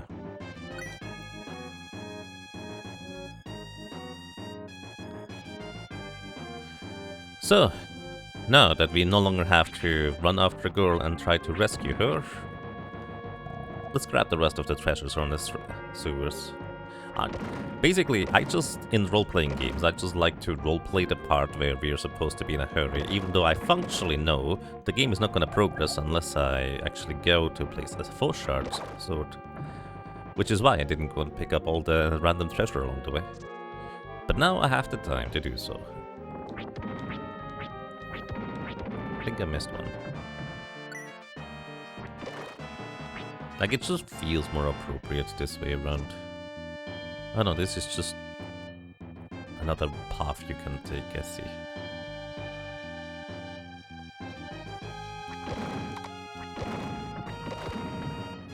I believe these little circle thingies mostly take full damage from jump attacks, so I think they should guaranteed one-shot them. There's also a decent amount of experience for what it's worth. You get some holy water, because if these ghosts hits you, they have a chance to inflict an instant death curse, which puts a countdown timer on you, kind of like Doom in Final Fantasy. When it runs out, you're dead. Holy water will cure that, if I'm not mistaken. Right, and now here we are. This is a little grinding spot. Oh dude, you're the guy. You're the guy. Welcome to you, Magical Jim Frog. I hope you have a lovely day today. Watched the speedrun in YouTube several times of this game. It's a fun one. It's also been a while, so there's a lot of things I'm not as familiar with anymore as I used to be. But it's kind of fun to revisit this game. So far, so good. Indeed. So there's actually a reasonable chance you would be able to correct me on things that I might get wrong, which is kind of fun to think about.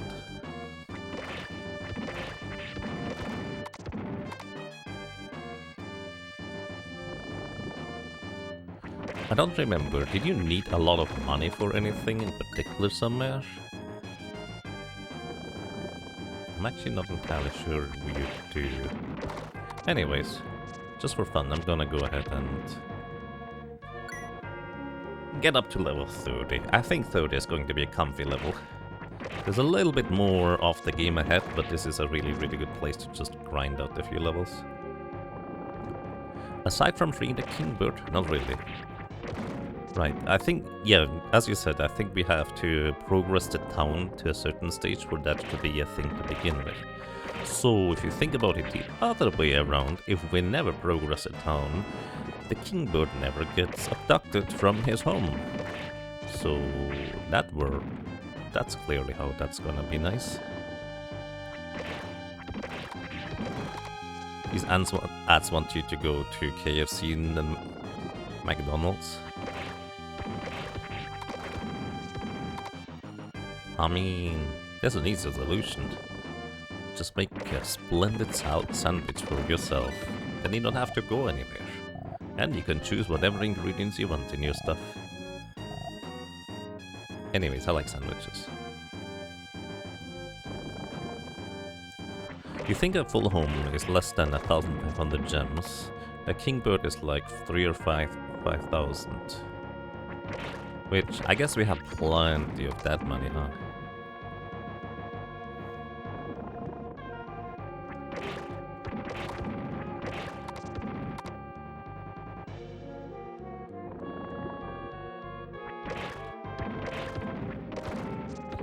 But in the Enbu pack here, having the special trait of just giving us a lot more strength basically makes us significantly more powerful than we otherwise would be. Did you actually use the Enbu pike all the way, or do you use the last weapon? I think you used the last weapon, probably. Maybe not in the least, because, well, that way your defense is not lowered.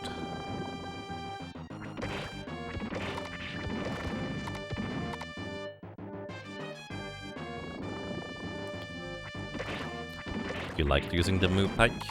It is very satisfying, dealing dramatically more damage than, well, you were doing before without the weapon.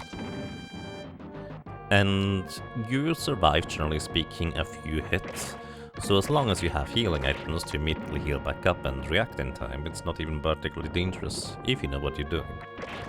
But, especially in the first playthrough, if you know what you're doing might not be the easiest thing, I guess.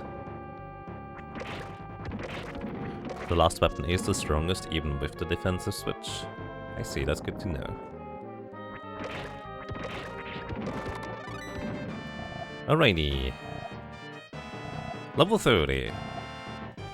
Maybe each time I play through this game, we're just gonna go one level higher than the last time. It's kind of a fun concept. Also, you use a bone pin in the speedrun to get out of the sewers, you don't just run outside, but we're already here. I guess we could at least use the bone pin animation so you can see it. Maybe that's a reasonable thing to do. Plus, we can also use the healing animation of the tree, just to see it as well. I don't know if we're ever gonna use it, but we might as well. Just show it off. So, let's see. Grass pin for healing. I believe this heals you back up to full HP. Looks a little bit like a mana tree. Just a little. And it doesn't even count up your health, it's just boom, back to full. Then we have 2 water pins. One we shouldn't have. This one will, I think, protect us from harm for a while.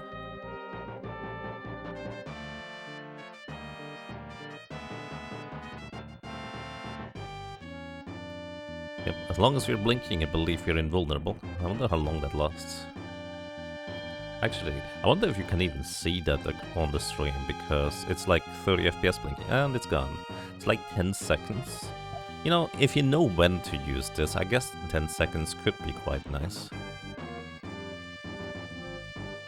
Potentially. Then we have Hornpin. I have absolutely no memory of what this even does. This is from our big Loch Ness monster. Those are some really nice sprites, like, genuinely.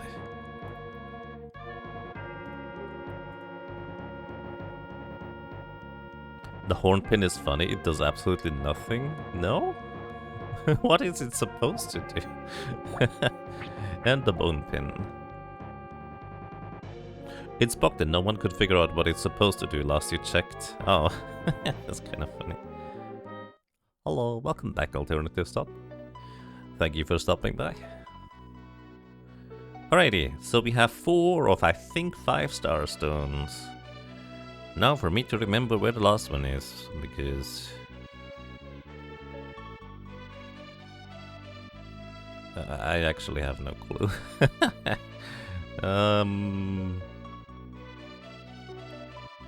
The last one is down on, is it?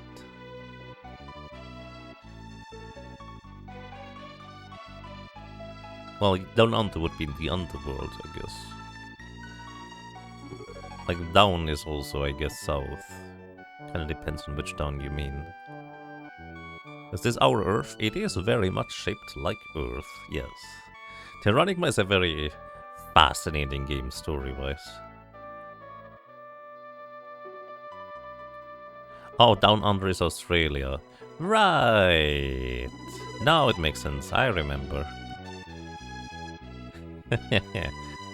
I did not remember where it was until now. The right hint for this was something along the lines of atop a high rock tower, which I think is probably referring to the red rock, the Ayers Rock. Welcome to Australia. I accidentally walked in here. What is in here?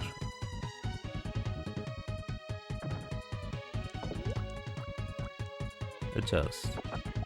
Monies. I don't need any more monies.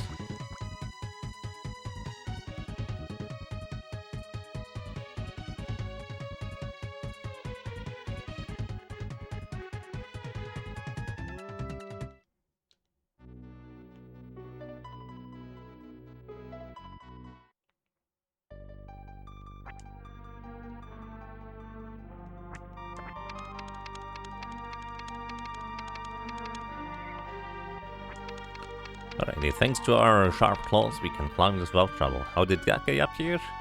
Well, he's probably a better climber than we are, naturally. I am a scientist. This place is the least polluted when Earth is in... This place is the least polluted when Earth is endangered, like now. I intend to witness the world's end here. You know, climbing up on a high rock in order to witness the world's end?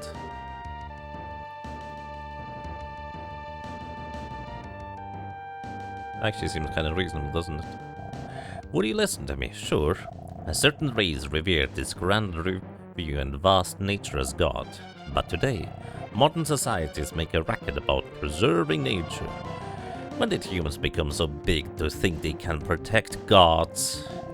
Perhaps the beginning of the end started there. I thought those things. I thought all the while I watched this world, this beautiful world. I gradually became aware of a voice calling my name from somewhere. An older boy will appear, bearing a rod. The voice said to him, "Give the boy my starstone." The voice seemed to emanate from the very earth. "Take this stone. I have always had it with me since I was a child." And Ark obtained the starstone.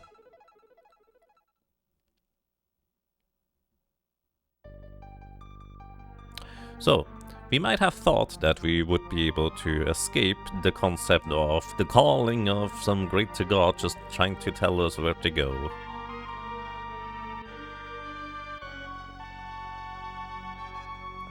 But There appears to be something else going on, I guess, because there is one voice that just wanted us out of the way, the Elder, that said, okay, you're done with your job now, you can just go, you're dead. And then apparently something else is down in the earth, so there are at least two forces at play, I suppose. Also, what was in here? I don't remember.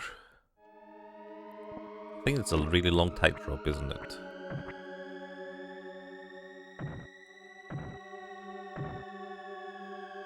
Whee.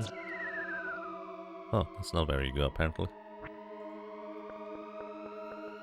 No, this is not the long tightrope. Where is the tightrope?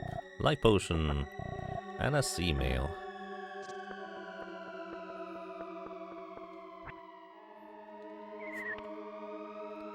A sea mail, my brain went just like, oh, it's a Pokemon mail.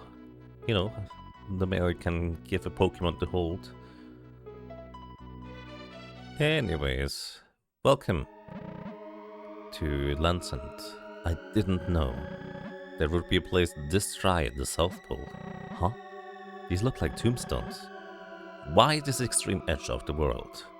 This is Time's End, I think. Let me actually double check because I couldn't read the name because that arc was starting to talk. This is Dry Vale. I guess it's not exactly Land's End or Time's End. Anyways, we are here and we are supposed to be here. And I think it's supposed to be 5 starstones we have.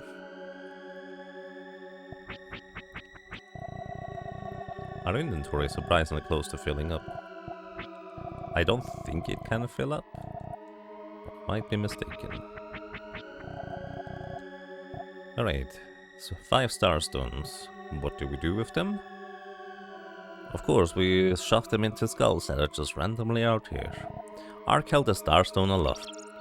Okay, we actually don't even shove them in there, we just hold them up and then the skulls decide that... Ooh, shiny. Shiny. Shiny. Shiny. The shiniest. And one of the graves reveals a soul. A voice echoed in Ark's head. It sounded exactly like himself. You survived countless encounters with danger. However injured you were in fighting, you never did die. Do you know why? It is because you are the legendary hero. I represent the light side, and you represent the dark side. People are said to meet someone identical to them once in a lifetime. There are 2 arcs in the internal and external worlds.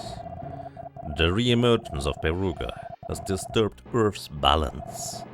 If Earth's history is likened to a clock, the hour hand points to 13. A time that cannot exist. No, a time that must not exist. Now, close your eyes and think deeply. Think about Earth.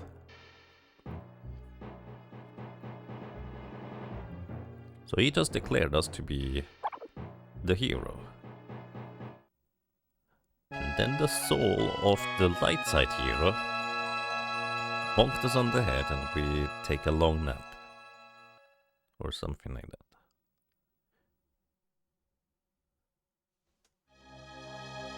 Chapter 4. Resurrection of the Hero.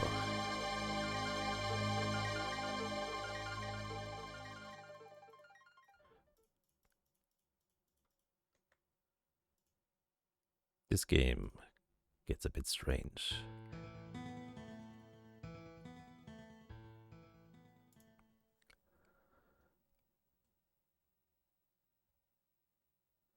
Snivel, sniff, snivel.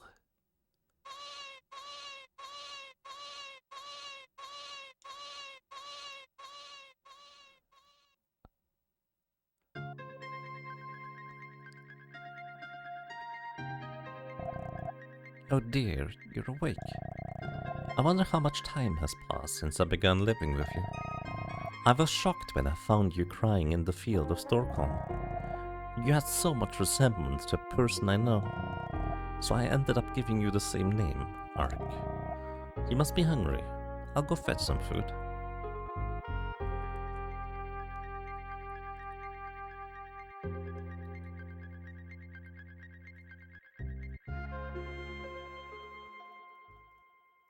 And there's the other L. This was not the one that just walked outside. Now, L. Kill him. Do not hesitate. That is why you were sent from Krista to the outside. Now that baby's powerless. Hurry!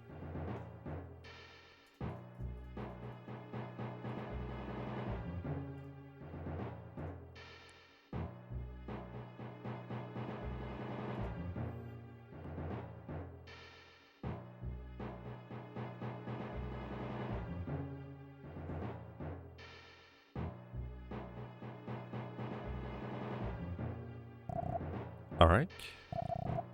Arik, what's the matter? Strange, a baby can't just walk away. Arik? Arik, where are you?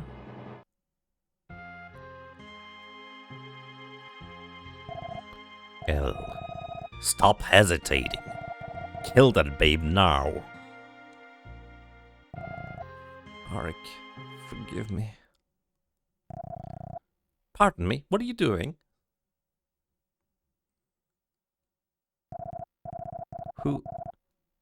Who are you? You have my exact same face? Who are you? What are you doing to that baby? Well, quite an interesting guest. L, dispose of this girl too. What? And this is where making friends along the way has been finally a great payoff. Ark, wake up.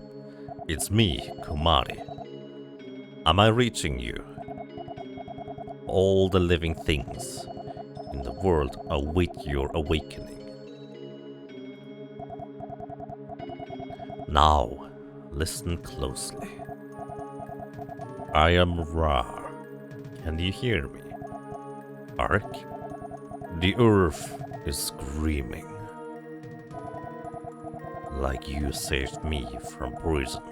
Please, save this planet. The Ra was the big tree that we saved from a parasite. I am Liam. Is my voice reaching you? The world has gone wrong.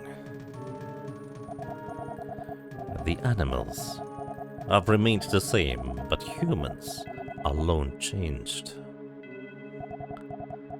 Like you gave me courage, please, give courage to the world. I am the kingbird. The sky is crying, and the tears are filthy. If we can fly, clear skies, we need nothing more. Have you heard all of their voices? Says Lord Kumari. You can no longer converse with such living things, but they are with you. Ark, I will say this again. All the living things in the world await your awakening.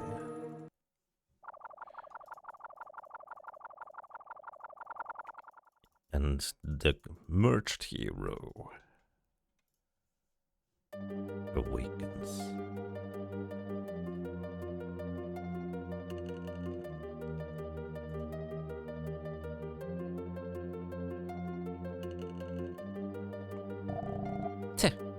So he has awoken. The representative of light and dark, spoken of as the hero, is here. I was ordered by the Elder of Krista. When Ark has resurrected Beruga, kill him. I bided my time. I thought you would find the hero arc. I was right. When I kill you now, nothing can stop us. By the hand of the Elder, nay Dark Gaia, the Earth will be reborn. Dark Gaia? That's right. Humans call him the Devil, I believe.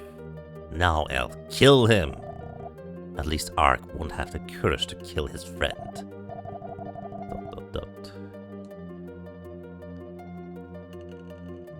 Why do you think she would do the other side? What the heck, dude? Hey, snap out of it. What's the matter with you? You know, she just saw her literal identical doppelganger and witnessed whatever that was. What do you think happened? I wanted to see you all this time. I never forgot about you. But I never knew I would meet again like this. I was ordered to kill someone on the surface, endangering Krista. I had no idea it would be you, Ark. Ah, you useless thing. Enough. I shall kill him. Yomi, what are you saying? We traveled for so long together. Ark, you still don't understand, do you? You were just used, Ark. You were just a piece in a game, a pawn in a chess. I'm sorry, but goodbye forever. The Elder's word is absolute.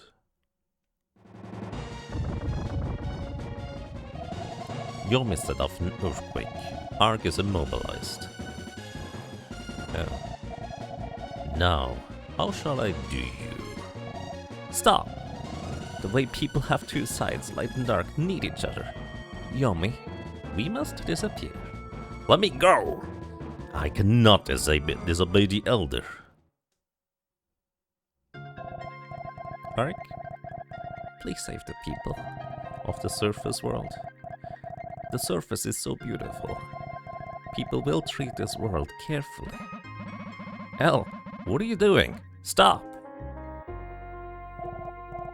Ark, I wanted to be with you forever. Goodbye, Ark.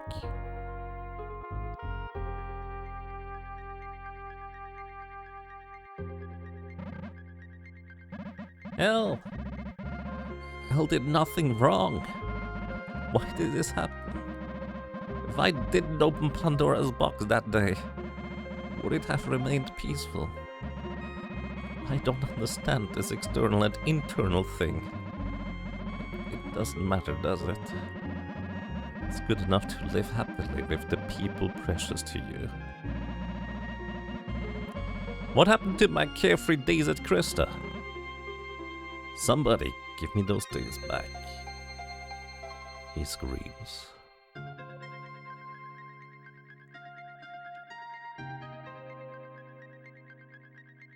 Krista is an exact replica of Stockholm, just somehow for some reason underground. And where we found the Pandora's box in Krista, I suppose this is what we see now. This is the treasure they were trying to hide, I guess? Maybe. What should I do? After seeing that, I don't know what I should say to you, Ark.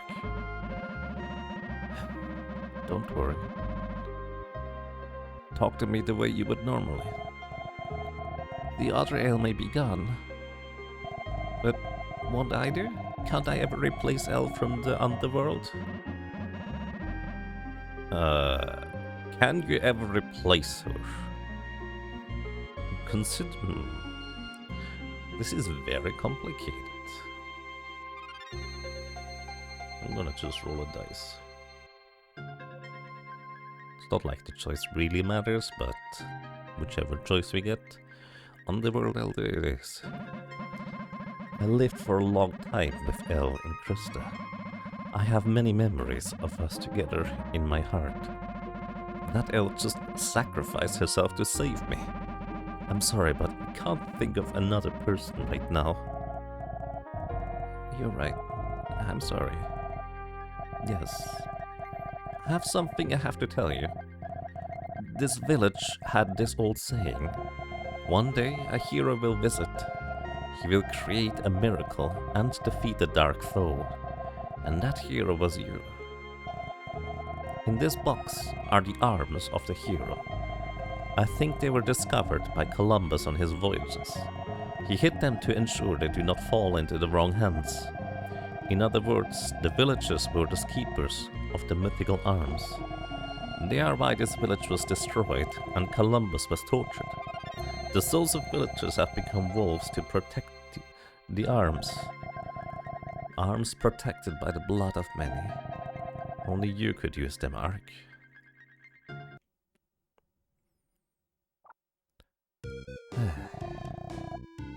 And then there's this little guy.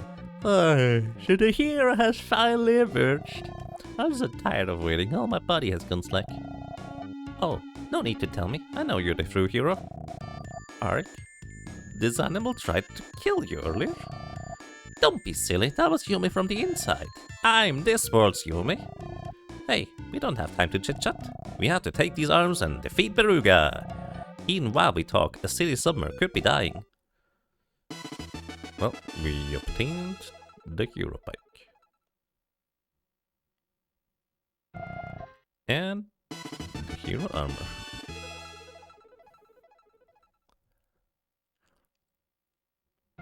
Was the same death spell like in that weird vision? Death spell? Yes, I think it is pretty much the exact same. Or at least I think it is supposed to be the same. Brrr, this is all very complicated, and I don't think the game really properly explains this stuff to us. There are theories and concepts as to what might be happening, but I will await your return forever here. When everything is done, please come back here. I don't recommend waiting forever. That's a long time, dude. Those are not arms, Elf. Arms is referring to weaponry and equipment in this case. By the way, we're back at El's in Stockholm. Little birdie. Huh? This bird appears to have a letter in its beaks. Ark reads the letter. Has this letter safely reached you? I am Meho, and I write this en route to Siberia. Ark, are you aware near Tokyo was terminated instantly? It appears a virus weapon called Asmodeus was used. We cannot allow Beruga any more freedom. The world will end. Under Lord Kumari, several compatriots have gathered. To stop Beruga, we formed a caravan to the lab tower in the East Siberia. These are the members. Vida, the swordswoman. Royd, the former mercenary. Peril, the skateboard wizard. He's now a wizard on top of everything. And my granddaughter, Milin. Ark, if you have read this, let her come to our help. Let us meet at the lab tower in the east of Siberia. Meho. Thanks, birdie. Oh boy. So, I think the cliff notes for this one is basically that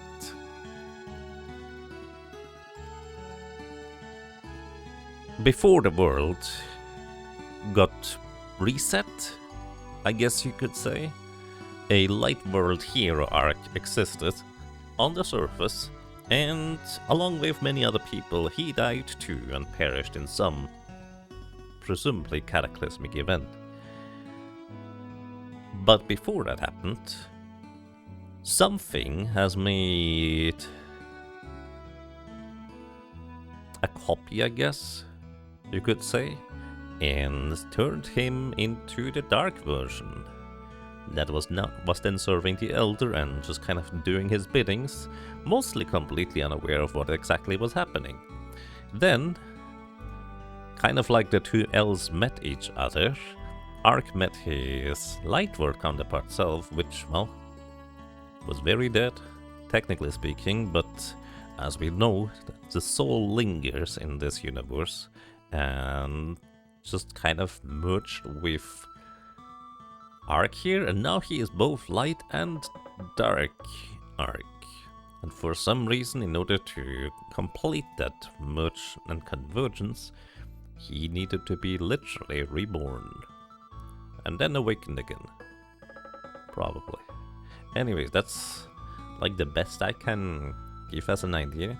And also, just before that cutscene began, this was now 17 minutes ago, Hair Clam. Thank you. Thank you so much for 121 months of support. That's a crazy time, dude. Welcome back. I'm glad you enjoy your stay. I hope you're doing well. Thank you kindly. This has always been a very long cutscene, but also just...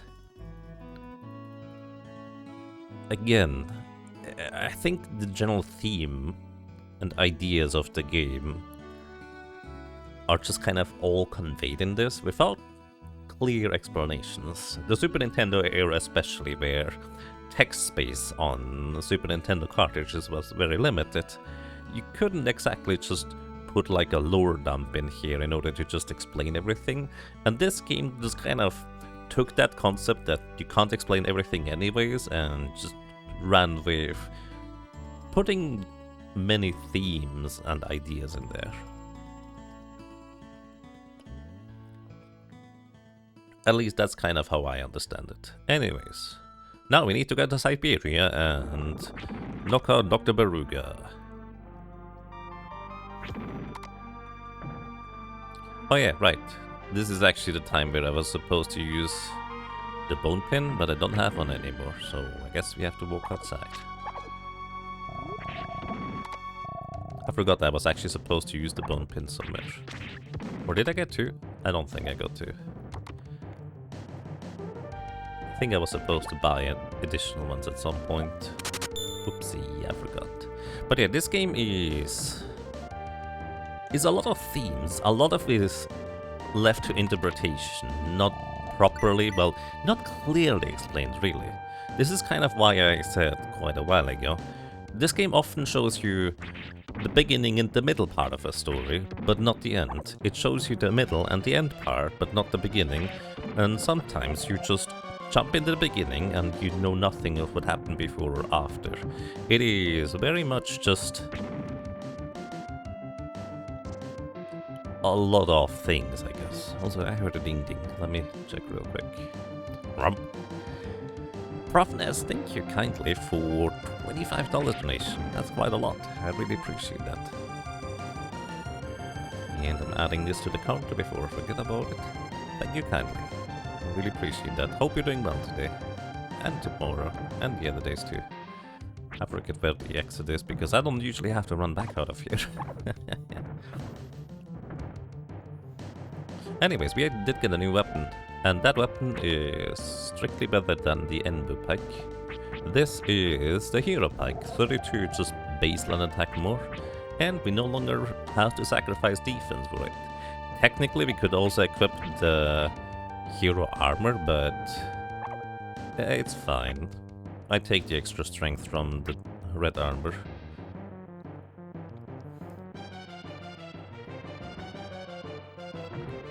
Breach. Stuff happens to video game, pretty much. It's one of these things where I feel like it is probably more fun to just try and puzzle pieces together and speculate than it is to necessarily have like strictly this is the correct answer type of deals. This also is like Terranigma is the game that I feel like, how to put it, Dark Souls tells its story in a remarkably similar way, I would say. And I have repeatedly stated that I'm not particularly good at like engaging with the lore of games like Dark Souls if they are just more, well, mostly convoluted and ambiguous on how you would even interpret these things. And that's still true. The only exception to this is mostly if, well, I just happen to have played a certain game many times and tried to explain the story as I ran through it many times along the way. And this just kind of is more or less the result of as what happens when I just keep trying to think about the game and try to understand the plot. Most of what I say is, well, actually, a lot of what I say is largely speculation. A idea of trying to figure out what the themes and the ideas the characters are trying to convey is about, etc. But there's a surprising amount of things that just kind of fit somewhat nicely together if you try to make them fit. 2400 damage, yep. I think this might be literally the highest level I've ever been in this game.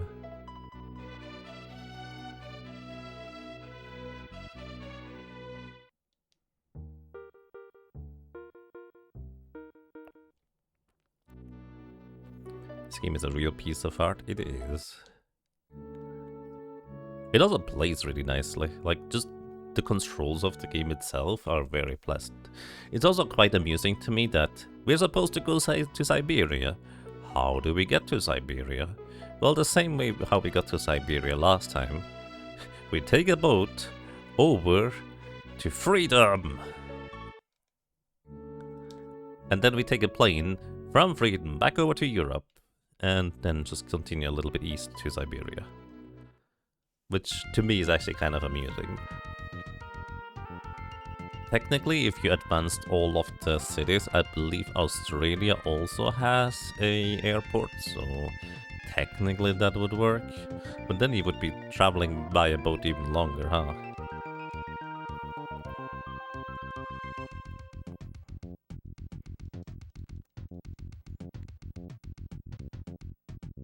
Gold Coast gets an airport too. That sounds about right.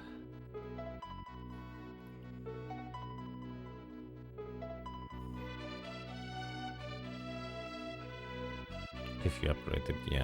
Oh, this is the cave with the really long tightrope. Oops. Also, they are as finicky as ever. This is not the long tightrope here. Where is my long tightrope? Oh, it's the block road. I guess we could have picked this up before even going into Beruga's lab, so maybe it would have been decently strong at that point. It's a little bit late now.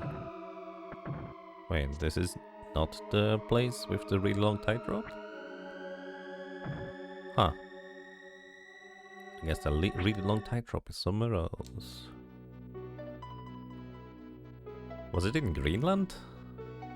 I think it was in Greenland then.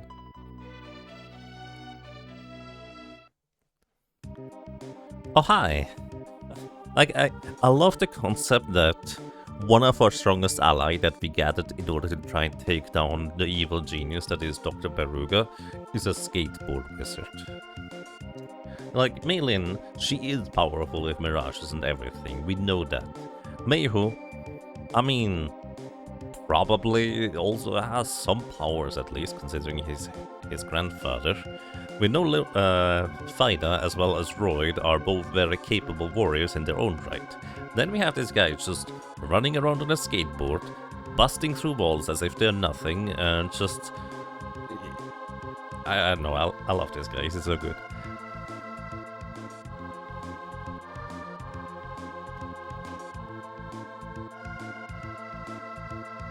He's radical, dude. Leave it to Peril. I've got Beruga's number. It's 755321.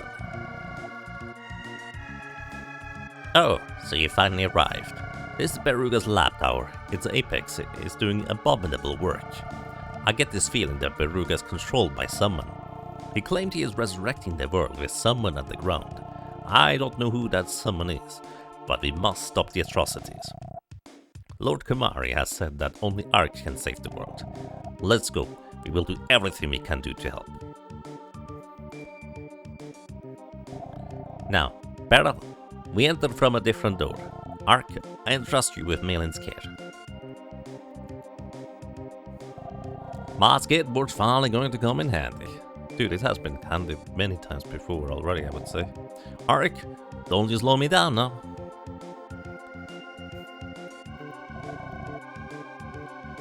Hehe, this is exciting. It makes me feel like a hero. Huh. That's easy for you to say. Ark, if you ever try to ditch me, you'll regret it. There's a surveillance camera ahead, leave it to me. Thanks, little friend.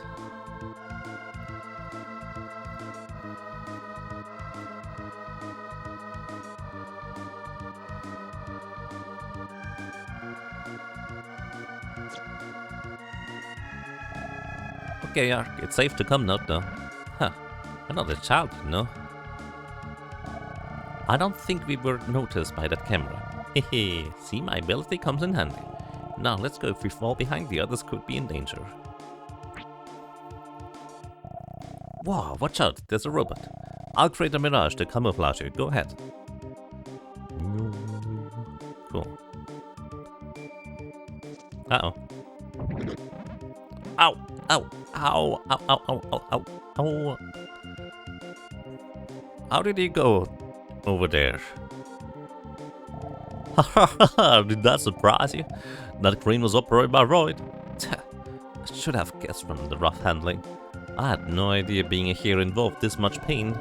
Aw, quit your griping, let's keep it upbeat. Peril, if you're over here, why didn't I just come with you? That would have been potentially much easier. I think there's a machine that fires laser beams at. May who has the ability to just see a little bit in the future. Foresaged that we would be shot by the lasers. So here's where my skateboard comes in handy. Just hang tight, I'm going to shut the firing device down. What is skateboard?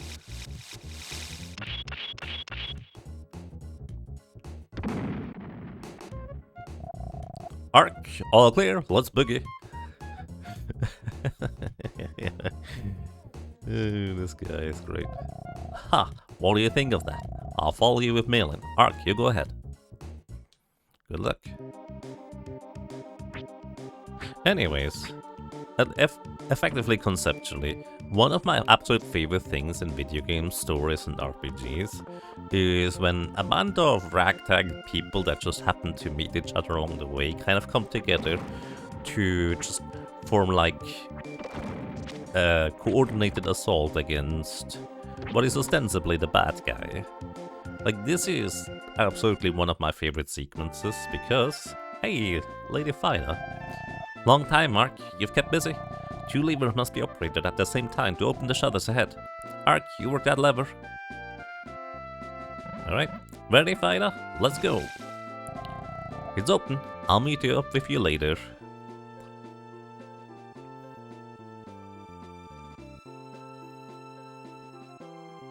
Like, everybody just takes their own path and we just merge and converge on various sections.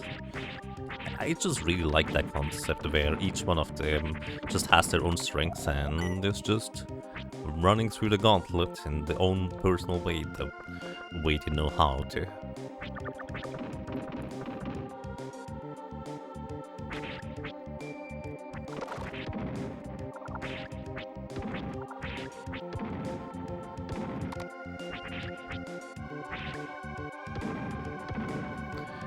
And since we are playing as Ark, we're just destroying all the robots along the way, so the others have a safe passage through here afterwards. Or at least that's kind of what I'm role-playing as.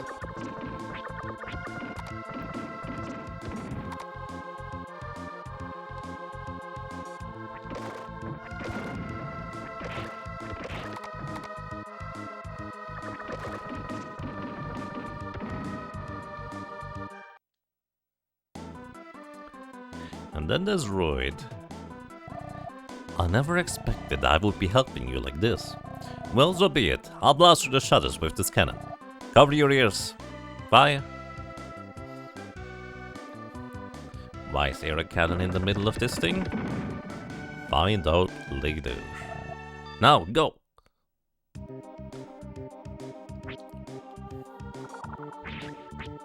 There's probably a cannon in the middle of this thing for the same reason.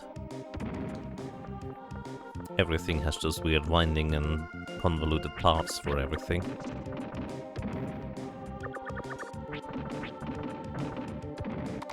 Maybe I should heal. Would be a little bit awkward if everybody was just like, huh, where did Ark go? And about 5 hours later, Ark comes. Sorry, I died, but I'm back now. Ah, I see it. Beruga is trying to escape with an airship, but the corridors to the airship have already been sealed. We must open the shutters ahead. Beruga will get away. Life potion.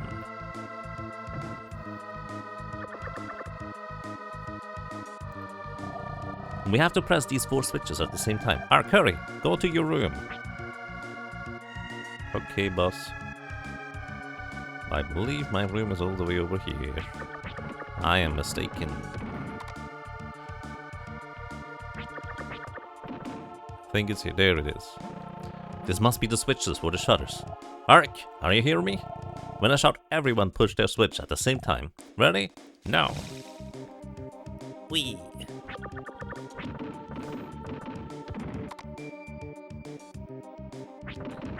And now we're hurrying through the shutters.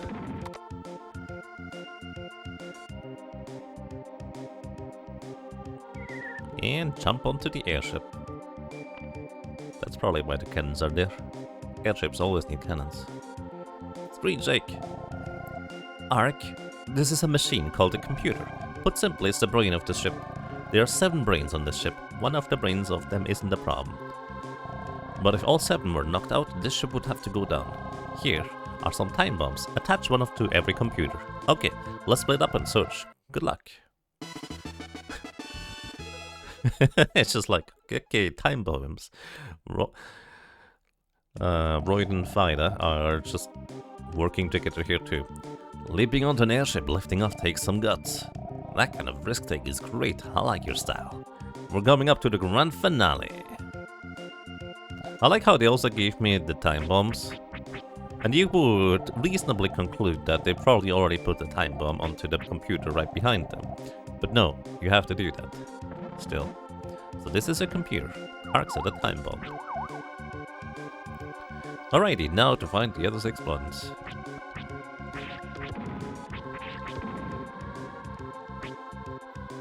It's not like I remember where they are, honestly. But we'll find them. There's only so many places we can go.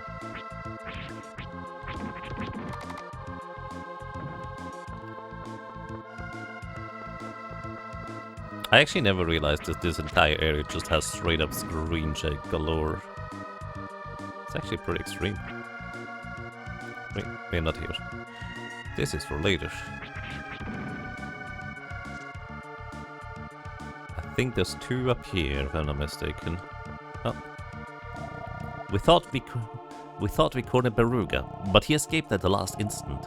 It doesn't matter when we set these time bombs, he's done. We destroyed all escape pods and rocket belts, except for ours. Beruga should have no way out. Ark, when you finish setting the time bombs, come to the ship's rear. Alright. Set another time bomb, number 2, and number 3 for remain. I don't think there's anything up here, so we're going back down again. Ow, these guys hit like a truck. By the way, that sound right there, that's also the low health sound. Funnily enough.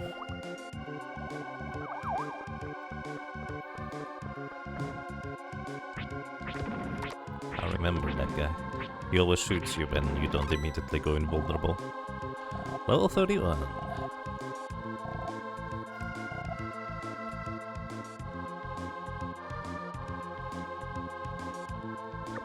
Alright.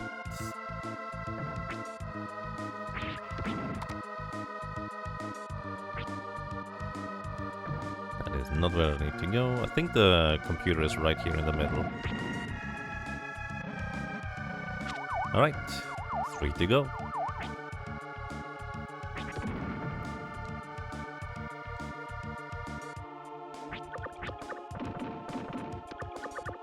Forgot about that guy.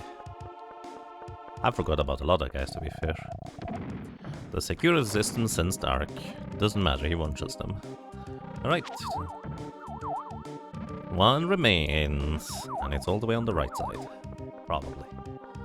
It just would make sense if it is.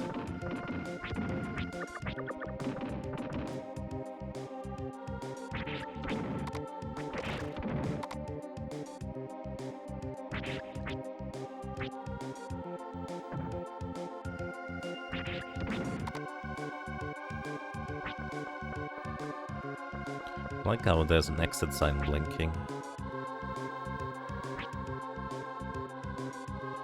Right. Time bomb set. Come on, buddy. Ark, set the time bomb here too. Say, Ark, when this is all over, what do you plan to do first? I don't know yet.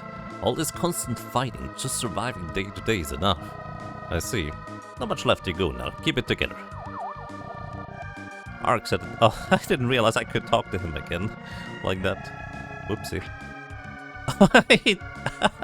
I think he reinitiated his walk cycle and just walked into the wall down there. That's kind of funny. I didn't know you could do that.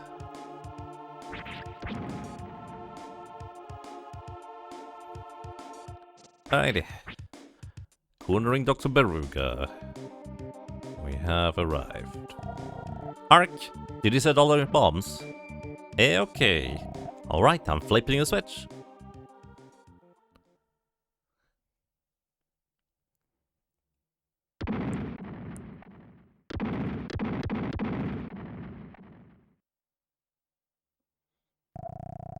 Okay.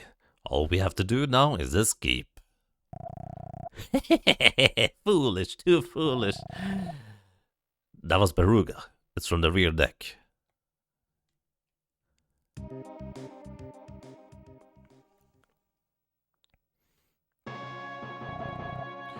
For the likes of you, I must admit you have done remarkably well. But I wish you wouldn't forget I'm a scientist. You appear to believe my escape routes have been cut off. You are trapped by conventions. Take my shoes, for example. They have jet nozzles on the soles to keep me airborne. Conventional thought can't make invention or cut progress. Before I bid you farewell forever, let me tell you something amusing. Your stolen rocket belts, they are controlled by computer. Now that the airship's computers are dead, I think they won't work. So it was you who ends up cornered. Very soon, me and my liege's world will dawn. A world of eternal life is about to be born. What? And then a single rotor, for some reason activating, dragging him in. What, dark guy? Save me. Rest in pieces. Many tiny small pieces. So, Beruga gets killed by a machine he made. The greatest genius in history ends like that. Such is life. This ship will soon lose its balance and begin its descent. Ark? It looks like I brought you on a death trip. Huh. No, maybe not. Look, a gull. Maybe they've come to meet us. No, it can't be that simple. We're flying at an altitude of around 10,000 meters. It must be torture for them to fly at this height. Seeing as there's ones alone, maybe the other gulls couldn't make it?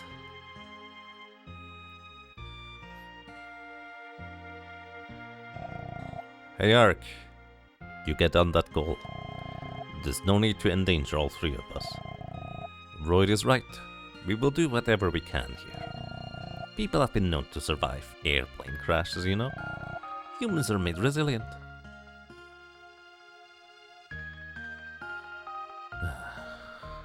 And they make you walk.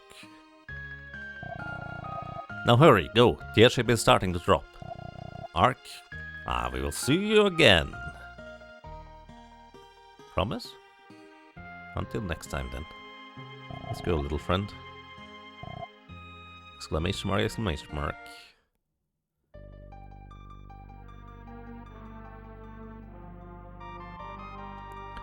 Android and Fida go down together. Like in that odd vision. For all we know, this has happened many times before. They keep meeting and crashing. The light of the apocalypse! The world's final day is upon us.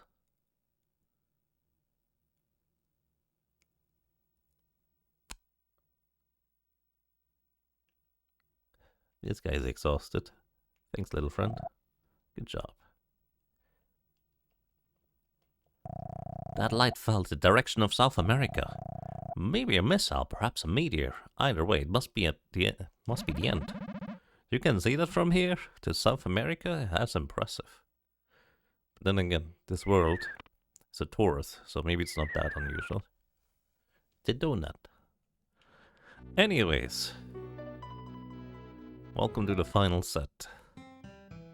Welcome to Suncoast. I'm just here to restock my healing items.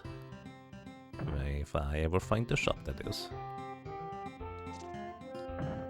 And yes, you could just go out and do all the fun and enjoyable stuff now, but this is not what I'm here for.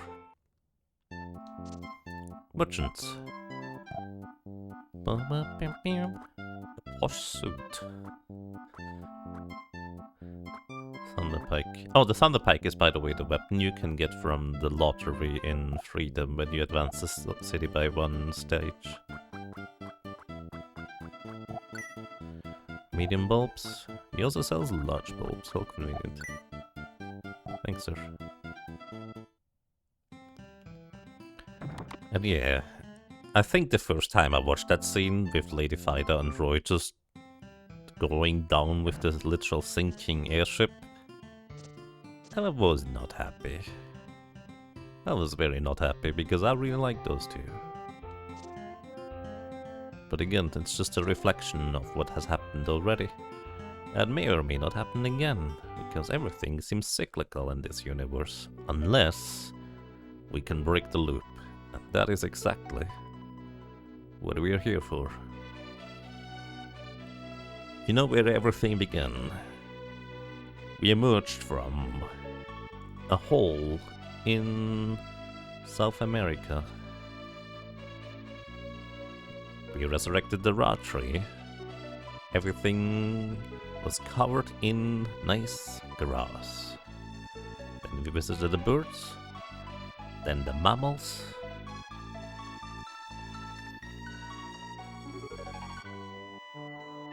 And this is where we came from. Welcome back to the portal, to the underworld. And who do we find here? Columbus. Again, this incarnation of Columbus is a good guy. It's been a long time, Mark. I never forgot you for a second how you saved me at Sylvain Castle. I traveled around the globe since then, and I saw as much as I could. The world has truly changed. Airplanes, computers. My navigation techniques appear primitive now. I heard of you while on my travels. I became convinced that you are the legendary hero. It is prophesied that the hero will disappear underground. Are you going? Of course. I have to finish cleaning up what I caused. I see. I won't try to stop you, but you may never be able to come back to the surface world. Maybe you should just record your journey first. That is all I will have to say to you. Because this is the final save point. Did they all die in that crash? Where are the others? This game sometimes shows you only pieces of the story. The beginning sometimes, the end sometimes, the middle part. And for Royd and Lady Fida, we see the middle part. And we don't know how it ends. It did show you the pieces of Beruga though. I saw a post technically, huh? Anyways. We're ready. I have finished cleaning up what I caused.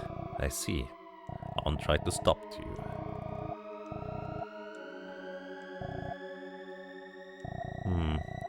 When I go on exploration, even I get cautious. It's essential for survival. Never mind, we're going. Welcome back to the underworld, where we first emerged. Krista is a copy of Stockholm on the above ground, as were presumably all its inhabitants. We've seen the ladies that are just kind of embroidering things on the cloth. And if you go around the world, you see a lot of other people that could conceivably be the ones that were more or less copied into Krista. I wonder how much time has passed since I left. I don't feel I've changed at all from my journey.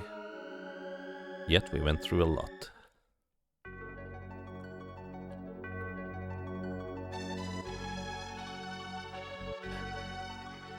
What do you think would it feel like when you one day learn that you are a copy? Would that really matter? Because what you experience and what you go through is still very real.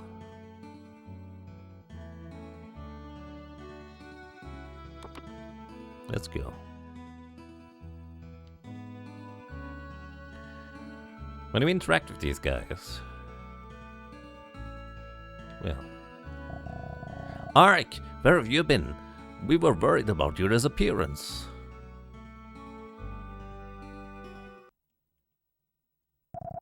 If we never found out, you could have been happy.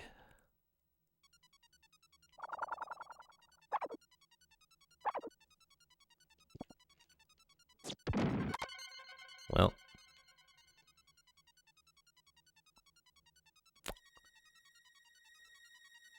you know how at the beginning of the game, the souls, or what seemed like the souls, left the villagers and they were just blue, frozen like icicles?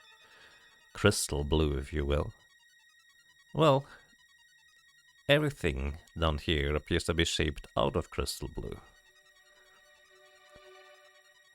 And the souls leaving the villagers may have been returning to what they once were, or originated from, rather than the other way around.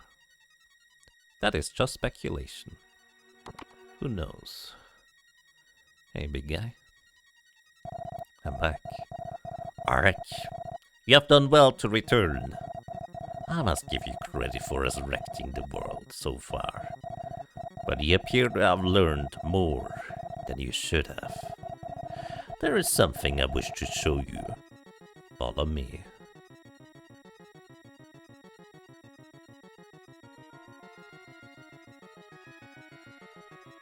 You prefer not to talk to anyone in this part, and wait, the very ending keeps Krista on its nice blue form. That's fair. I think it's more complete as a story if I do this stuff. Arik, look at the sky. The flowing crystal blue. It's beautiful, no? Your body. No, all humans here are replicas made of the same material. When used up, the replicas regain their true form and float like so. Earth has cycled through growth and decline to two opposing wills. Light created life, and dark destroyed what was unnecessary. And the will of dark now tolls your end. Arik, your duty is now finished. Now, let us make our way to the Gaia Stone.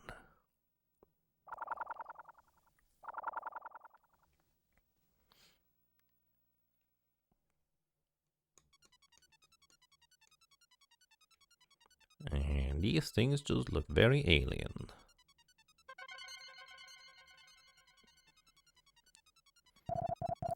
This is the Gaia Stone. You're inside the sun, in the underworld. This infinite corridor is the history of living things. Creation is the making of form. Destruction is the solution of form. This planet's life had been promised an unfortunate fate at its start. Soon light and shadow shall become one. There is no shadow without light, and no light without shadow. For Earth's new beginning, I shall fight like you, with a real form. Welcome. I didn't heal up. Whoopsie.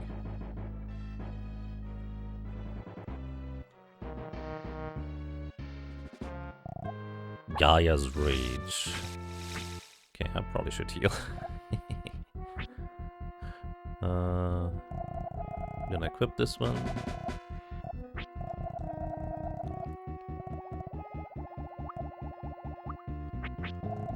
I might as well heal to full.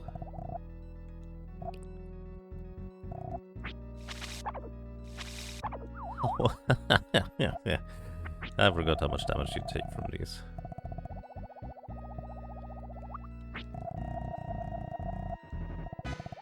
There you go.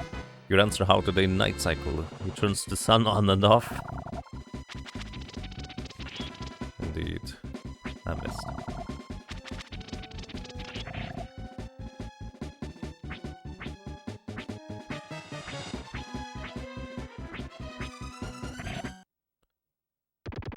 Not yet. We dealt so much damage we two-shot the core. But that was just phase 1. Welcome. To phase 2. This boss is pretty mean, because you can hit it with dash attacks, with jump attacks, with all sorts of things you try to hit him. And the reality is, unless you're decently high level, you're not going to deal much damage with all of these. The best damage you can do is by doing regular, slow stabs. Don't attack too quickly. Oh, that's...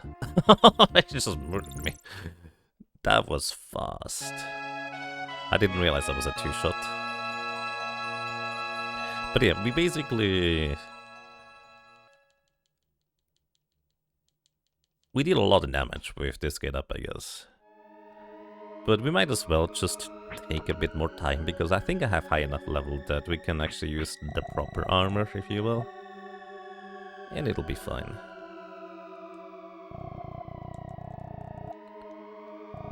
Okay, I think you need to see, of course, before you can go.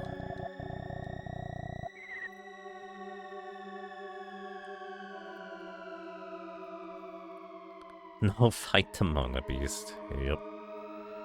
Anyways, I'm pretty sure this is exactly what happened last time too. I got knocked out by the final boss. Because I was not careful enough. It's kind of interesting on how this is already still disruptive. Or like in red light.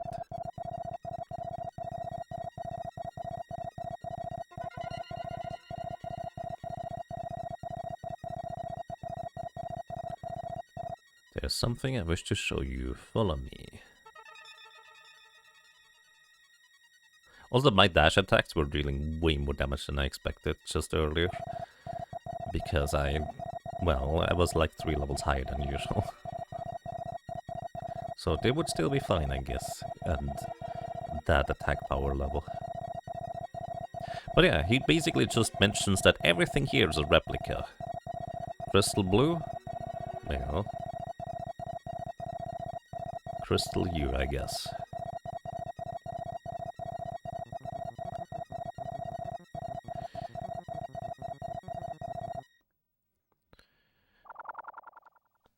It doesn't actually matter if you move anywhere on this little section here. Can go up or down, everything is the same. But what you can do in order to speed this up just a little bit, if you'd like to, is as soon as the text appears, you can enter the menu and leave the menu immediately again. Also, how many healing items do I have? Yeah, plenty technically, as long as I'm not a dingus. But yeah, basically we can interrupt his dialogue by just entering and leaving the box over and over.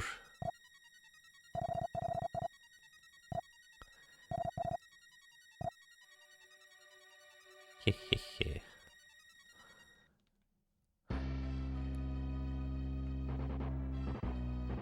Round 2. Right.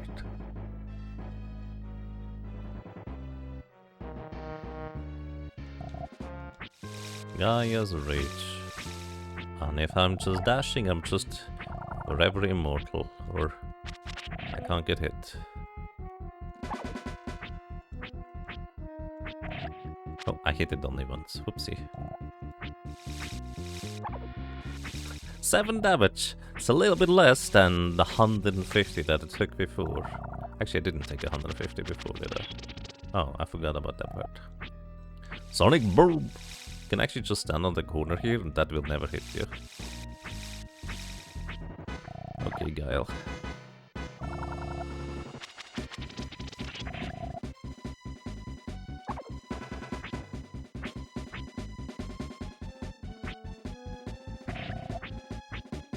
No, I just needed to hit it once more. I'm a dingus. I missed. Gaia's Rage. Oh. Crazy what happens when you equip the proper armor.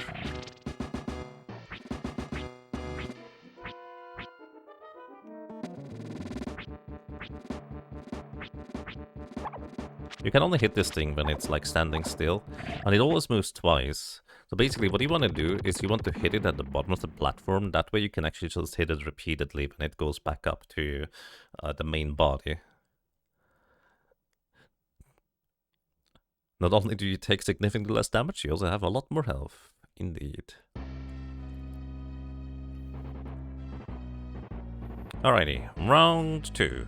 You don't know it's a round 2. Actually, technically speaking, in universe, this guy might know that this is round 2 or 300 really, from all we've been doing so far. Anyways, you can't really do attacks at all while this guy is not coming closer to the platform. So why does this guy ever try to come closer to the platform? Maybe he is like sportsmanship. He is using his real form in order to, you know, decide the fate of the world.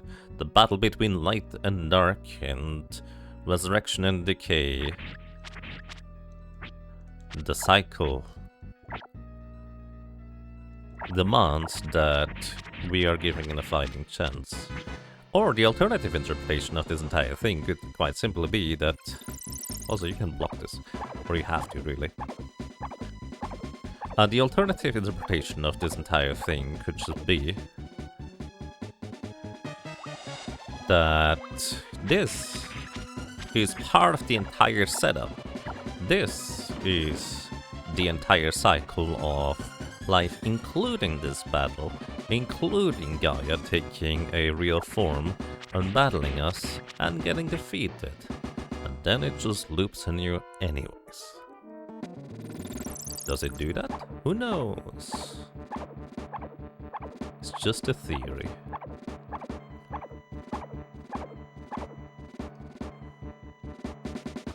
Come back. I want to hit you, please.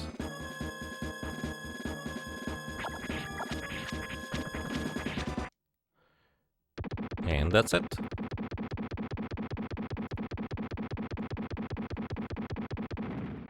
Goodbye. Defeated, Dark Gaia. A voice echoed in Ark's head. It was the same voice heard at the hero's grave. It is finally over. Dark Gaia's powers are sealed. Who is that? Who are you? Me? I am your original in the light side. Dark Gaia created you to rule the planet as his own. He made you by copying me when he was first sealed. No, not just you. The village of Krista, too. Above ground, you saw a village identical to it. The world runs on a balance of light and dark. You came to realize that. The darkness has passed. Our work is done. Let us return to our respective worlds. Which means the arc we're playing as goes back to Krista. A bit of a unpleasant Krista, isn't it?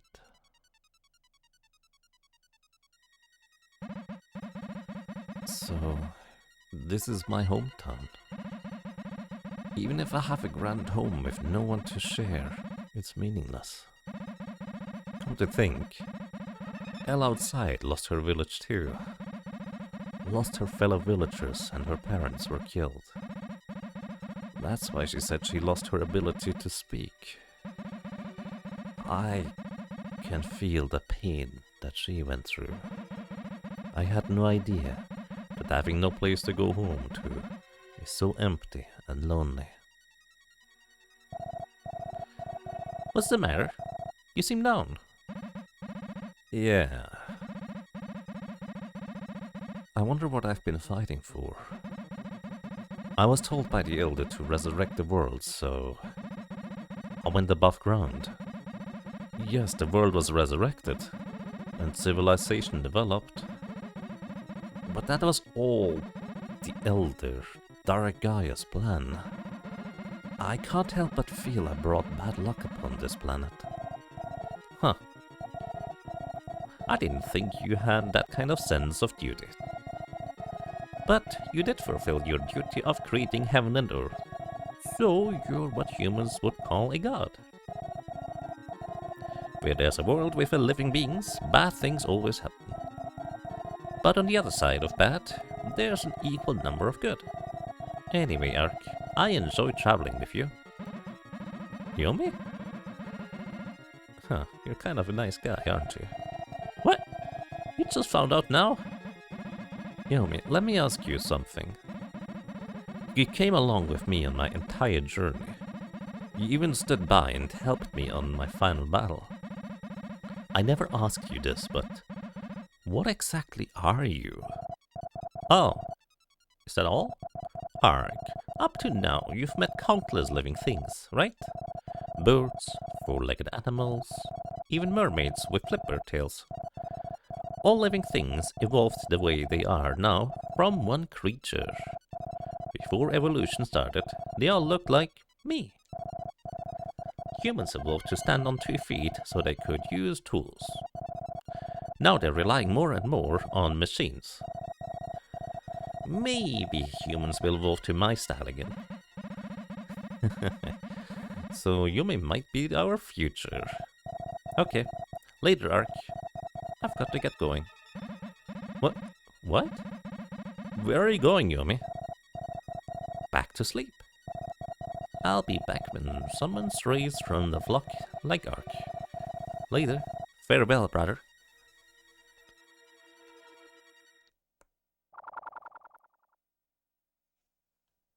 And then he was alone.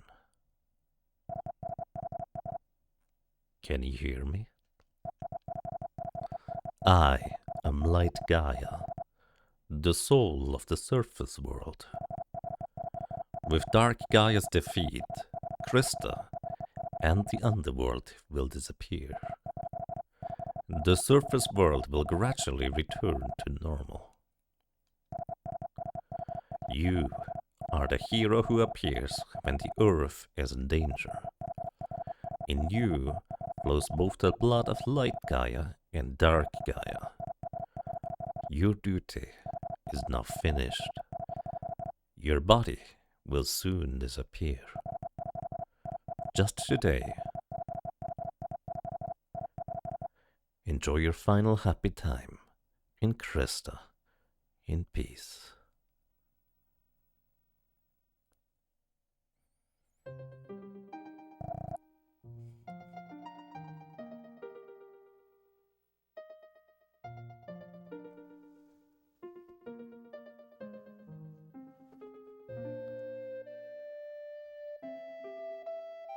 Ark?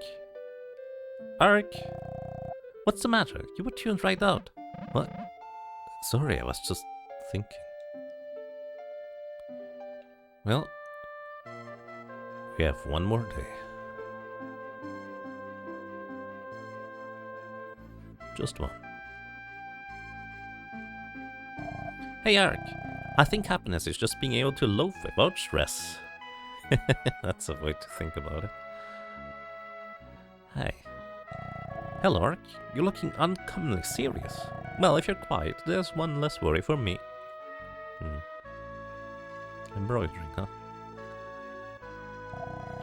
Elle's weavings are endowed with a special power of evoking happiness. I wonder if I'm becoming an artist and weaver like Elle.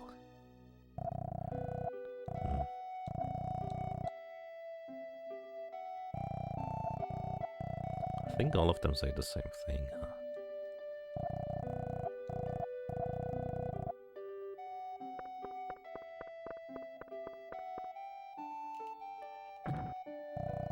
We have to make nice clothes so people can enjoy them.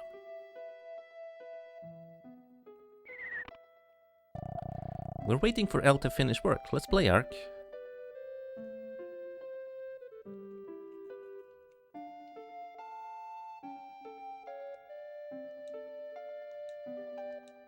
Not even the chickens make sounds anymore.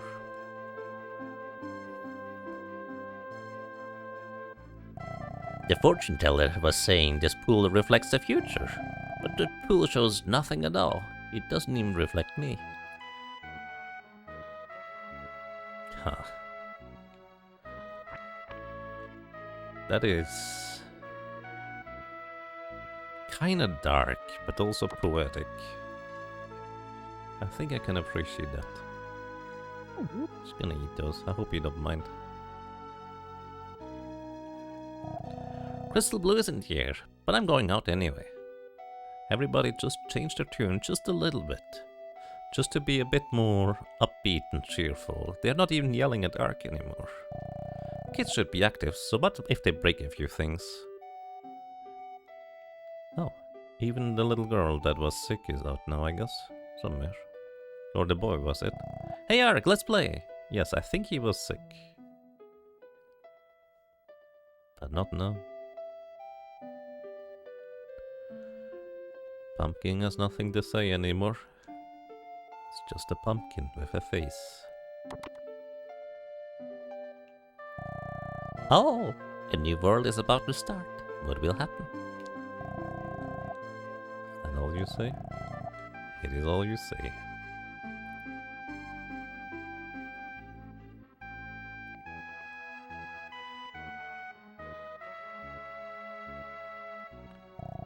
Just a dangly hook and line can make the days stretch out. Ark, why don't you join me fishing? Isn't Crystal Blue pretty? Look at that, there's someone that looks like Elle. This is the shopkeep. I never actually visited him. However small or tool, it's made to be useful to people. It's the same with people. There isn't a single person that is unnecessary.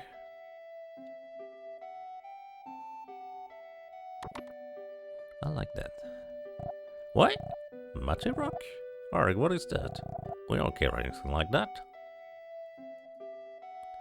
And the chicken is still on the roof, pretending to be a weather vane. I think that's what it's supposed to do. Never actually recognized that. Hey, friend. Homemade vegetables taste great. The crops I cared so much for have my love and life invested in them.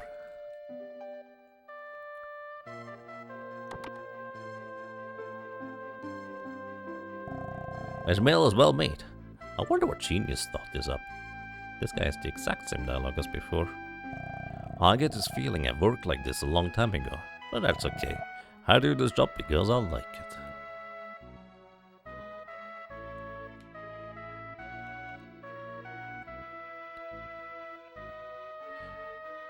And yes, this is normally like a magic shop. You can buy spells already this early and use them technically on the first set of dungeons. Something about you has changed, Ark. Huh.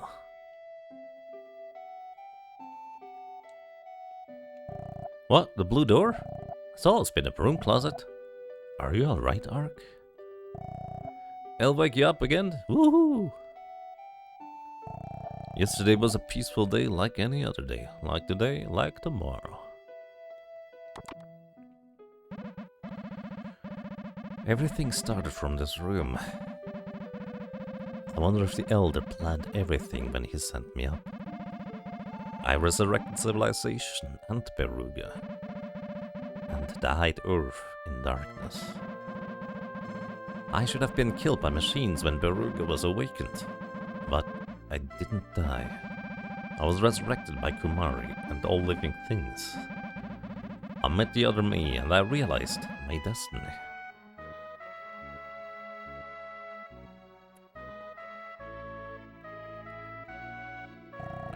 Yo, Ark. Look at that crystal blues reflected in Ark's eyes. Huh.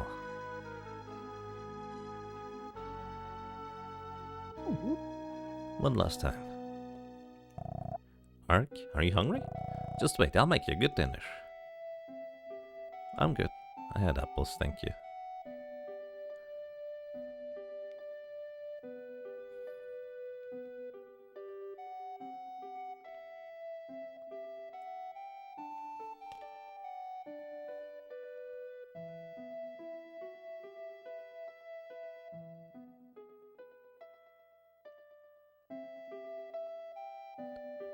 What would you do if you knew you had just one last sleep?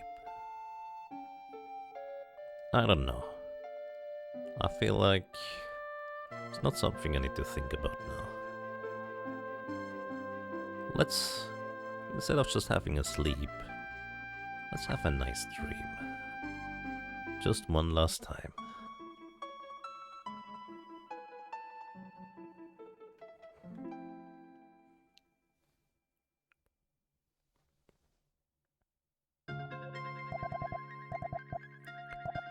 Ark, do you hear me? I have something important to say. I tried to kill you as a baby in Stockholm. In Krista, the eldest word was absolute. But seeing you grown up, I understand now. We are all individuals. It's important to live naturally. Krista will be gone soon. But if we are bound by fate, we will meet again in time, somewhere. Ark. Until then, goodbye. For just a little while.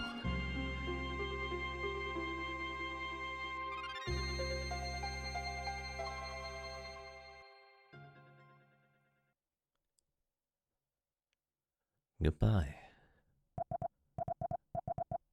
Until next time, as Ark fell into a deep sleep, and he dreamt his last dream.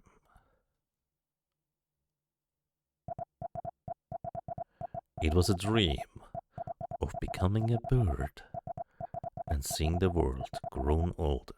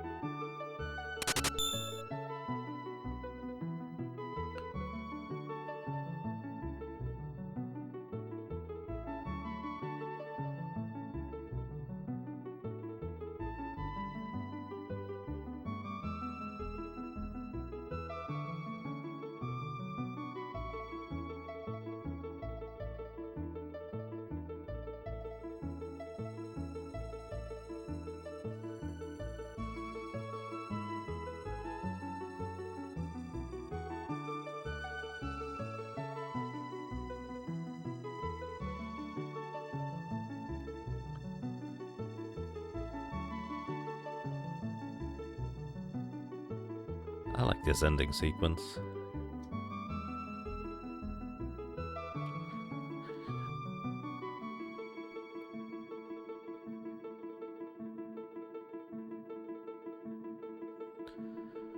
I think Terranigma, to me, is one of those games that kind of gets better the more I play, in a sense.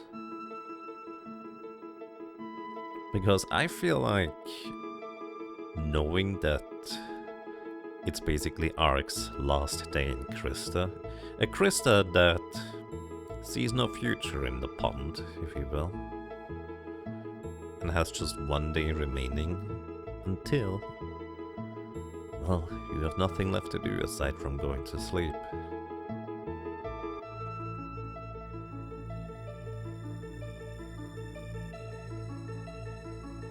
It's basically the kind of game that makes you say, alright, I guess that's it.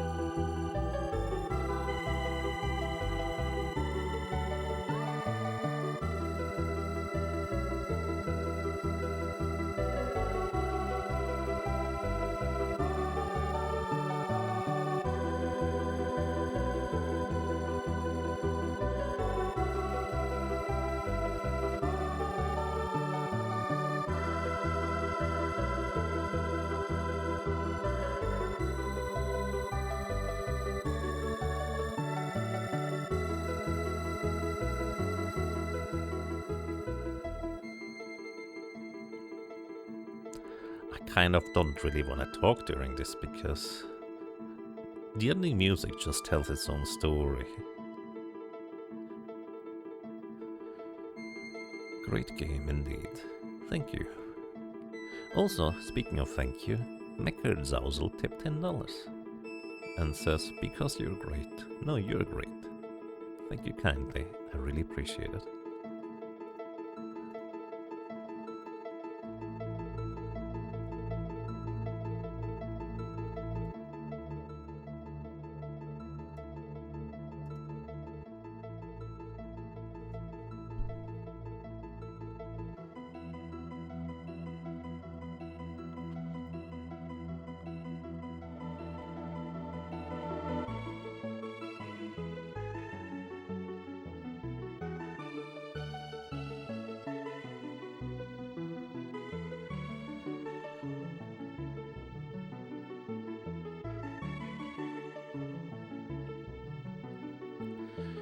You know, endings in video games like this that are...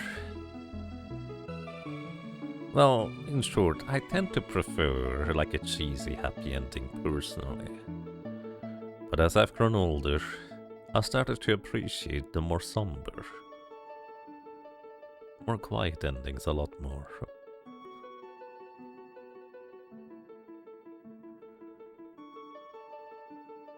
And in the end, who knows? We don't really know what happens at the end. Somebody's knocking at the door. That doesn't sound like it's a bird knocking, if you ask me. I'm coming.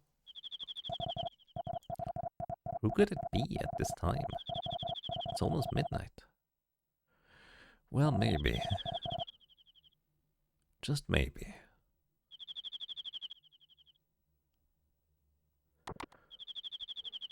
Opening the door, hesitating, and then rushing outside tells its own story.